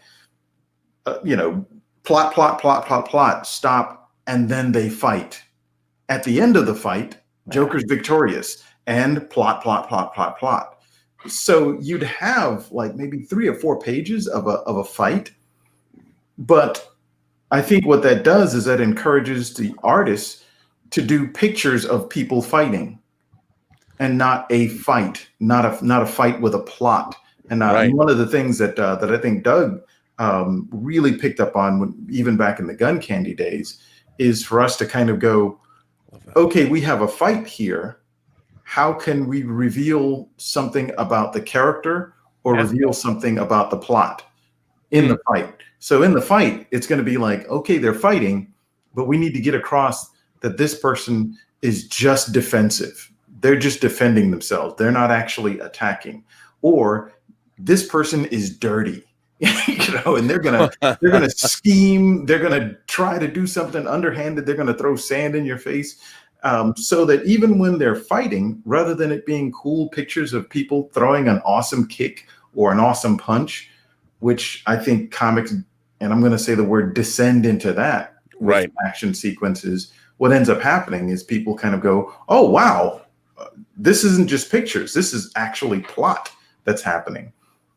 Yeah, that's the perfect way to refer to it. Your character has to be revealed in the way even you fight. Otherwise, you plug any character into that fight, and you don't want that. Like when Daniel Craig is chasing that guy through the construction site. Oh, it's so good. Remember, like he's parkouring all over the wall, and Craig smashes through the drywall. Like Sebastian Foucault, the character as they're doing their chase, and it's like that's brilliant storytelling. What's going on? And I tell you, the opposite of that is I was watching the Tim Burton Legend of Sleepy Hollow. And suddenly, like the headless horseman, like goes into this wushu double sword. I was just like, wait a minute! I didn't know the headless horseman was Asian. How did he train for that exactly? And did he lose his head before he learned how to use this? Yeah, it was like total like Ying Wu Pin, sort of stunt fighting, and it's just like, okay, that's cool. In the Matrix, but in the Legend of Sleepy Hollow, this is actually just action for the sake of action. Well, you guys remind me of, this is sort of a different thing, but when Paul Verhoeven was making Basic Instinct, there were sex scenes in there, and he had said that he storyboarded all of his sex scenes because it was not just about the sex, it was about the suspense. And was Catherine Trammell going to kill Nick Curran, Michael Douglas's character, and he needed to build that suspense up, because normally, like you said, in a movie like Basic Instinct, they would have, when somebody's having a little sexy time, the plot would stop, and he didn't want that to happen. And it was really interesting to hear you say the same thing about, I think that action, if you can keep the plot going and do something that is intellectually engaging rather than just having a fight scene. And I think the best fight scenes are intellectually engaging, but then you also have the added difficulty of having static pages. And I'm curious, as Jeff was saying, for you, Doug and Brian, how do you plan a car chase that works on the page? How do you do that? Like, do you storyboard that out first? Do you talk about the beats, the story beats? One of the things that I think is important, and I will double down on what we were talking about, even for dialogue scenes. Even when you have two characters talking, I can really increase my page rate by just doing pages of people with their mouths open, and just the dialogue kind of telling the story. But what I try to do is I try to go, okay, let me make something happen. Let me walk the scene. Let me have the characters doing stuff while they're talking to each other. And that'll reveal something about character or something about plot. One of the important things that I try to do in every page is try to go, what's the story of this page? What happens on this page? And there's got to be a little tiny beginning, middle, and end. So when you look at that page without reading any of the dialogue, something happened. Yeah. And then on the next page, something else has got to happen, and something else has got to happen. And if you were to just go through the entire book without ever reading it and just describe what happened on every page, technically, that's the plot of the story. So even in a car chase, I'm trying to do that. I'm trying to think, okay, this car's got an advantage. This car's catching up. This car's passed. So there's a little story that happened on that page. So when you and Doug are collaborating as writers, are you also doing that? Do you go back and forth? Do you send visual ideas to Doug, or does Doug come up with a scenario that you then can pencil or do some kind of like story? I keep going back to the movies, but storyboarding. Doug and I we're the worst example. What we have a bad habit of doing is the plot gets figured out, and then Doug writes the script as a screw you deal with that. And then I jump in and I'm like, oh yeah, okay.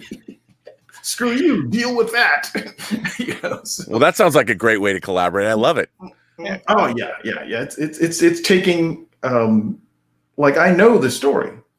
So when I get the script from Doug, it's the story, but he wants to get me excited by taking it up a notch. And then I know he knows what he wrote, but it's just like now my job is, well, when this goes back to Doug, he's going to be shocked because I've taken things up just a little bit more. So it's just a fun collab, and the fact that we've been buddies for like 100 years, I think helps out. Right. But yeah, I mean, Doug, I don't know. Doug always throws something different than what I expect to me. Well, I think that's like, well, Jeff, for you, I mean, you worked a lot in the Marvel universe and did like Agents of Atlas, and you worked on stuff like X-Men First Class. When you saw like the movie X-Men First Class, which is basically a Bond movie, X-Men First Class is a Bond film. Did you see a different way to say taking those established characters, and I mean, how many X-Men comics have there been now, and we all know those characters. How can you put sort of that kind of spy spin on established characters like they did with something like X-Men First Class? Do you look to film to inspire you when you're writing comics? When I work on superheroes, it's here. I'll give this away. I almost never think of it as a superhero story. It's like they look like superheroes, but I'm either doing a romance or an adventure or a mystery or something, and I'm bringing those characters into it to do it the way they would, instead of saying this is a superhero universe. It makes them more relatable to me. Right. Yeah, I was just thinking while they were talking about the visuals. Currently, I'm working on a new Ninjak series with Javier Pulido.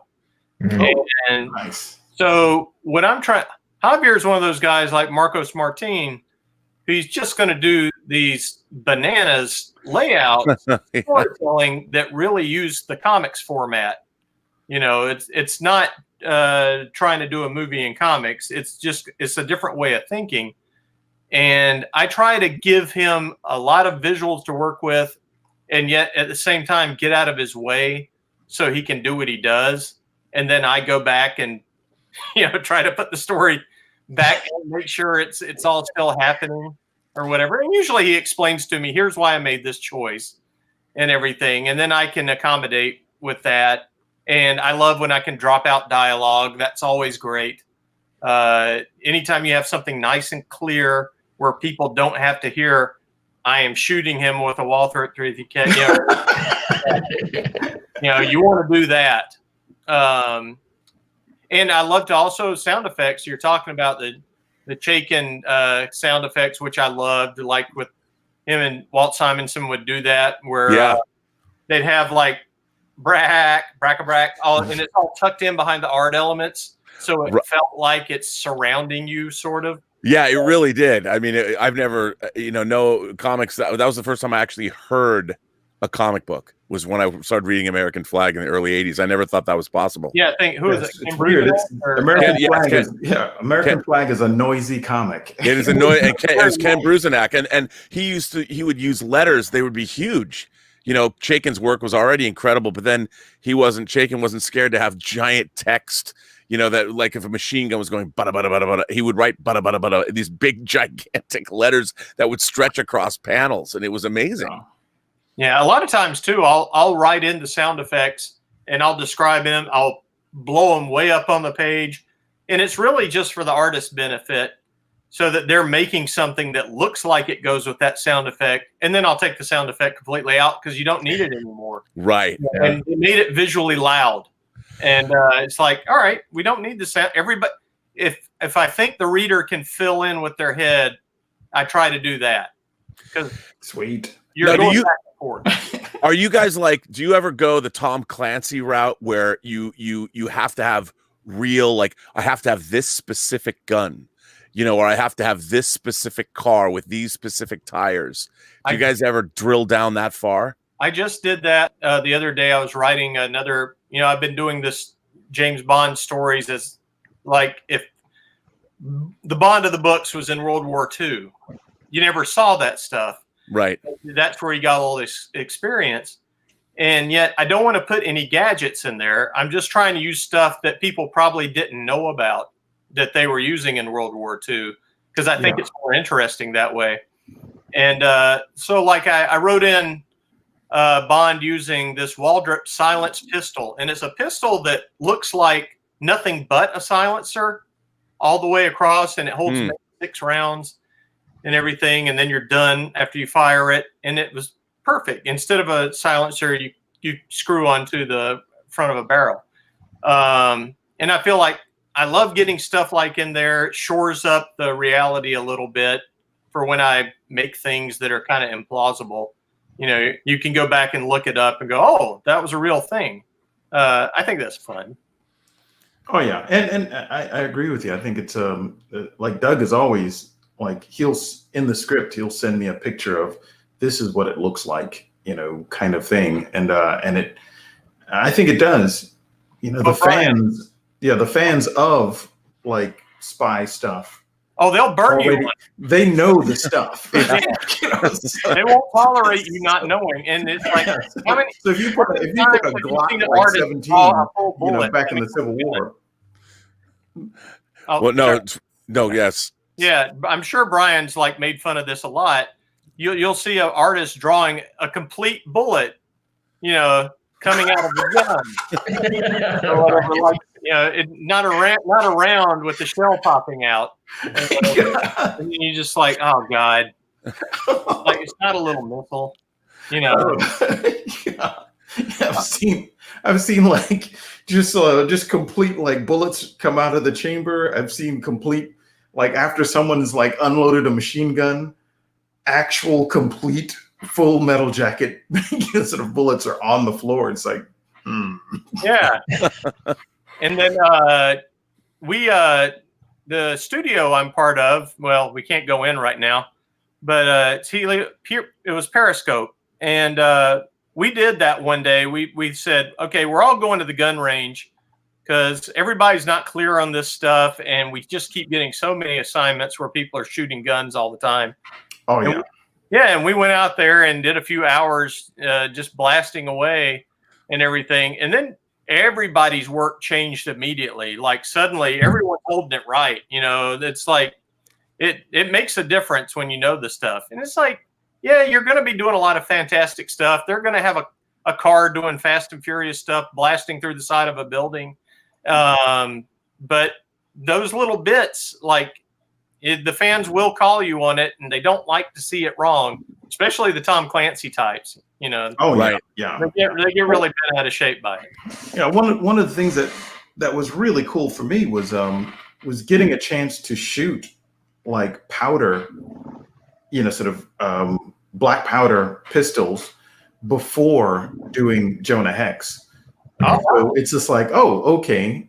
When you shoot this gun, you can't take another shot in the same direction because there's like this cloud in front of you. So it really made me kind of go, okay, you shoot and then you move a little bit and then you can shoot again. Otherwise, you're just shooting into a blank cloud. So it's little things like that I think they make it feel like you're telling the truth when you're on the page. And I think when someone reads it, they can kind of see it. I mean, just those little tiny things, especially like soldier craft and gun craft, how to enter a room properly. It's like all of the guys that do that stuff actually read comics. So they'll call you on it in a second. Well, that's like, the joys of watching a movie by, say, Michael Mann, whether it's his debut feature Thief, the way James Caan held a gun with 2 hands, or in Miami Vice, or especially in Heat, when they were, running through the streets of LA with heavy gauge weapons firing. I mean, you feel that, like you said, you feel the authenticity, and it matters. Even like in Heat, they the group met and had a talk and then walked away. But if you pay close attention, they meet at a power station, so they can't be recorded. So it's just like, oh, but they never mention it, in the actual movie. But if you're like a real nut about that sort of stuff, it's just like, oh yes, I see. Very excellent. No, I think it's true, and with I think there is an importance to that. So often you see in comics where I've got a sort of a I don't know if it's an aversion. I don't like seeing weapons in comics that I don't believe. Like guns that are too big. There's something about the verisimilitude of the action. If the gun is like, come on, man, you can't wield that weapon. You gotta believe it.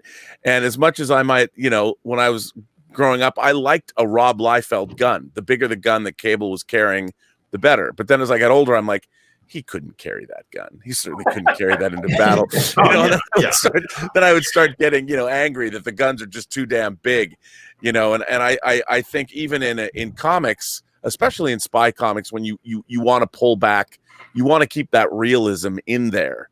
Even in La Femme Nikita, even when Nikita has her gun was too big, it's like, come on, you can't carry that with you and run at the same time. That's a big iron on your hip, lady. What are you going to do?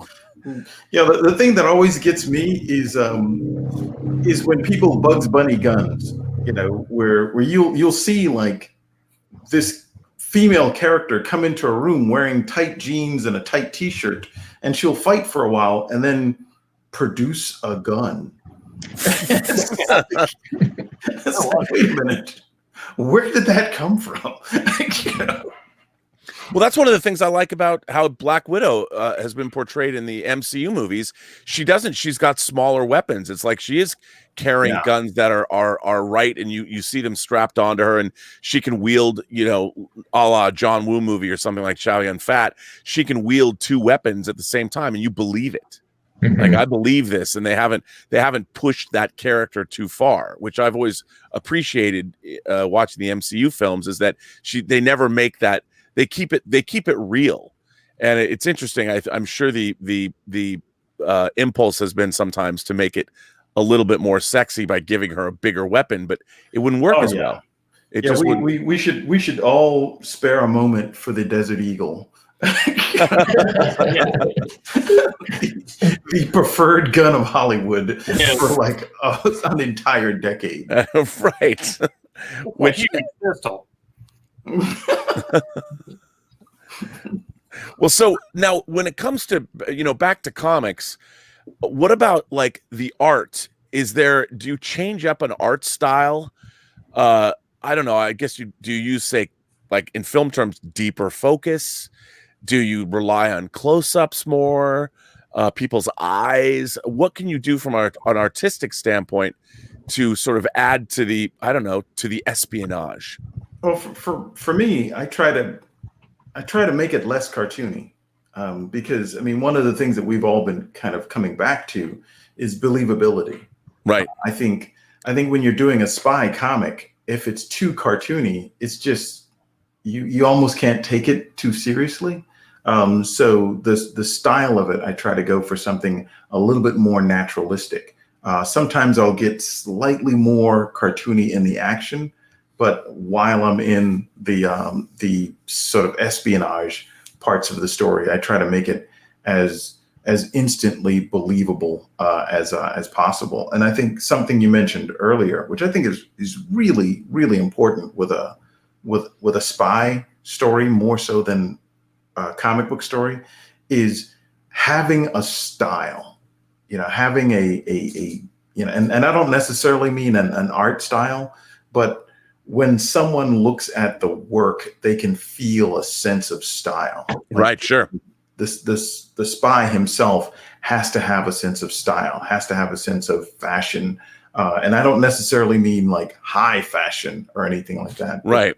But there's got to be a certain kind of feeling that it has. And that's the thing that I think Bond is great at. I think the Bourne movies really nailed that, is that sense of style that you feel while you're looking at the work. Do you guys, Doug, when you're writing something, do you and Brian, do you guys exchange, and you too, Jeff, do you like read GQ and look at men's fashions or women's fashion magazines and do tear sheets of cool clothes that you see? Like I would love to have my character wearing this. Yeah, well, for me, I think it's I probably spend more time with my head in tactical sort of magazines, just like looking up like, oh man, this would be something cool for Thomas to have. This would be something cool, and all of that stuff. Like his uniform, everything on him is stuff that you can buy. It's right, like secret, otherworldly stuff. It's stuff that you can get a hold of. And then there's little lies kind of seated in there. But yeah, I mean, I'm always kind of going, wow, that's a cool house. That's a cool car. That's a cool couch. And just trying to put stuff together visually, getting yourself into the head of the character. I think, and I think both Jeff and Doug will back me on this. You create the character and you get it to a place of perpetual motion. Then the character tells you what they like and what they want. And you just add that to it. Well, this panel has been the fastest hour-long panel I think I've ever participated in. We've only got 8 minutes left, but I figured before I want you guys to all talk about what are you working on now? What are your current projects and what do you have coming up? Go ahead, Jeff. Okay, fine.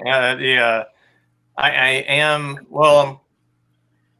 stuff I can't announce yet. Man, that's a lot of fun. But I am working on that Ninjak story. And a neat part of it I meant to bring in when you're talking about the style is it's a chance with these sort of stories to let the colorist be more designy.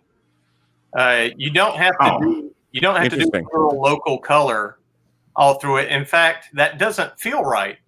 I'll often put in pictures like of Mario Bava movies and say, look at this. And or the early Bond movies like Dr. No and stuff where they were just doing gorgeous sets and incredible lighting. You can do that. You just like drop a whole bunch of bad guys into red. Don't spend all this time coloring them individually. Like treat them like a force. And you can do all this stuff, and it feels like what we're conditioned with, like cool opening credits from these movies. We like stuff like that, and it's a way to kind of homage that, I think, in the storytelling. Right. Yeah. So Brian and Doug, you guys working together? Do you have upcoming books? Do you have things you're planning? No, we just finished up our Kickstarter for our first issue of Thomas River, which is straight up spy.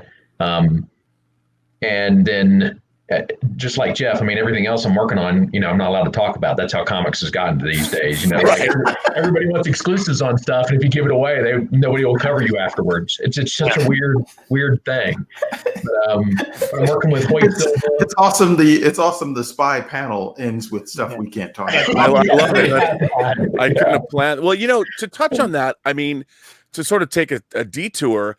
How are you all feeling about the state of the comics industry? And also moving over to Kickstarter is a way that a lot of creators have found great success doing that. There was, even controversy that even a publisher like Boom Studios was utilizing crowdfunding as well. How do you feel? Well, I guess, how do you feel about the state of the industry and how do you feel about using Kickstarter and crowdfunding comics? I think Kickstarter is super important. You've got to get that bond with your audience and not let it fall apart. At the same time, you do have to find ways to support the shops that are hanging in there through this. It's a real tough needle to thread, but I don't think it's impossible. But we're probably going to have to start doing stuff we should have been doing 10 years ago. Mm. Oh yeah. I back you up on that 100%. I think with Kickstarter, it's really awesome, especially Doug and I have talked about the fact that doing something that's out of the mainstream of comics and probably wouldn't sell that great in your average comic book shop. Right. You can do that in Kickstarter a lot easier and be relatively financially successful.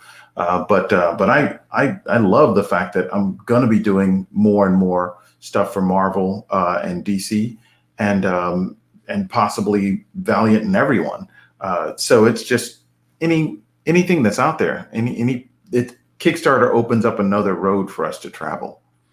Yeah, and you're dealing with directly dealing with your audience.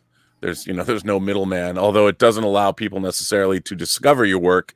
I mean, so often I found so many comic books going into the comic shops. I would miss that very much if you couldn't find some crazy thing that you'd never heard of before or seen before. That's how I found American Flag when I was a kid. I was like, "What's this?" It's not. I wouldn't have known what it was. Yeah, you depended on the shop owner or a clerk there who had cool taste to help get you into stuff. That was important to me in college. But I like what Brian's point is. It's like a lot of what you're selling on Kickstarter would have a hard time getting the shelf space in the store anyway. Yeah.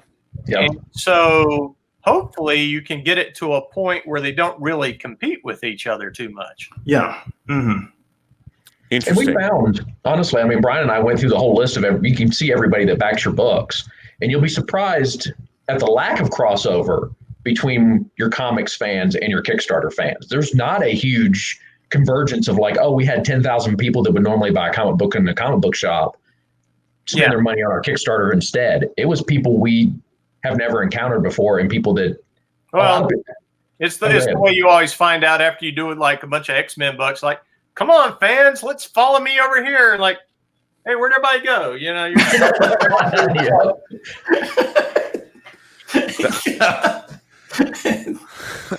I mean, that's interesting. I would have thought that there would be more crossover. What do you attribute that to? Do you think there are people that just peruse Kickstarter and aren't necessarily comics fans, and they've discovered comics via Kickstarter?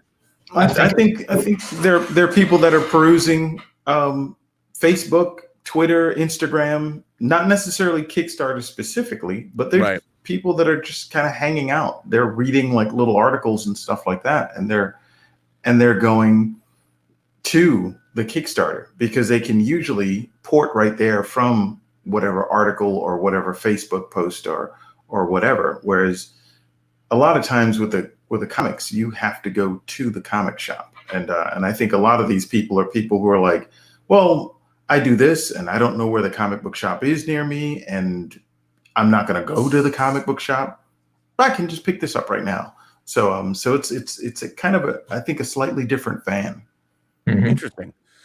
Well, we've only got a minute left, really, of this panel. Is there anything, we talked about your upcoming work. Is there anything you have currently on the stands? Anything you want to give a last plug to before the plug is pulled on us? And I want to thank all three of you for being here. This has been so much fun. Yeah, dude. Yeah, we could do this all day, man. It's so much fun. And Jeff, it was really good seeing you again, man. Yeah, it's been too long. I can't wait to see you in real life again, man. Agreed. I'm probably gonna cry. Yeah, I'm not kidding. Once we emerge from our Punxsutawney dens, I mean, this would have been my 32nd Comic-Con consecutive in San Diego, and not having it, it was something you look forward to all year round, and then no Comic-Con.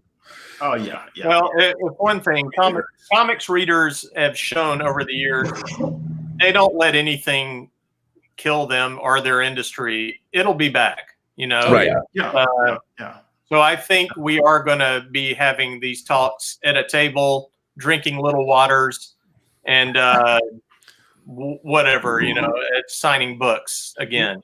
Sure. Yeah, and I do think that that creating comics is a very solitary kind of process. I mean, you're generally at home alone or at the studio alone, just kind of doing this stuff. And it's nice going to a convention and actually sort of meeting with those friends and those fans. That's the thing that I really missed this past year is getting a chance to just hang out with folks, both professional and the fans. It's just that's a part of comics that I didn't think existed, didn't expect it until I got in as a professional. Well, on that note, gentlemen, I want to thank you very much. This was Spies Like Us, Spies in Comics. How fantastic. Thank you so much. And what another great Baltimore Comic-Con panel. Thank you, all three of you. Thanks very, very much. Robert, good to see you guys. Yeah, Good great to see hanging you. out, man. Yeah, this was terrific. Thanks very much.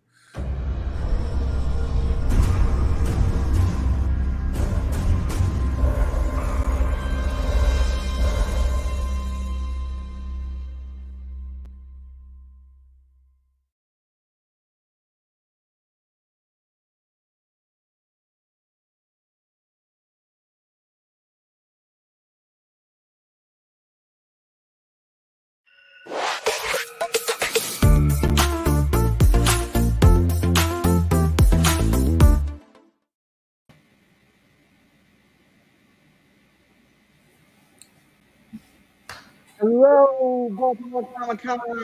My name is Matthew Klein. I'm the Vice President of Sales and Marketing for Valiant Entertainment. And we are here today to bring you an incredible creator spotlight for the one and the only Mr. Dennis Hopeless. Dennis, thank you so much for joining us today. Yeah, thanks for having me. I want you to know, every time I see you, I'm just so jealous of your hair. You have a phenomenal head of hair, sir, if I may say. And as someone who is losing it every single day, I cannot compliment you enough for your coif, sir. It is lovely. I appreciate that, but I did literally nothing. Like, I barely even wash it.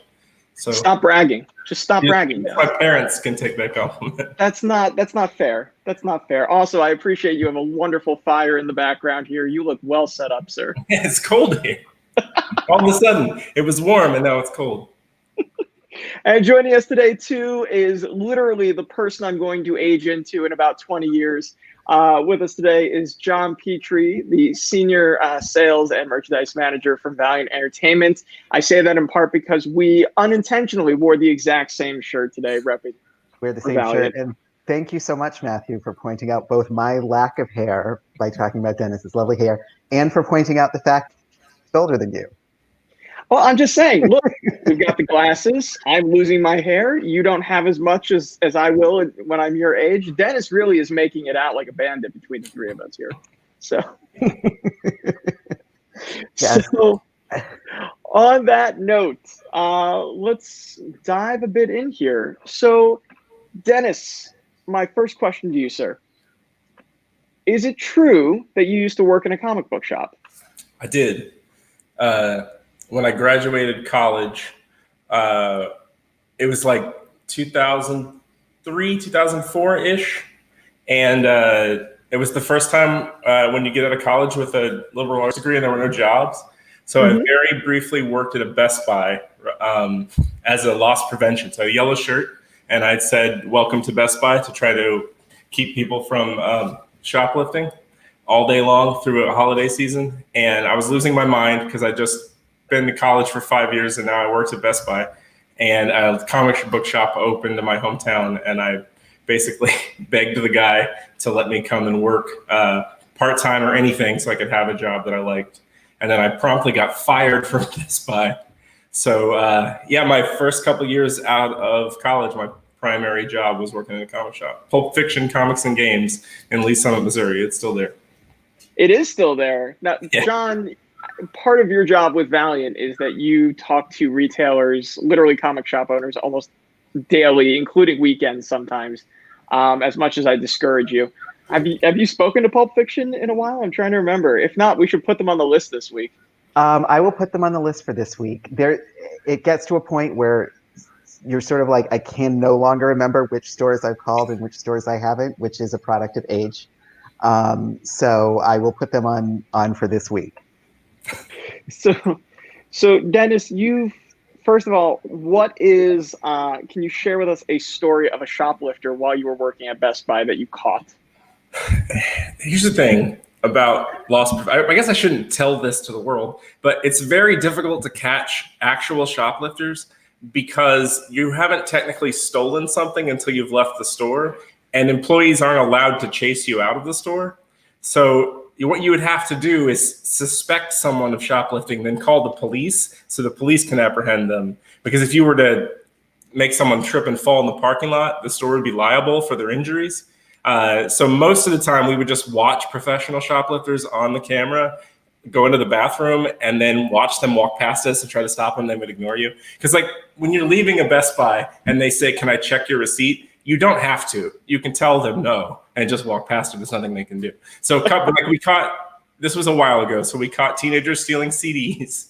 And one time there was a ring of mini camcorder, basically thieves that were going to all the Best Buys and stealing the display models. And we caught them fast enough to have the police. So we actually stopped a ring of camcorder thieves in the Kansas City area. But otherwise, yeah, it's mostly teenagers with CDs. Elliot Ness would be proud. That's all I'm saying. No, because John and I we come from a retail background as well. He and I both worked together at Forbidden Planet in Manhattan for several years. John also spent over 20 years in Barnes & Noble, working his way up there as a manager and HR, which that job I do not envy you having, John, at any point in time. I'm trying to remember, do you have a good shoplifting story from your time either at B&N or Forbidden Planet? I have many good shoplifting stories, most of which are not fit for public consumption. I will say I did get punched once when I asked someone. I was like, "Oh, the cafe is just for cafe customers, but I have seating upstairs," and he punched me because he didn't want to move. That's fun. Yeah, I remember I had one. I mean, clearly it didn't screw you up in the long term, though, because you have a beautiful face. Yeah. Look at that. Those cheekbones. I mean, come on. No, I remember years of reading superhero comics made me stop him. So, There you go. Well, that's the thing. Superhero comics can be educational. I think my favorite shoplifting story was there were a group of kids around holiday time who managed to shove a lightsaber replica into their pants, and they were wearing very, very baggy pants, and they were walking side by side, and they would like side hustle out the door with it. But to your point, Dennis, we couldn't actually stop them until they had left, and usually at that point they make a run for it. So it's very difficult to catch them. Yeah. So Dennis, you've gone the gamut. You've done stuff like Star Wars, Spider-Man, Avengers Arena, Spider-Woman. Now you're at Exo-Manowar with Valiant as well. Where did you start? What was your first comic that you remember reading? I remember reading? Yeah. I got a 2-pack at a Stuckey's on a road trip when I was a kid that had an issue of Planet Terry from Star Comics, which is like the kids comics line in the 80s from Marvel. And it had a random issue of Firestorm in it. And I remember I was like 6. I didn't understand Firestorm at all. It looked cool, but it was in the middle of the storyline. I had no idea what was happening. And Planetary, I guess, is the one that I actually registered. And I now have 2 6-year-olds, so I understand their level of following things. We were watching the first Avengers movie the other day, which is like the first live action movie I've ever seen them sit through. And in the middle, one of my sons turned around and said, "Dad, I pretty much never have any idea what they're talking about, so I just watch to see what will happen next." So apparently that's how children watch movies. I mean, look, the encouraging sign, though, is that they were willing to sit through the whole thing uninterrupted. Yeah. Well, I think that's probably why those movies do so well in other markets. You don't have to speak English to like follow the action part of it. You know what I mean? Like even little kids can follow it. So that makes sense that it would be a worldwide phenomenon. I mean, I think we need to dissect that formula at some point and just make some more money off of it if we can, the three of us. Well, you know what else does really well overseas is the step-up movies. Dancing movies are... musicals. It's, movies with musical numbers in there. People dig it. Bollywood. Yes, exactly. Massive. So that was your first comic. When did you realize that comics was something you wanted to have a career in? Was it before or after you went into the retail game at Pulp Fiction? I wanted to be a screenwriter in high school and college, but I followed a girl to Kansas State University, which, believe it or not, is not the best Hollywood school to go to in the world. So I got I majored in creative writing, and radio, TV, film was the name of the production program. And coming out of that, I didn't have a lot of contacts, and I guess I was just afraid to move to LA because I moved back to Kansas City, and essentially just at that comic shop I was working at, I met my buddy Kevin Mellon, who had gone to the Kubert School and had pages, and I was like, oh, instead of making movies, I could make comics, because I always loved reading comics or whatever. So it sort of just I wanted to make something. I wanted to tell stories. I had this job that I hated at Best Buy, and I was working part-time at the comic shop, and I wanted to do something creative. And I thought, well, comics would be an easier thing to do and get published. Like, it'd be faster than moving to LA. It turns out it takes 7 years anyway. I think it didn't go any faster. I just did it here. But yeah, then working with Kevin on a couple of failed projects, and then my first published book, Gearhead, I kind of got the bug and switched my interest from making movies into making comics. So I'm curious because John, you have a creative writing background. I do too. I'm another one like you, Dennis, with a creative writing major, just at the new school versus Kansas State University. Also got into comics through a girl that I had a massive crush on when I was a freshman in college. Didn't go anywhere, surprisingly. But I'm just curious, what lessons did you take from screenwriting that you were able to apply to comics? Then what were some of the differences from there?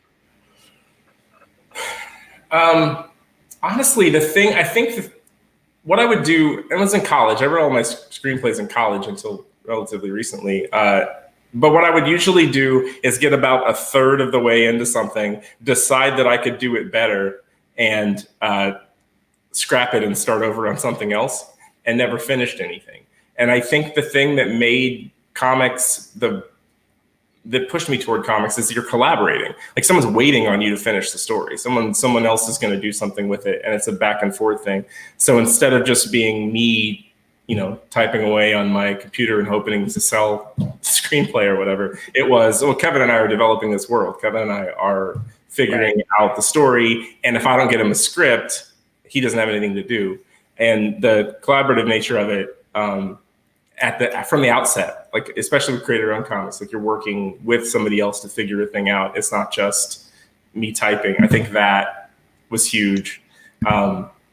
Probably if you get to the next stage of filmmaking, the collaboration with the other people becomes a part of it, but I haven't quite got there.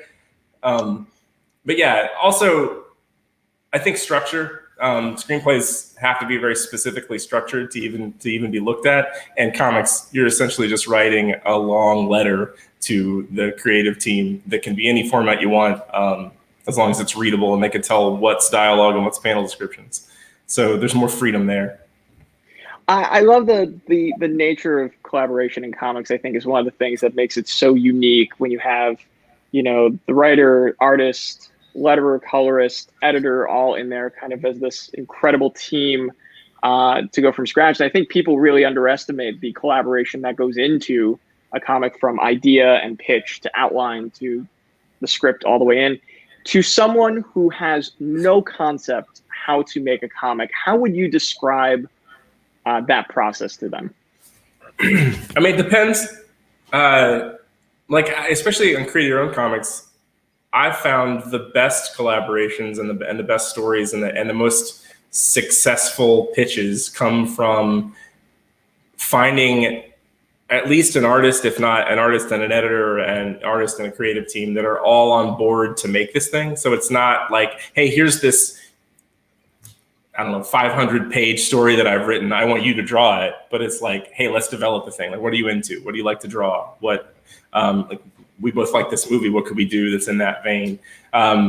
Because then you've got a partner in crime. Because especially as a writer, drawing is much more time consuming. And if before you're at the level of getting money thrown at you to make these things, which I don't know very many people at that level,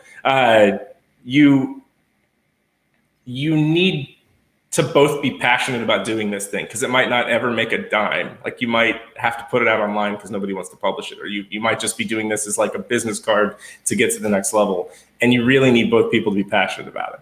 So so yeah, like I think you find a friend that's a really motivated and gifted artist who wants to work for free, and then you fool them with your charm and winning smile into to drawing a book for you. And fabulous hair, if I may say. I think it just adds to the charm there.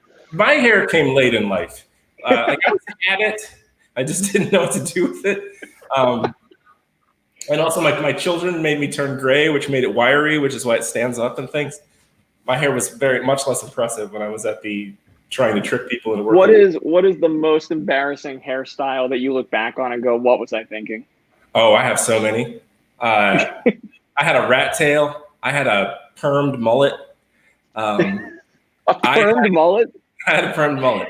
I rocked an undercut, like a long skater undercut that was shaved up to here and as long as my shoulder from 6th grade until the middle of my senior year of high school. So I had some hair. So I guess my hair didn't come late in life. It's just I always like the hair I have now and am embarrassed by the hair I had before. I think all it just means is that you're truly maturing into your ideal hair. Maybe. In 10 years, I'll probably hate this dude. But you gotta we'll revisit for Baltimore Comic-Con 10 years from now for an update on where you're at for them, for sure. Hopefully I'm back to a permed mullet. There you go. You it's on camera. You've just put the evidence out there. So now you're beholden to this promise. So I'm curious, because you touched on a little bit, what would you say some of the biggest differences are from working on a licensed property versus an established universe work for hire like you've done at Marvel and Valiant versus creator owned like you did with Gearhead and what you've been doing with Sea of Stars over at Image? Well, there's upsides and downsides to both. Sure. The best thing about work for hire comics is you get paid when you turn the script in, which is very nice. That's very fair. Yeah. Especially as a writer, like even if you have a budget, usually on creator owned, that's going to the artist as a advance, and you're working for free until back end, so you get paid later. The other nice thing is usually a pitch at on a work for hire book on a licensed property, they're coming to you and asking you if you want to pitch a thing, and you kind of have an idea what they're looking for. So those can be much more, hey, this is what would be cool. Let's have a discussion. It doesn't have to be like a document with beginning, middle, and end and themes and like, let me sell you on the idea of giving me money for this thing I cooked up. It's more a conversation. And actually, because I did 2 creator-owned books and then started working at Marvel and was Marvel for 8 or 9 years before we did Sea of Stars. So I have very little experience with the, like, here's my elaborate pitch package. Give me a yes, let's publish my thing, and a lot more experience with an email with an editor. So from that standpoint, like getting a pitch approved is much easier on work for hire once you're in the door. But you also have, like, at Marvel and Valiant, you're serving a master of some sort. Like, it's either this is what's happening in the universe, these villains are off the board, or this is what's happening in this other book, it can't contradict, or like, this is the direction we want to take the character, like your story has to fit within that. So, you know, you have some confines to work within, and you have other creators, and the decision of whether or not to cancel your book based on sales is not up to you. So that, you know, there's some confines to work within. And then on a creator, or a pandemic gets in the way of issues 1 and 2 coming out, you know? Right. Well, yeah, I had multiple, I mean, not at Valiant, but I had multiple projects, work for hire projects at other companies. So I just got pencils down, and those pencils never got picked back up because, yeah, like a 3-month break. Whereas all my creator owned stuff, that's what I did as I just sat and worked on it. Like, I own it. That's my business. Like, I was able to do that. So the freedom is what you get for the lack of financial security on a creator-owned book. You can do whatever. You can create whatever world. You can use whatever word. You can do whatever you like. And if you want to do it for free, once it stops making money, no one's going to stop you. You can just go straight into the poorhouse, continuing to put that book out for free, which is nice. No, that's awesome. Well, I think that's a perfect transition into Exo Manowar, which you are the writer for. Issue 1 came out right before The world changed dramatically back in March, and now we're so excited. We have issue 2 coming back out next month on November 25th. So my curious with you, sir, is how would you describe Exo Manowar to someone who has no idea what this character is? He's like a ancient badass warrior wearing a nuclear bomb for a suit. Like he's like like a super noble, trained to kill with his bare hands and a sword warrior that I guess warrior prince or warrior king, right? Who he like grew up fighting Romans and trying to save his people from being crushed beneath the boot of the Roman Empire. And now he's here wearing a super suit that is more advanced and more deadly than anything humanity's ever known. So it's, I don't know, the easiest way to put it in like Marvel Universe terms is like Thor wearing Iron Man's armor, sort of. No, he's awesome. It's like a badass He-Man in a super suit that talks to him and tells him to calm down and be more responsible. Now, how familiar were you with the character and with the Valiant Universe before you started pitching on him and came on board? I read a bunch of stuff. I actually pitched Shadow Man way back in 2011, whenever the original Valiant happening. Yeah, I got relatively far down that road, and then I started working on my first Marvel work, and it fell apart, and it went to I don't remember who did it, but yeah, that book was great. But because of that, I read a bunch of the 90s Valiant comics at the time to kind of get my my understanding of everything. So I read some 90s Exo, a lot of 90s Shadow Man. And then I read the first year, I think, of everything Valiant was putting out back then. So I was relatively familiar with Exo and the Valiant universe. And then I hadn't read anything for a while. I have 2 6-year-olds. So there was a period of time where I didn't read anything except for, like board books. Watch a little Paw Patrol. But I've gone back since I've been working on Exo and since I was originally pitching it with Heather and reread all of the Exo Manowar. So I'm well versed in Exo at this point. And that's Heather Antos, for those of you on there, the editor on the book, senior editor for Valiant. And I'm curious too. So you mentioned the 2012 run. Exo's had some phenomenal creators and great runs on the character before. What did you look to bring to the character here that hadn't been done before? What new wrinkles can you talk about that you're bringing to our Thor in an Iron Man costume? I wanted to really beef up the humanity of the book, like get into to Exo's head. Like what we wanted to do, like the main thing was, let's turn Exo Manowar into a pretty straight superhero book. Like put him in the here and now, put him in a city. He's trying to help people and save people.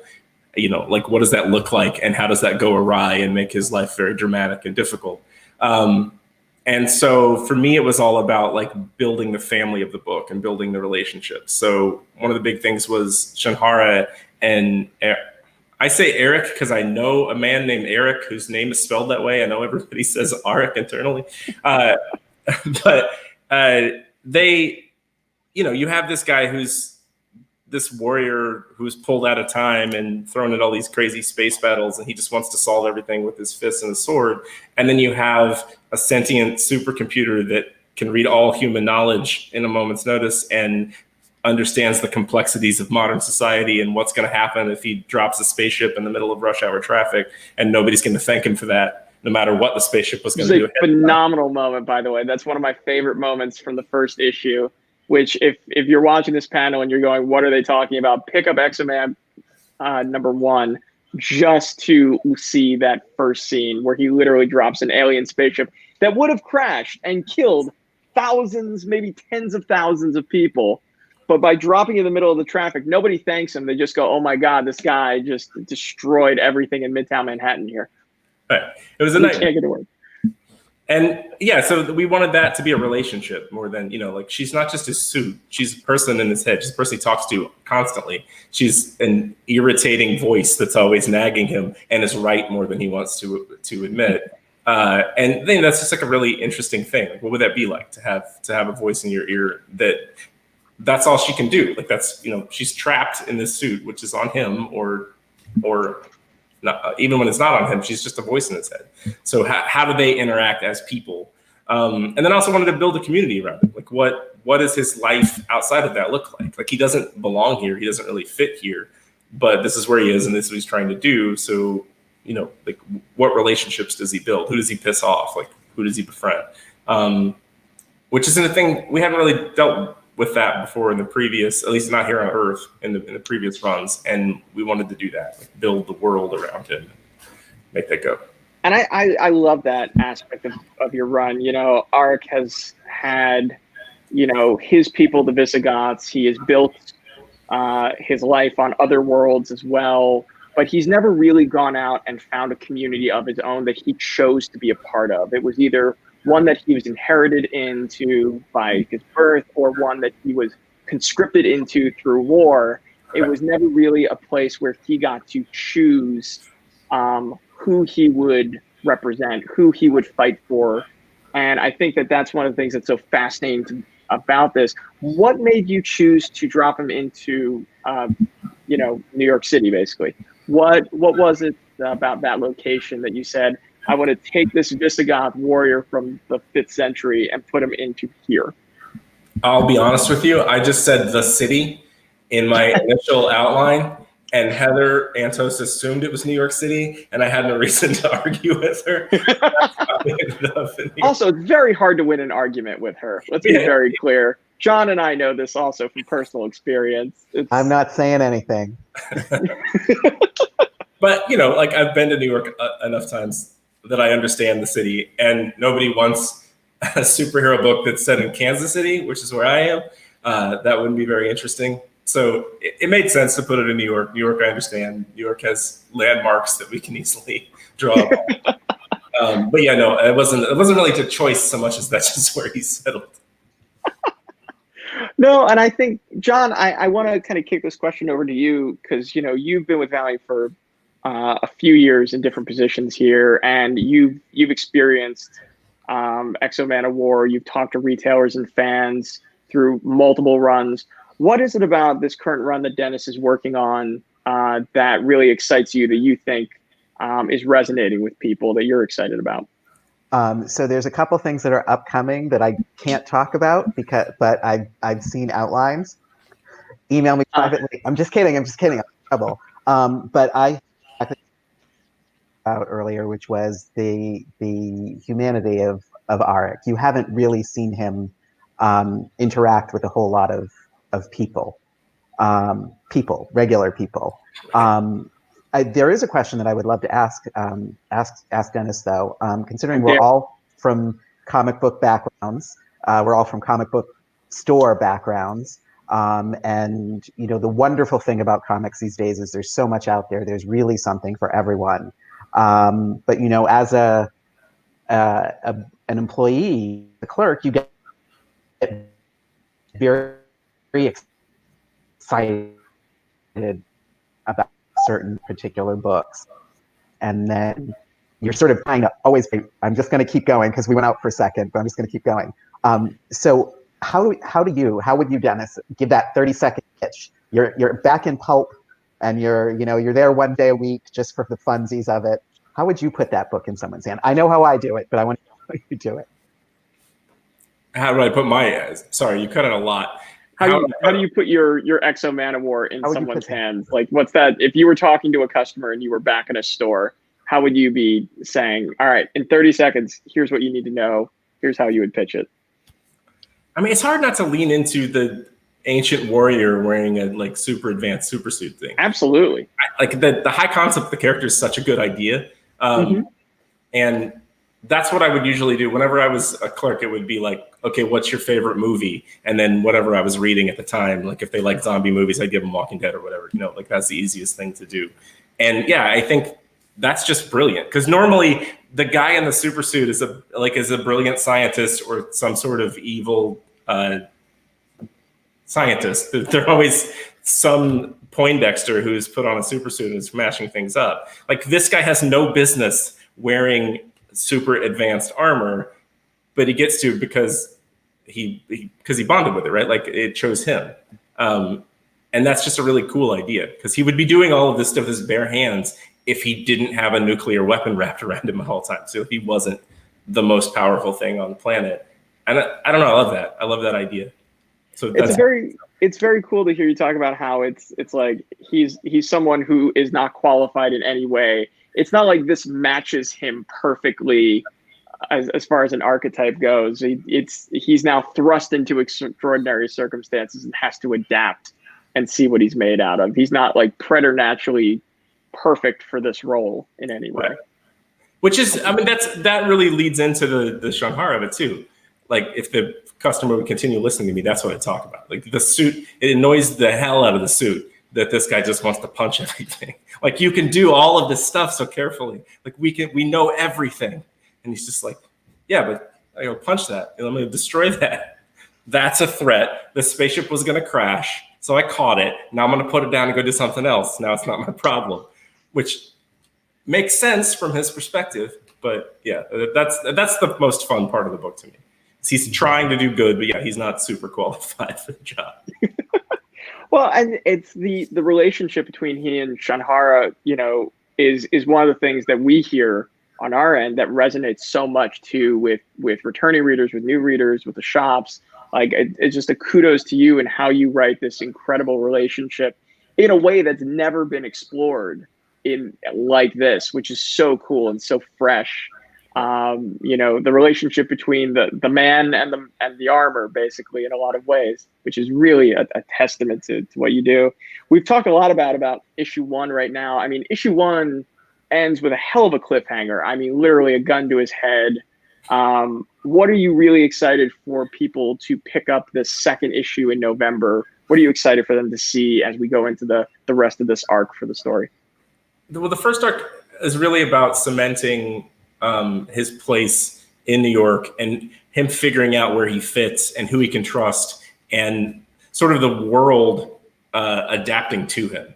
Like most modern normal threats are not going to be a threat to him. But when you put this super powerful piece on the board, the world sort of changes around him. So like the most fun thing about the first arc to me is seeing those things sort of coalesce around him as he's like personally trying to build a community and like finding a place to live and figuring out like what is his normal life going to be outside of all of the crazy stuff. So yeah, there's a lot of crazy, terrifying action brewing as the world changes to respond to his existence. And that's I am personally extraordinary. Issue 2 has a scene in it with Arik that I thought just absolutely distilled who this character is for me in a way that I've never experienced before, and I thank you for that. I don't want to give away too much, but it involves handcuffs. But it's a fantastic scene where just like every decision he makes, every word he says, just for me, it really speaks to who this character is at his core. And I was just blown away, and I can't wait for folks to really read it. And it's a moment that if you aren't, that will resonate for you and you'll think about later, which I think is really, really cool. You made that sound way sexier than it is. Sex sells. Let's be very clear. Sex sells. We've gotta, go a little bit into the old school Spice Channel at times just to try and get things going. But actually, with that in mind, because you spoke a little bit about kind of what it's been like for you as a writer, working on your creator-owned stuff, during this whole time as publishers have been kind of gearing back up and the marketplace has been going through its changes. John, I kind of want to kick this over to you from your end, working with Valiant. Can you speak to a little bit about what this time period has been and what you've seen and you're very excited for, and how you see the industry kind of growing and evolving during this time and beyond? Yeah, I think the thing certainly that has been the most wonderful for me talking to retailers has been universally everybody said, nope, our customers are coming back, and they're supporting us as much as ever. They're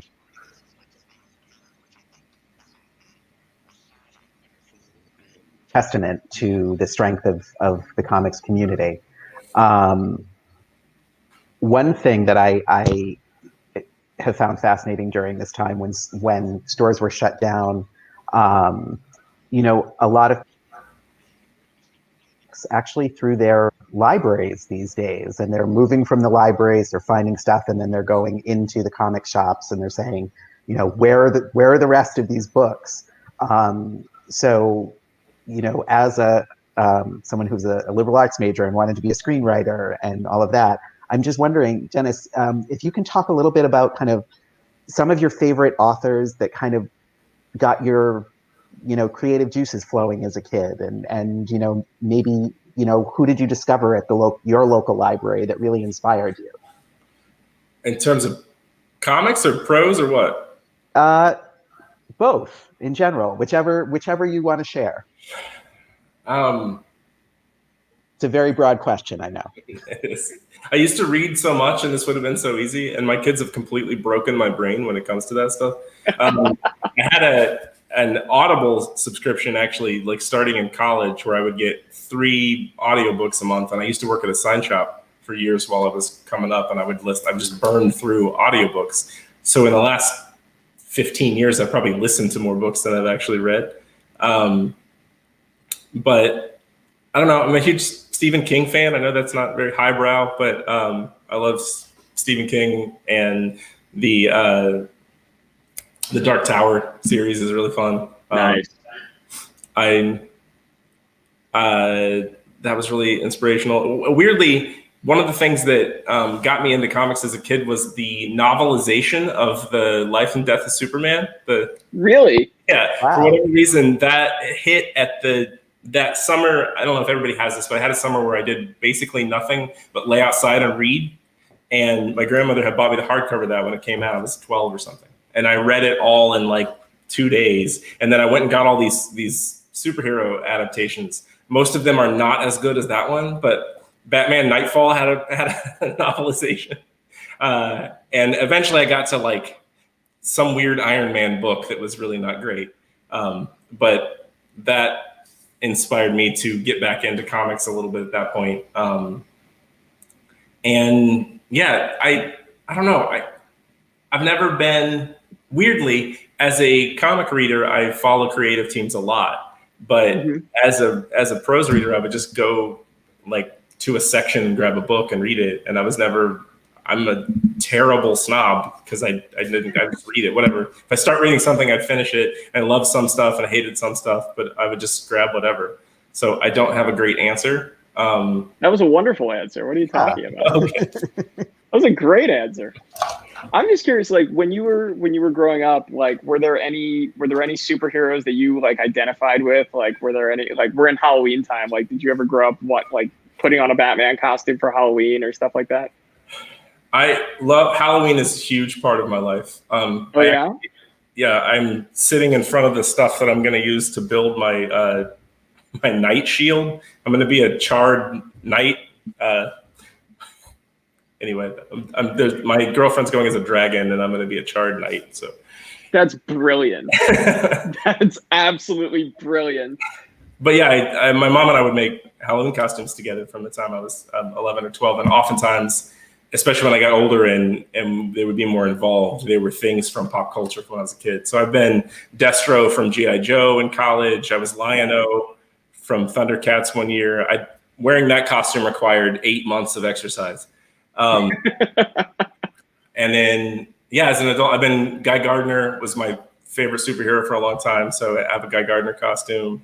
I have a near movie quality Mad Max Road Warrior costume with the race and yeah. And then the most embarrassing one, I was He-Man one year, and I was a very skinny, very pale He-Man because I exercised to get in shape, but it turns out that costume only works if you're like a bodybuilder. So getting thinner didn't really help me. And for some reason, I thought it made sense to shave my legs.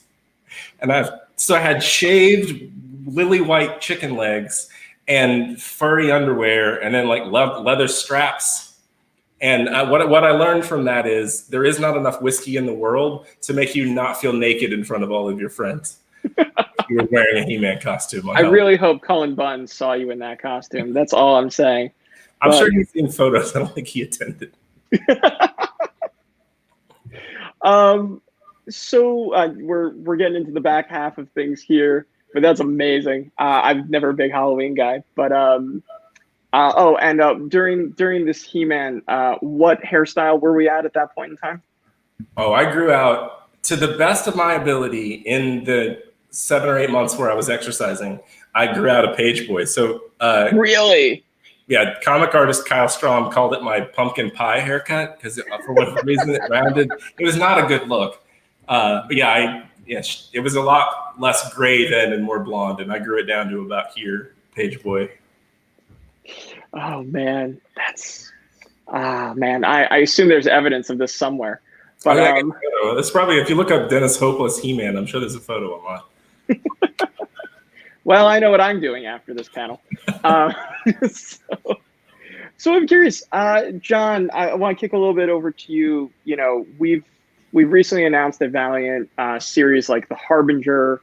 We have announcements coming up for Cullen Bunn's Shadow Man, books like Savage, Final Witness, the next arc of Bloodshot in January, One Last Shot with Tim Seeley and Pedro Andreu. What are you really excited? What are some of the things you're most excited for coming up from Valiant that you can tell people about? Okay. Well, it's a little bit of a cheat because I get to see stuff ahead of time.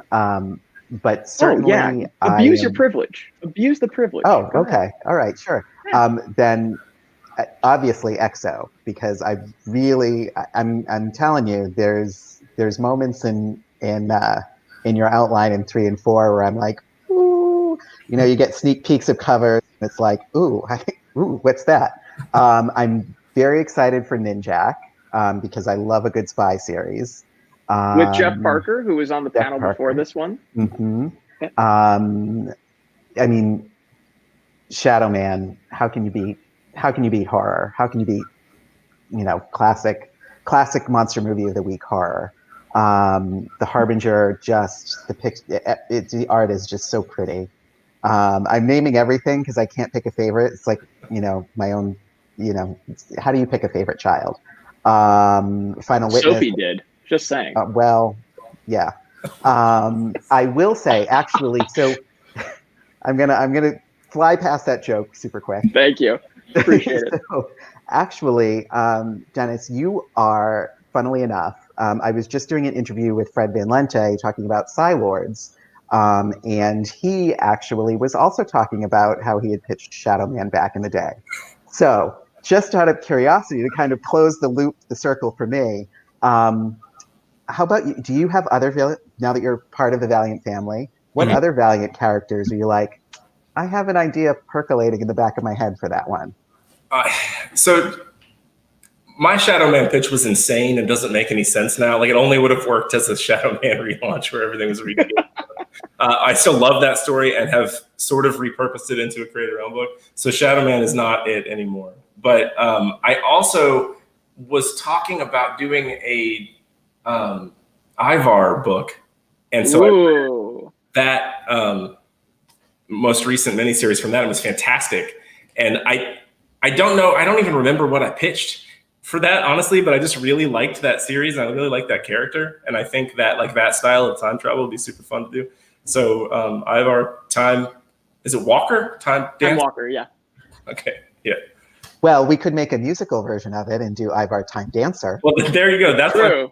Ivar Time Dancer is. It'll be really big overseas, also. Like, our partners over in Korea and France, like they'll go crazy for it. I actually saw a Step Up movie in Morocco. It was in French, so I didn't understand the words. Like, it was dubbed in French. But over there, it was called Step Up 5 Miami Heat, which I thought was the greatest title for any movie ever. See, now I'm wondering, like, is there some kind of hidden thing, Dennis, where you've been watching Step Up movies in multiple languages for years now, just like checking out different subtitles for it and different dubbings?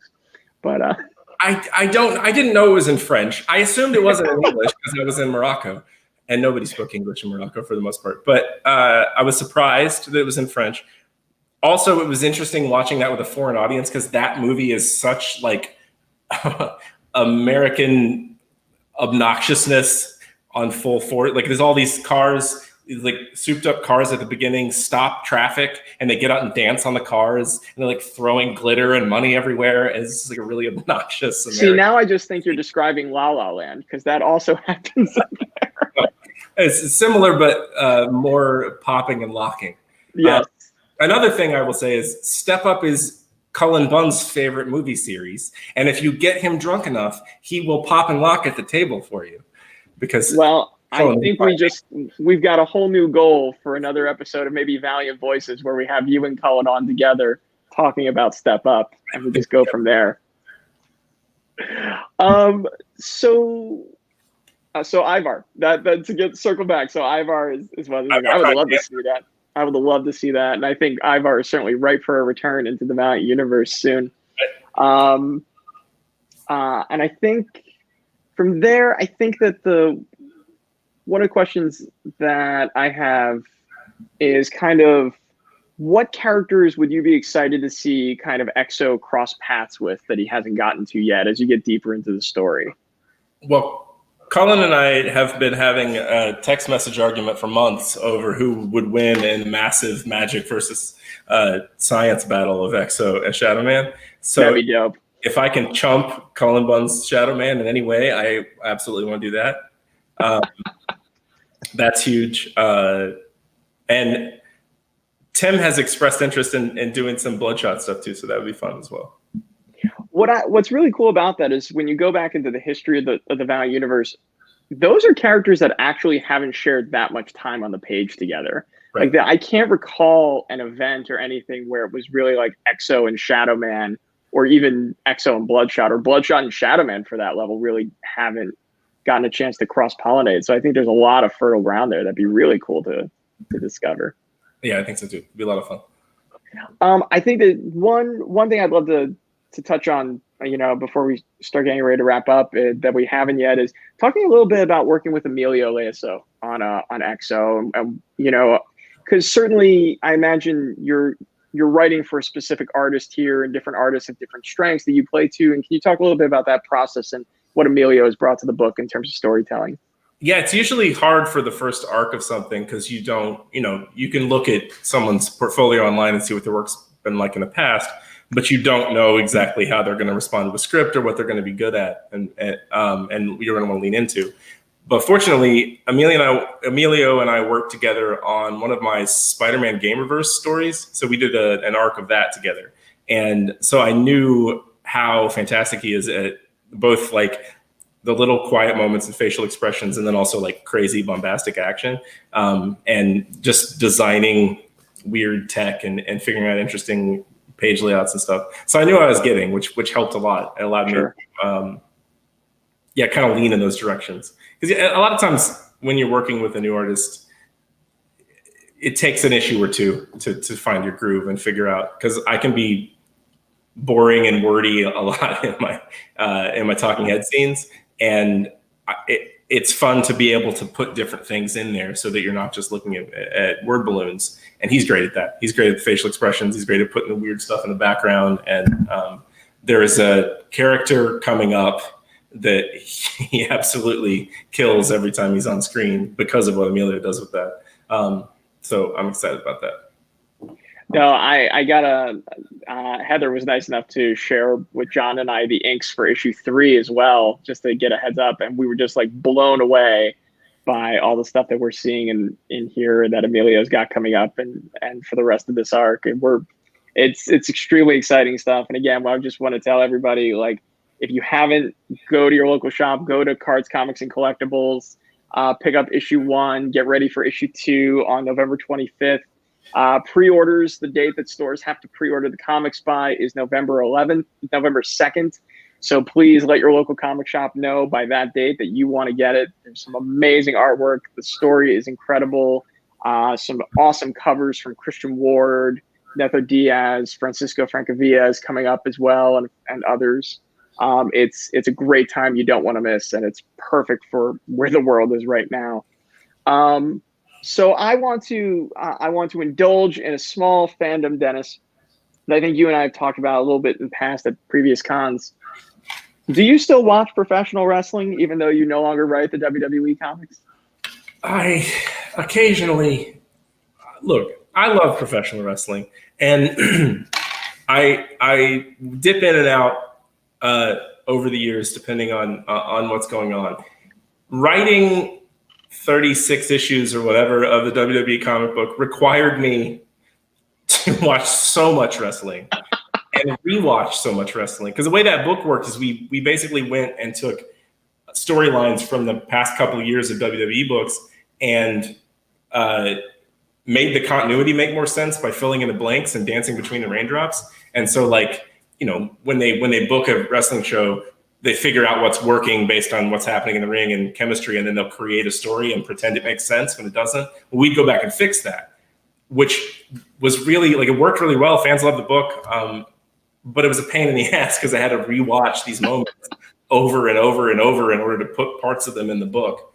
And I was so burnt out. Also, my last year on the book, I went to WrestleMania and watched something like 11 hours of live wrestling. And it was so long. It's been, they make that thing so long. This year in the pandemic, they split it up into 2 nights, 3 hours each, and it was so much better. It was, we went when it was in New Orleans. So it was really weird. Like, it was the normal Bourbon Street experience, except everyone was screaming wrestling catchphrases at one another, and everybody had championships over their shoulders. So it was like a wrestling themed Bourbon Street. It was very odd. So yeah, I will get back to it. I love it. I keep up with it a little bit. Like, I look at, if something's trending on Twitter, I'll read about it, but I can't bring myself. So plus with like AEW, there's like 47 hours of live wrestling every week now. Oh, between NXT and WWE and AEW, and then I mean, God help you if you have a New Japan subscription, and then you have Impact over as well on Fight. So it's just ridiculous. Did you grow up a fan though, or because in Kansas City was a big wrestling town? I was a fan when I was little. Like, I loved, like the original Hulkamania era. I loved all that stuff with Roddy Piper and Hulk Hogan and Ultimate Warrior. I was young enough to think the Ultimate Warrior was awesome. And then I got back into it at the beginning of the Attitude Era. I was a big NWO fan from the Monday Night Wars when that was first starting out, and then dipped out almost completely until 7-8 years ago. Mm-hmm. And then I, like, when the Shield was first showing up, they were still, and got really into NXT and the women's revolution and that stuff. And and then writing that book almost killed me. I'll be back one day. Well, the beauty of it is it's the show that never ends, so you can always jump back in. And with the WWE Network especially, like, there's no shortage of content ever. You just have to, like, read Wikipedia, like early Wikipedia, to try to figure out what had happened with all the wrestlers in between. And it's sort of like reading Cable from the X-Men's Wikipedia, where, like, it sort of makes sense, but not really, and it's never ending. I used to do that. And now I can just go watch the matches if I want. I still have the network. I haven't turned it on in 2 years, so I still pay for it. I mean, it's $9.99 a month. It's a hell of a deal. I'm pretty sure, John, you have access to my WWE Network subscription. I'm not sure. When you said it's a story that never ends, it's like comics. Exactly. It's a great parallel. And then I just nodded and pretended that I understood any of the other stuff that you were saying. It's real similar. Oh no! My first live show though, Dennis, I saw the Ultimate Warrior in a cage match against Ravishing Rick Rude from 1990. So I was also coming up at that time when it was like, oh, the Ultimate Warrior was cool because of the music. If you were a child, Ultimate Warrior was the most cool. Yes. If you were an adult, he was a cocaine fiend who would just shake the ropes and say nonsense. Fortunately, the matches were always short, so you couldn't. But it had to be, because he couldn't do anything. He couldn't do much. So if we're getting to wrap up here in the last few minutes, Dennis, what else do you got going on? So we've got XO 2 coming out next month. What else would you like to plug to the folks at home? My upcoming slate is very weird because of COVID, but right now I've got XO coming out and Sea of Stars. We're in our second arc. We took a big break, but that's my Image book with Jason Aaron and Stephen Green, and we're in the middle of the second arc of that, so that's going. And then I have been working on new creator-owned stuff that has not been announced yet, but will be. So if you like my work, you're going to get a whole lot of new stuff from me in about a year, because I feel like I had to launch all these new ideas in the middle of COVID, and we're finding homes, and artists are sharpening pencils. So a lot more coming. That's awesome. Are they working for whiskey as well? Is that part of the deal you always do in your creator runs? Oh, no. At this point, I try to pay, even if I don't get paid, I try to make sure my collaborators are paid. You're a good man. You're a good man on that. Yeah. John, what about you? What do you want to plug in terms of Valiant and what's coming up, and some of the folks out there, what they should be keeping an eye out for? I just really want to say thank you so much for letting me join. And, thank you so much, comics community, for supporting your local comic stores and for coming back and experimenting and trying new comics and seeing what's out there. And then I feel like I should start some sort of, if I was on Twitter more than like once a month, I feel like I'd start a Twitter war with you, Dennis, about whether I'd rather have Exo's armor suit or Ivar's, time traveling capabilities. I'm not on enough, so it would be like a very long, extended war with a lot of breaks in between. But during pandemia, I gotta say, I'd probably rather have the time travel. Right? Yeah, it'd be a good time for that. It would be. Well, I want to thank everybody who's been watching along. I want to say thank you to Baltimore Comic-Con. Keep up with Dennis, keep up with Valiant, all the stuff that's going on. Again, Exo Man Award #2 comes back November 25th. Let your comic shops know that you want it, you need it, trust us. And Dennis, where can they follow you on social media? Hopeless Dent on Twitter and Dennis Hopeless Comics on Instagram. The easiest places to find me. Cool. And you can follow along too with @Valiant Comics on Twitter and Facebook, and also check out our YouTube. We've got brand new series on there, Valiant Voices, with interviews coming up actually with Dennis, with Cullen Bunn, and some folks who are not announced yet as well. We're blowing up over there though, and thank you all for the support there. And so that has been the Creator Spotlight here for Dennis Hopeless at Baltimore Comic-Con. Thank you again all. My name is Matthew Klein from Valiant, saying stay safe, stay sane, stay healthy, and stay valiant.